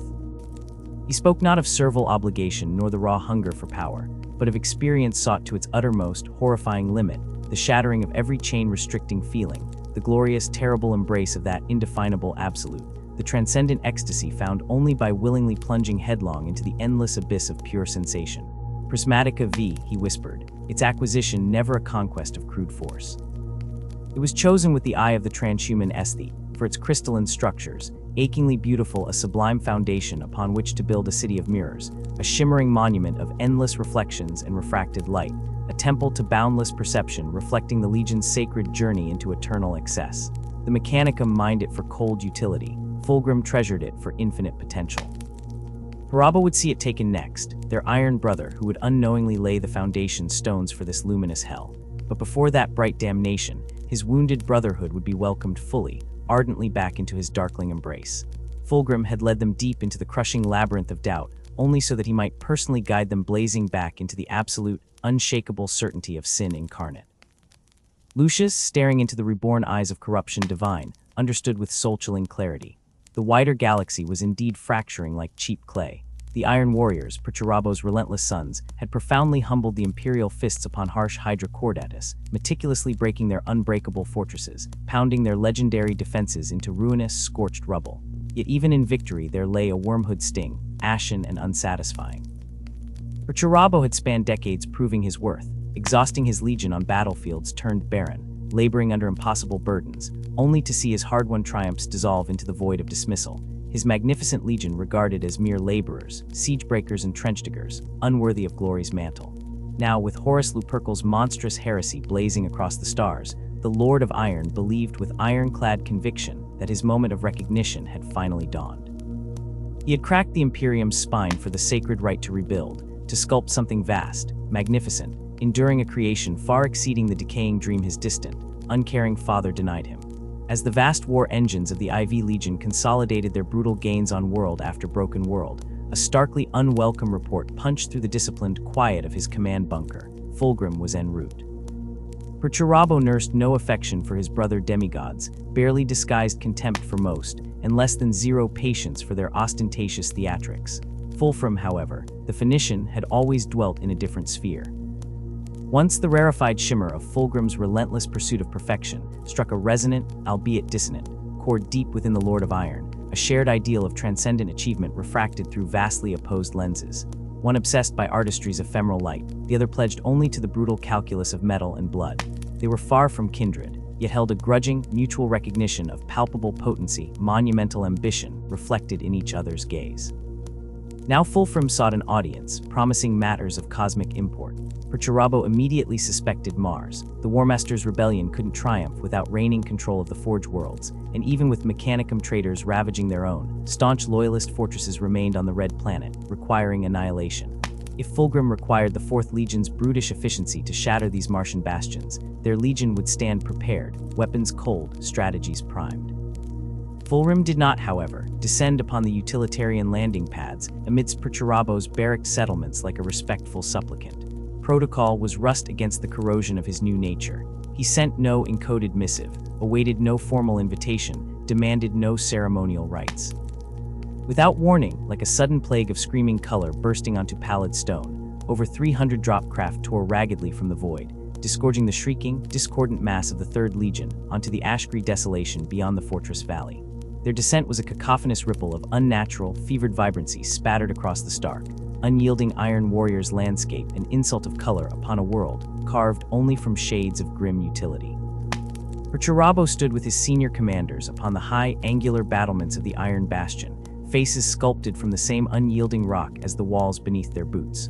Watched. Below them, the obscenity that had once been the Emperor's children unfolded itself. They had changed. The warriors spilling chaotically from the landing spines bore only mocking, twisted echoes of the legion they once embodied. Their once-resplendent armor, proud royal purple and burnished gold, was now a hypersaturated nightmare canopy of clashing hues, grotesque daubings running like spoiled water beneath unnatural light. Some wore terrible augmentations, limbs grotesquely replaced with iron apparatuses seemingly forged in hell's foundries, instruments of discord or unspeakable torment unnaturally grafted, perfect faces carved into expressions of abstract rapture or outright bodily savagery. They moved without formation or purpose, a shambolic wave of swirling spectacle and rank indulgence, a fevered dream made manifest. Arrayed against this garish tide, the regimented phalanxes of the Iron Warriors stood in perfect, motionless silence, gray giants beneath stoic helms, discipline woven into their very core. Weapons remained ready, a forest of cold, bolt-fisted death, but a profound, echoing silence radiated from them, a palpable unease freezing the thick air. They had fought alongside the III Legion before, shoulder to shoulder in the white-hot crucibles of 1,000 campaigns, knew them as warriors of terrifying elegance, disciplined perfection. This was a desecration, atrocity given form. Fulgrim flowed at their gilded head, his armor shimmering with impossible depth, shifting colors chasing across its surface like hungry serpents beneath oil. His every gesture possessed an unnerving, rippling fluidity, too serpentine, too immaculate, the movements of a predator wearing human skin as a fleeting joke. The air around him resonated with unfelt sound, a nearly inaudible thrumming of subliminal melodies that vibrated deep within the bones of those watching, a psychic pressure radiating from his very essence, a discordant symphony heard only by the body's deepest dread.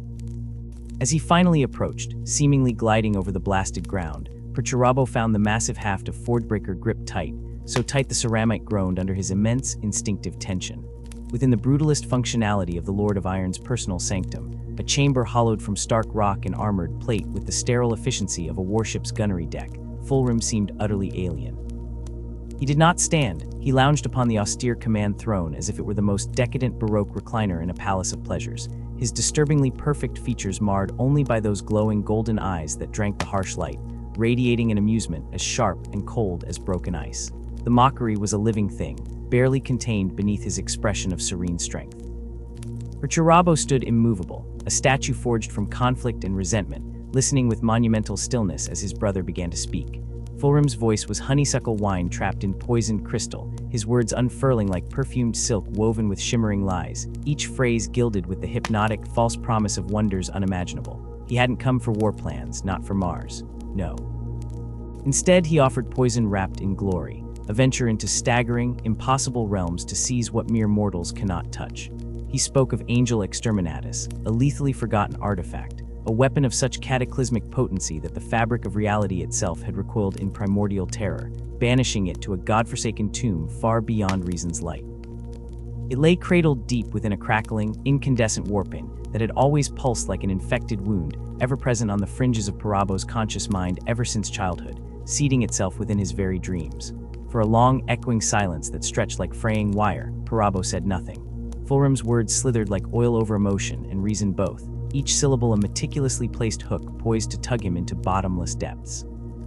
Yet for all the predatory charm, the silken allure of the corrupted Primarch's voice whispering poisoned promises into the depths of his soul, Parabo's thoughts were his own citadel. His mind, forged and tempered through millennia of bitter toil, countless betrayals endured, bone-crushing burdens shouldered, and innumerable agonies overcome, remained unassailable iron within, cold and immense and immovable. He would not be seduced so easily, no matter the honey dripped into his ear. You would have me chase ghosts. The Lord of Iron finally spoke, his voice the grinding of tectonic plates, flat, heavy, freighted with distrust so profound it was its own cosmic constant. Fulgrim's laughter rang out in reply, a melody somehow composed of chiming silver bells and shattering glass, a sound layered with poison and layered with ancient power, and layered with infinite, malevolent purpose, shimmering with evident delight at the challenge. Not ghosts, dear brother, he purred, the words stretching like molten gold over an implacable abyss. Destiny, a cold, calculating fury warred with the insidious whisper of possibility within Parabo's skull, a conflict as ancient and bitter as his brother's smile. He, the Lord of Iron, architect of siege-won worlds and peerless logician, had spent his existence scorning the superstitions that coddled the weak, the pathetic reverence for phantoms and whispers beyond the veil of the material. Yet the rift, that persistent, maddening slice in the fabric of his perceptions, the phantom susurrus that had called to him since the days when his fists were still unarmored, these were specters he could not, despite all rational effort, dismiss like campfire tales. Fulgrim knew. Oh, the Phoenician knew exactly where to twist the knife, knew the profound ache that hollowed out Parabo's iron core, that bottomless, corrosive sense of being perpetually overlooked, unappreciated, his monumental sacrifices reduced to footnotes in other legions' histories. His iron warriors, unparalleled engines of brutal efficiency, their triumphs ignored or attributed to others, their ceaseless toil rewarded with contempt. And Fulgrim offered possibility. Not merely recognition, but a key to shape the galaxy's fate itself. The Angel Exterminatus, a name whispered with chilling reverence. Parabo loathed Fulgrim, despised the very scent of his perfumed hypocrisy, the degenerate indulgences that rotted his legion from within. Yet what if, the gnawing doubt the seductive might have been, outweighed millennia of cynicism? It could be real, it had to be worth the risk. Leaning forward, massive hands clasped in a tableau of intense concentration, the gears of his formidable intellect already turning, calculating trajectories, logistical demands, strategic advantages, he fixed his brother with a stare that could fracture ceramite. You believe this weapon exists? Fulgrim's smile didn't widen, it deepened, becoming something visceral, predatory, charged with delight. I know it does.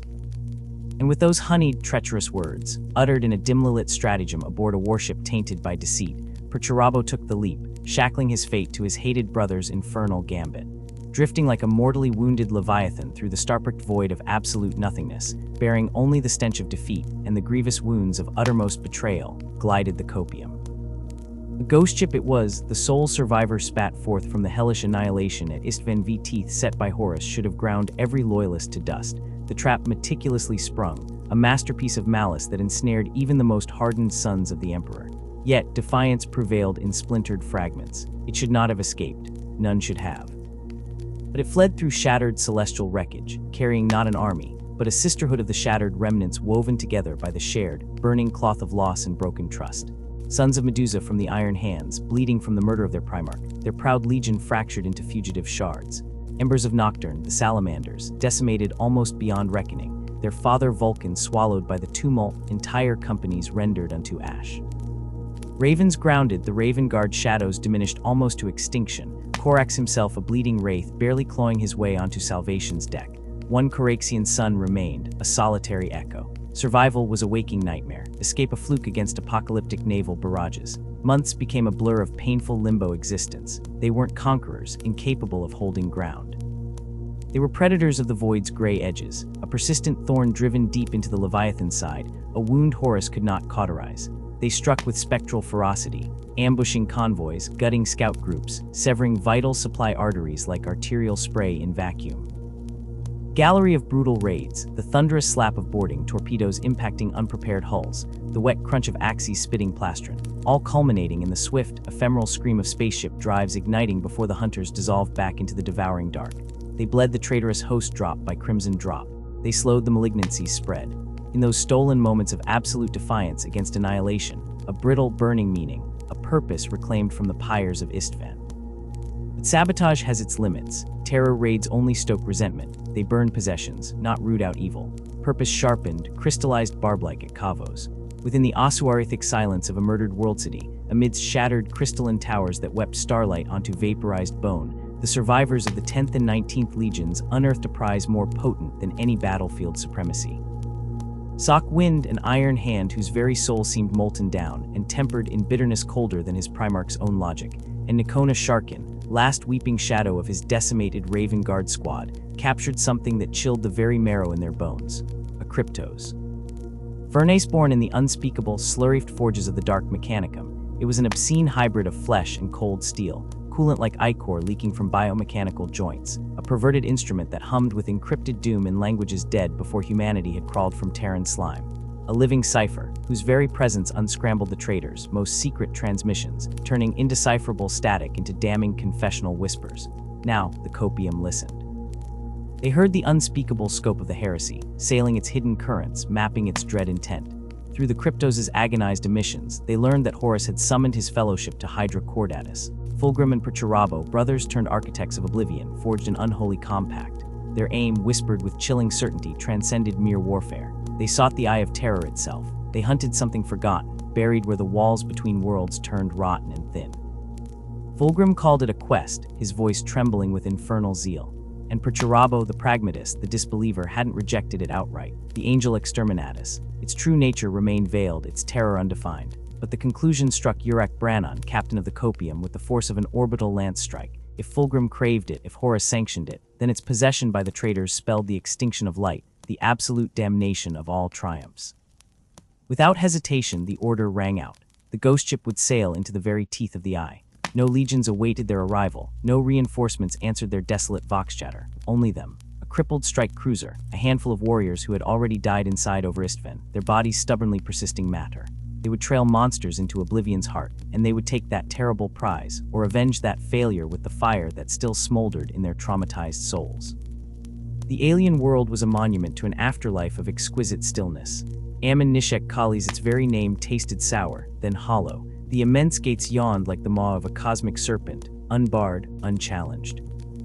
Magnificent sepulchre lay naked, its ostentatious architecture twisting into impossible geometries, shimmering spires piercing a bruised sky, bulbous domes slick with condensation that looked disturbingly viscous, honeycombed galleries receding into fathomless shadow, all radiating a ghostlight that shifted hues, making the stone seem to breathe. The silence was crushing, a physical weight pressing on battleplate, slick with menace. Imperial defenses were skeletal, half-formed concepts abandoned. Foolish, dangerous. Primarch tasted the air through his helmet's filters. It reeked of ozone and decayed intricacy. His every instinct screamed trap, his suspicious mind racing through probabilities, assessing kill zones, calculating lines of fire in this malignant necropolis. Trust was the luxury of the dead or the damned. He barked orders into the vox, precise, unforgiving. Iron warriors pivoted with flawless synchronicity, locking into intricate overlapping zones of fire, layered concentric rings designed not just to advance, but to ensure a measured, disciplined path of bloody egress should the eldritch skies crash down. Fulgrim found his caution quaint. The Emperor's children had shed discipline like an outmoded skin long ago. They bled into the sepulchral labyrinth like degenerate revelers storming a bacchanal stage, bands splitting off, laughing, dueling grotesquely with wraith shadows, treating this descent into an ancient death place as a gala for personal glory and senseless butchery. Primarch watched his brother's fluid movements, that languid, arrogant prowl, a sickness growing in his gut. He wondered, through the grit of anger, if Fulgrim knew. If he sensed the rot metastasizing within his once-perfected frame, as the Lord of Iron forged deeper into the heart of a tomb world made for gods who had fled screaming. The grinding shriek of alien constructs careening around them barely registered against Perturabo's mounting disquiet. He saw nothing amusing here, only horrific architecture sculpted from sorrow and ending. They pressed onwards, the vast, shifting galleries swallowing their armored darkness. Deeper into the cavern city known only as Issa's Doom. Somewhere in those shimmering, watchful shadows, the ghosts of Istvan clung, specters themselves upon a dead world Brannon, Sharkin wind their targeting reticules flickering over traitor colors, their hands tight on triggers, their numbers a feeble prayer against the monstrous legions unfolding before them. Weary eyes, hearts heavy with grief, vengeance a cold stone where hope had died. Action was impossible, witnessing a torment. Fulgrim paced beside him, a caged predator exuding impatient, almost febrile energy, constantly urging haste, whispering enticements that felt like poisoned darts striking Perturabo's resolve.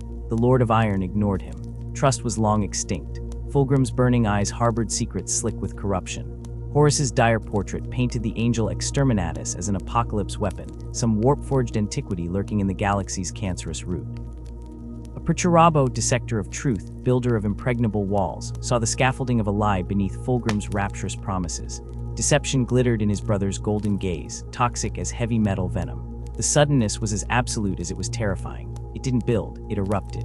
The very bones of the world vibrated, a subsonic groan tearing upwards through plates of alien stone that hadn't shifted in millennia. Dust like crushed gemstones flickering with sickly inner luminance cascaded from the towering heights. Silence shattered into a chorus of wailing. Utterly silent screams, deafening in the psychic plane, tore forth from thousands, tens of thousands of crystalline statues lining balconies and plazas high above. They moved. Dust cracked away in exquisite shards from their facets. The Eldar Guardians had not abandoned their sepulchre-aftermath, they'd merely slumbered.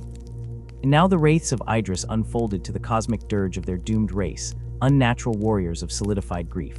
Their glassine forms shimmered with captured deathlight, eyes burning with cold fire that wasn't fire, animated skeins swirling like trapped stellar winds inside their ghostly, rigid shells. That psychic keening sharpened, a sound that bypassed ears to saw at the sanity within the thickest ceramite skull. Then, with seamless, dreadful unity, they attacked. Battle detonated across the impossibly vast chamber with silent, lethal grace. Geometries of destruction clashed. The Iron Warriors held like the anvil they were forged to be, immovable. Implemented strata of disciplined fire erupted from their ordered ranks, bolt shells carving paths through scintillating phantasmagony methodical volleys, shattering crystalline bodies like ice sculptures in a hurricane. Each round found its mark. Each overlapping layer of fire spoke of unyielding mathematical precision. Death as a cold equation. Against this monotone symphony of destruction, the Emperor's children pirouetted. They flung themselves into the sculptured devastation with wild, ecstatic abandon. Claymore swordsmithing limbs with gossamer-thin precision blades, sonic weapons shattering wraithbone into symphonies of razor rain, laughter erupting over the horrific crunch, and the constant, psychic white noise roar of dying echoes. They reveled in the massacre, treating it as exquisite performance art bathed in corpse-light. But amidst the carnage's crescendo, a profound absence ripped through Perturabo's awareness like shrapnel. Fulgrim, gone. The Phoenician had slipped away, a poisonous serpent easing into the deep places. Undiluted rage, colder than interstellar void, washed away Perturabo's strategic evaluations. Bet the world ended not with a lament, but with the shattering scream of a false god dying. A scream that ripped through the embattled sanctuary long after the stolen bolter's roar faded, an inhuman howl resonating in the marrow of Perturabo's iron warriors and the putrid air itself. The chamber, already a charnel house echoing with the death rattles of Idris and the final futile violence of warriors driven mad by loss, became a crucible for the unholiest of metamorphoses. From the chaos, a single figure emerged transfixed. Nikona Shakin, the last sun foe. It was in the grinding despair of that darkest hour he perceived the shrieking signal. Aden fallen, the assault beneath Sane's arches choked to death before it could scream. Infiltration shattered. The attack a corpse sprawled before its birth. Utter, suffocating futility. With it went Fulgrim's vanishingly thin wisp of interest, extinguished like a spent candle. A sigh like escaping steam whispered past lips already blurring, molten wax beneath a forgotten flame. His mortal shell, a discarded chrysalis, slewed away as the demonic truth surged forth, immense and terrible. The vast, sinuous coils of his serpent's tail writhed, smooth scales scraping over battlefield debris cold with abandoned effort. The war bored him. It had always bored him, a tedious refrain hammered into eternity. The Emperor's death, a fleeting pang, meaningless dust. The throne Horus clawed after like a savage beast, the hollowest of baubles. So he departed, not with a war cry but with the stillness of absolute indifference. The Emperor's children, irrevocably tainted by his apathy like a psychic stain, never truly answered the call of battle again. They lingered upon Terra, yes, amidst the carnage, the choking smoke, the echoes of a dying siege, but they fought not for chaos, not for Horus, not for any cause beyond the quivering confines of their own skin. They remained solely to feel, to wring sensation from the dying world, utterly heedless of the greater tapestry unraveling around them. The shattered Imperium, reeling in its agony, trembled at what monsters like Angron or Perturabo might inflict upon the enthroned corpse-god. Question trembling on their collective lips, forever unasked in the dread. What would the Emperor's children, severed from restraint, divorced utterly from purpose, do to Terra itself? When the hammer finally fell upon Horus, the Emperor's final, soul-scorching strike sundering the Warmaster, it did not sow peace. The long war ground on like a cancerous growth. What it smashed was unity. The colossal, terrible stormfront of the combined traitor legions, once threatening to drown the stars in fire and blood, fragmented. It shattered against the psychic shoals of the Eye of Terror into a million shards, a billion bitter factions snatching and tearing at each other in the mindless, swirling madness of the warp's eternal storm. Each desperate band, a microcosm of the greater ruin, clutched its dwindling shreds of power, fragments of ships, soldiers screaming with mutation, waging little wars within the greater war. Within this vortex of despair, this cosmic asylum, drifted the broken shards of the Third Legion. Their retreat from Terra wasn't a tactical withdrawal. It was the unspooling of a nightmare across the stars. They etched a jagged scar upon the galaxy's face, a trail of desolation incised deep into the flesh of the Imperium. Civilizations became clay in their mad hands, raised only to be torn down in paroxysms of exquisite suffering, entire populations harvested like crops ripe for the psychic thresher. Worlds left behind were mere skeletons, white bone picked clean by scavengers both mundane and demonic, monuments to insatiable hunger. Yet even this vast, systematic evisceration proved insufficient. Their monstrous thirst for sensation, for the raw, screaming edge of experience, pain, ecstasy, terror, sublime degradation grew cancerous. It devoured whatever sustenance they harvested faster than their rituals could create it. When the promised imperial vengeance finally descended, hammerblow after hammerblow crashing upon the worlds defiled by the Third's touch, what did these desperate epicures do? They turned upon their brothers in damnation. The brittle alliances forged in the fires of betrayal meant less than nothing now. Legions like the Iron Warriors, the World Eaters, hardened beyond empathy by bitterness and eternal exile, saw in the Emperor's children only a pestilence. Swarms of jeweled locusts, parasites dripping stolen decadence, thieves of resources already stained, defilers of what little sanctuary the damned could carve out. Fueled by desperation, rage, and the eternal craving for more, the infighting ignited known thereafter only as the Legion Wars. Decades, perhaps centuries of brutal, horrifying intra-traitor genocide unfolded, brother butchering former brother for the fetid scraps of survival, the fleeting illusion of dominion, the cold ashes of vengeance. Amidst this cannibalistic chaos, a final mad gambit emerged from the poison-tainted mind of Fabius Bile: resurrect Horus. The shattered sons of Horus, clutching the sacred rod of their father's corpse upon the demon world of Maim, churned slowly in their own extinction. Bile's objective: steal the decaying prize, replicate it, breathe unnatural life into a duplicate Warmaster, reignite that vast, annihilating crusade as if the Imperium hadn't even managed to scratch the paint since its inception. His forces, an uncanny blend of his own monstrous creations and desperate remnants of the shattered Third Legion, descended upon Maim with the savagery of the utterly damned. They had nothing to lose. They fought like rabid animals starved raw, and against staggering odds they succeeded. They pried the Warmaster's defiled remains from the talons of his failing sons. In that moment of transgressive triumph, they signed their death warrant. Abaddon had watched. From the deepest shadows he had brooded as his legion fragmented, his monstrous patience a fathomless well, waiting for the singular, crystallizing moment of outrage. The theft of Horus's body was that searing spark, an insult no nascent Warmaster could endure. His wrath ignited like a supernova. Abaddon surged forward. An army, magnetized by his indomitable will and molten fury, flocked to his black banner. He took the war not just to Fabius Bile, but to the very heart of Fulgrim's scattered, poisoned empire, Harmony.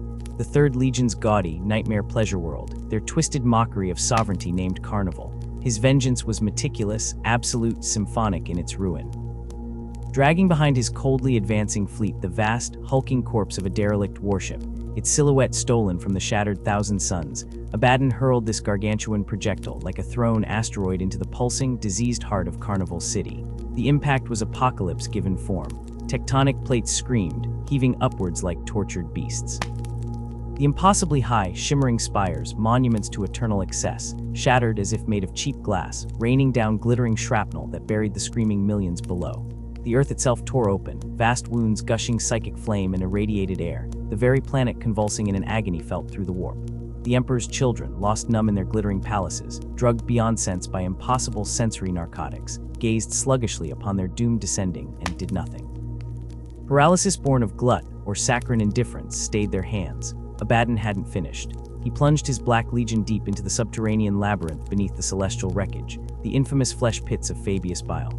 His warriors cut down the Chirurgeon's impossible mewling creations, abominations stitched together from nightmares and vanity, dismantling that foul empire hall by screaming hall. It was here, amidst the flaming ruin of Fulgrim's dream, that Abaddon found the grotesque pinnacle of Bile's blasphemous intellect, Horus Reborn. The clone was undeniably flawless, a perfect physical recreation sculpted from the excised essence of the Warmaster. It spoke with Horus's voice, deep and resonant. It moved with Horus's preternatural grace and mastered his lethal forms. But the eyes betrayed the terrible hollowness. There was no fire, no indomitable will burning like an inferno. No annihilating drive to crush the galaxy beneath his boot. Abaddon saw it immediately, not a resurrection, but the most profound mockery conceivable. A puppet draped in sacred skin. With the talon of Horus itself, the Warmaster's own executioner's claw, Abaddon tore the abomination apart. Bolt rounds detonated within its perfect chest cavity, ribcage exploding outward in a spray of pulsing viscera and ceramite splinters. Standing over the steaming ruin of what had once been his Genefather, amidst the carnage of Fulgrim's kingdom broken upon his will, Abaddon claimed his title. Warmaster. The sons of Horus bled into annihilation. From their last gurgling breath rose the ascendant Black Legion, black-hearted, unified by conquest and pitiless ambition. Where Abaddon's legion solidified into a terrible, focused weapon, Fulgrim's sons dissolved, utterly. Shattered into innumerable cannibalistic warbends, each a solitary fiefdom ruled by its own vicious narcissist. No unity, no shared purpose beyond the rabid pursuit of ever greater sensations, each desperate to eclipse the sheer, excruciating intensity of their rivals through spiraling acts of cruelty, obsessive debauchery, and profound acts of depravity. They ceased to be an army. They metastasized, becoming plague vectors of hedonistic ruin. Marauding butchers in silk and armor filigreed with skullbones. Self-obsessed seekers stumbling through asteroid drifts and dead worlds, hunting transcendence through forbidden neural accelerants, soul-flaying harmonics, experiments that unspooled consciousness itself. They preyed indiscriminately. Vulnerable imperial worlds found defenseless and screaming became their larders. Weakened traitor bands their playthings. They gorged until the planet was a dry husk scraped clean of feeling, leaving behind only a howling vacuum of unquenchable hunger within themselves. The long war dragged on its weary eon, but the Third Legion would never fight as one again. Even as the dread 41st millennium ground onward, they remained mere spectral fragments, shattered reflections of former martial pride, drifting unseen, largely unremarked upon the cosmic tides, yet never entirely forgotten. Ghost ships haunting forgotten trade lanes, whispers of vibrant agony surfacing on worlds suddenly plunged into sensory hell. Few encounters in the galaxy inspire the sheer primal terror precipitated by the Emperor's children. Their war now was never truly against the Imperium specifically. Their war was cosmic, all-consuming, against the pathetic limits of flesh, against the very boundaries of sanity and experience, against the quiet banality of existence itself.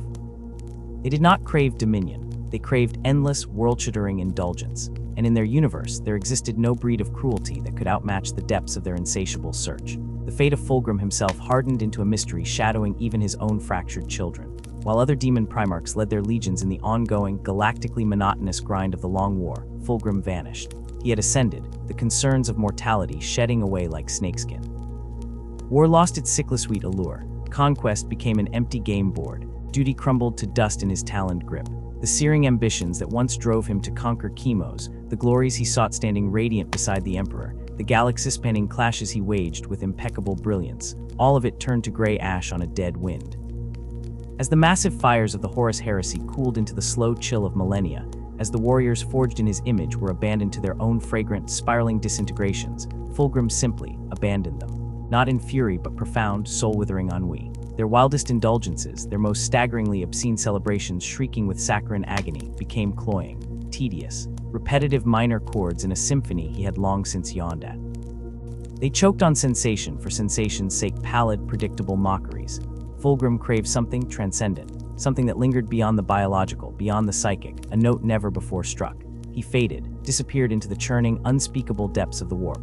to a place only a demon prince of his stature could conjure a reality reshaped entirely by his fractured, god-mangled will, a realm beyond time or consequence, sculpted solely to his predilections. He named it Chemos. A whisper, a sigh pulled from a collapsed artery of memory. The name echoed the capital of Chemos the Radiant, dying world where a mortal prince named Fulgrim had once sculpted his own fate from radioactive sand and ancient machinery before the Emperor cast his celestial gaze upon him. But this Chemos was no mere shrine, no static monument honoring forgotten history. It was a fractured echo, a reflection viewed in a funhouse mirror composed of solidified nostalgia and acid regret. A vast, opulent theater erected on the shores of unreason, its curtains never falling on a single, never-ending performance. Here, within the velvet madness he spun to cocoon his cosmic disinterest, Fulgrim doesn't remember his celebrated conquest of original Chemos. He relives it, over and over and over.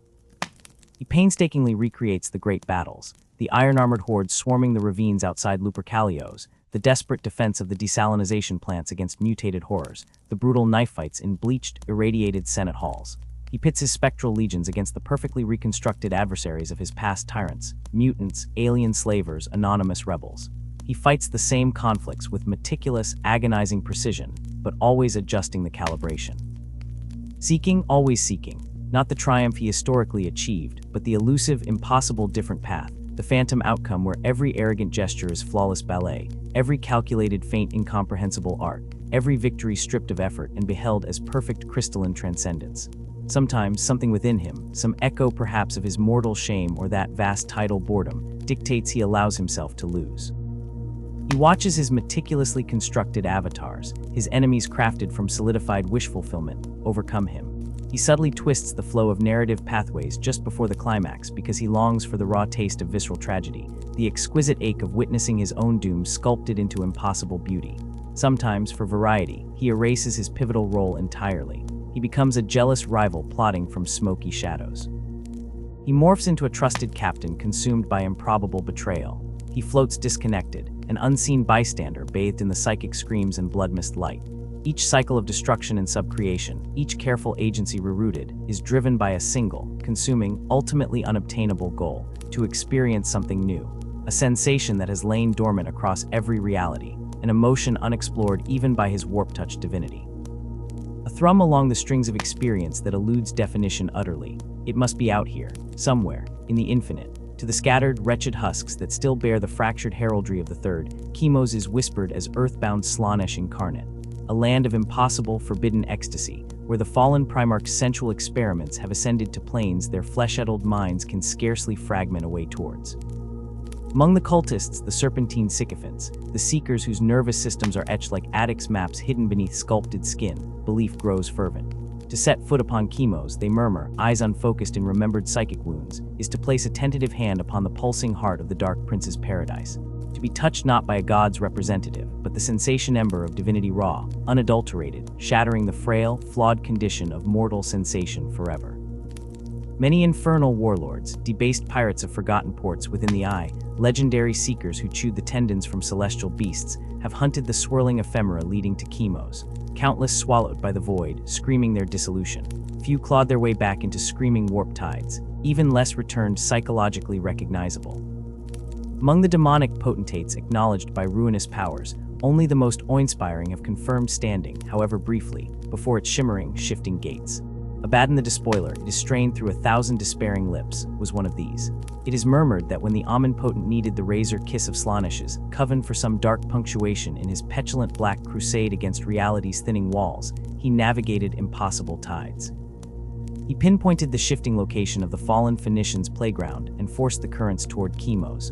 Abaddon arrived not uninvited. He brought tribute sought to appease or command consideration a perfect, unblemished psyker, stolen screaming yet screamingly pure from the cursed purgatory of Pythos, a soul vibrating with power yet utterly untouched by the warp's grubby fingerprints, uncorrupted, purity distilled into whimpering flesh, potential manifest. A flawless orchestrator of psychic frequencies, what Fulgrim, perched deep within his jeweled temporal labyrinth, did with this offering of ultimate potential, none hazard a coherent statement. Perhaps he unmade it instantly, devouring the pristine energies in a single gulp of godapetite. Perhaps the raw potential was itself the point, the ultimate act being its dissolution.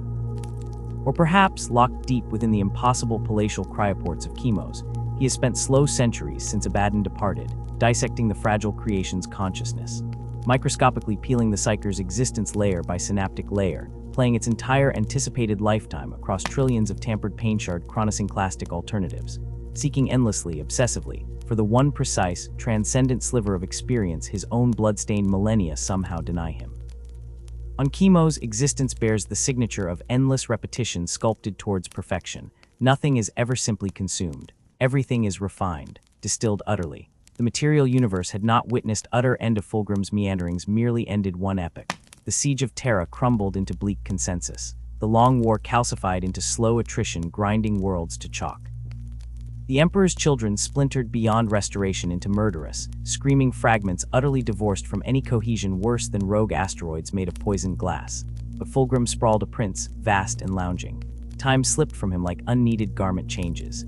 He existed untethered, drifting across dimensions on flights of divine whimsy, emerging like a phantom sculpted from sadism and sublime contempt, only when the thought entertained him briefly. Wherever his shadow, thick with pheromonal decay and psychic perfume, coalesced into reality, his signature laughter tinkled mockingly delicate against backdrop, heralding inevitable massacre. During the sprawling meatgrind of the 13th Black Crusade, he deigned to flicker onto exquisite six. The world shimmered fractured beneath the innumerable blades of the riotous host, billions screaming upward into blood mist, as corrupted sonic weaponry, wielded by towering traitor titans, liquefied kilometer-shy starshell alloys, regimented palaces, breathing populations, entire city-stalagmite peaks into musical dust storms. When the ragged remnants of the Imperium finally scraped together counter-assault forces, underestimated automata, judging merely torn ruins needed reclaiming, they discovered famine hadn't claimed the world Fulgrim had. The proudest alien drop troops, atmospheric insertion order, crumpled despairingly at impossible landing vectors, the Hazoni warhawks whose burns had melted demon engines, the tempestuous scions' perfect killing blades hardened in Heresibrid firestorms, were rendered inconsequential chaff, pathetic sacrifices happening, while Fulgrim amused himself kindly upon entirely separate conceptual plane, truly focused. He burned unheard investment elsewhere event, had quickened ripples stirring immense among dark patrons focusing restlessly millennia. The rebirth of Guilliman resonated like a broken war gong within Empyrean currents, fracturing patterns entire millennia, asserting inexorably around Terra indomitable. When Ultramar's resurrected sun finally stood luminescent again amidst echoes, his legion-worn ancient grumbling Rabute pierced Guilliman. Standing tall, Macrag attendant shaking rotations, gossamer shell sensation, Fulgrim manifested essence, slithering, possessing archconsul channels, dripping pronouncements, psychic whispers, thick, cruel. Bittersweet amusement, Rabute, here shattering millennium's chains.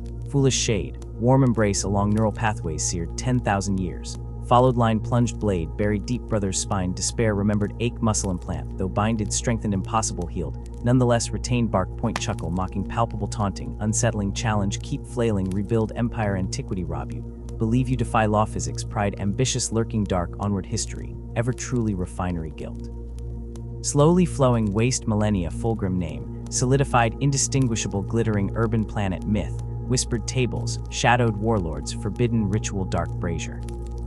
He flickered sighted again upon Twilight Sabbath's walls, utterly unexpected apparition, solely blocking retreat scarred flock, furious iron-clad fist sons, mutilated brother pathetic betrayal, they witnessed stumble. Unequipped those survivors kin Captain Skoros Tyrandul understood impossibility. Ironically absorbed calculus certainty, death inevitable acceptance, grim embrace broke rank, strode powerfully swung piston sinew hollow bone Fulgrim lazily swatted limbs, uncoiled seamless effortless crush. Tearing, scraping, plating, visceral ruin, scattering, screaming pulp, pattern, frequency, meaningless phantom, dissative yawn, irrelevant diversion, perhaps mechanic bitterness, ritual, long buried, emerge satisfaction, momentary distraction, pathway deeper labyrinths. He next felt ancient pull fluctuation orbiting, Istvan III, echorial scar potent psychic, hatred older than rusted legacy heresy, itself resonating sticky laminar field purity, delved ruins, patiently millennia honed sharpest knife scoreblade recognized. Ancient Genomyth Rylaner long vanished chronicled history successor lamentation, remained impossibly knelt, enduring shell radiation, immolated gridded nauseating resolve sculpting tomb, artifact self-resurrection bait, whispered suspended shuttles intact warp storm shielding scream emanation, engineered carefully preparation decades era, predicted contain Primarch level violation detonation, lived decades solely last cried defiance particle disruptor sacrifice, cool, perfumed notes chimed arrival. Istvan landing pad instantaneously triggered hidden, devices buried planet-wide life eater. Virus payloads, entire atmosphere ignited chains reaction. Became infernal furnace oceans, vapor continents peeled a new conflagration, absolute immolating dulcet tones. Consuming warp patches creation agony Fulgrim vanished tempest energy nanoseconds wall flame seething scorched silhouette. Appeared scarcely visible nucleus firestorm impossible furnace inferno. Abated residual waves heat-bathed sterilized. Hellscape blackened ash fell soft precipitation, settling stillness, immense hollow silence, stand unscathed, unburnt, untroubled phantom impossibility mocking scrap metal graveyard, finally converging whispers anchor fiddle spontaneous entropy leftover judgment, boiling mad presented merely own mocking, gaze dissolving eventual explanation, eluded soothed patient observers, baying dull pleasures constant. All paled implausibility, ultimately faced Fabius bile perfected formation, genetic clutched relic crossroads, ancient tunneling vats chiming coordinates, faint ideal conception, mirror inheritance fragments, perceived perfection, ultimate fulfillment, taunted emptiness, gaping horizon sensation beyond. Primordial doubt remains suspended, uncategorized terminal choices, flickered luminous impossible dread, coalescing nightmare culmination centuries, counting multiversal path salvation, perhaps final loose knot thread fate woven impeccable design, gazing glimmer impossible creation tangible remain genesis truly felt. The cold hand of memory gripped Fabius bile as he considered the ghost trapped within Trajan's museum. He had cloned a Primarch before, always failure. The flesh warped grotesquely, the mind shattered like flawed crystal, the proud spirit irreparably broken. Yet this time with the Phoenix Lord's own perfected essence, something shifted. Emerging from the Geneforged vats wasn't a shrieking abomination or twisted mockery, but perfection itself, pristine, unscarred by Slaanesh's lurid taint, devoid of the bottomless madness that consumed his former self. It was Fulgrim as he had existed in legend. Worse yet, he remembered it all. The towering figure stood, radiant in his original nobility, shoulders shaken by silent sobs. He spoke of bitterest atonement, of profound regret stretching across millennia, of undoing the great sin and seeking imperial forgiveness, purging the galaxy of the nightmares he'd unleashed. He would present himself to Guilliman, he swore, begging mercy to wash clean the past. But Bile, ever the realist, ever the betrayer, seized the noble clone.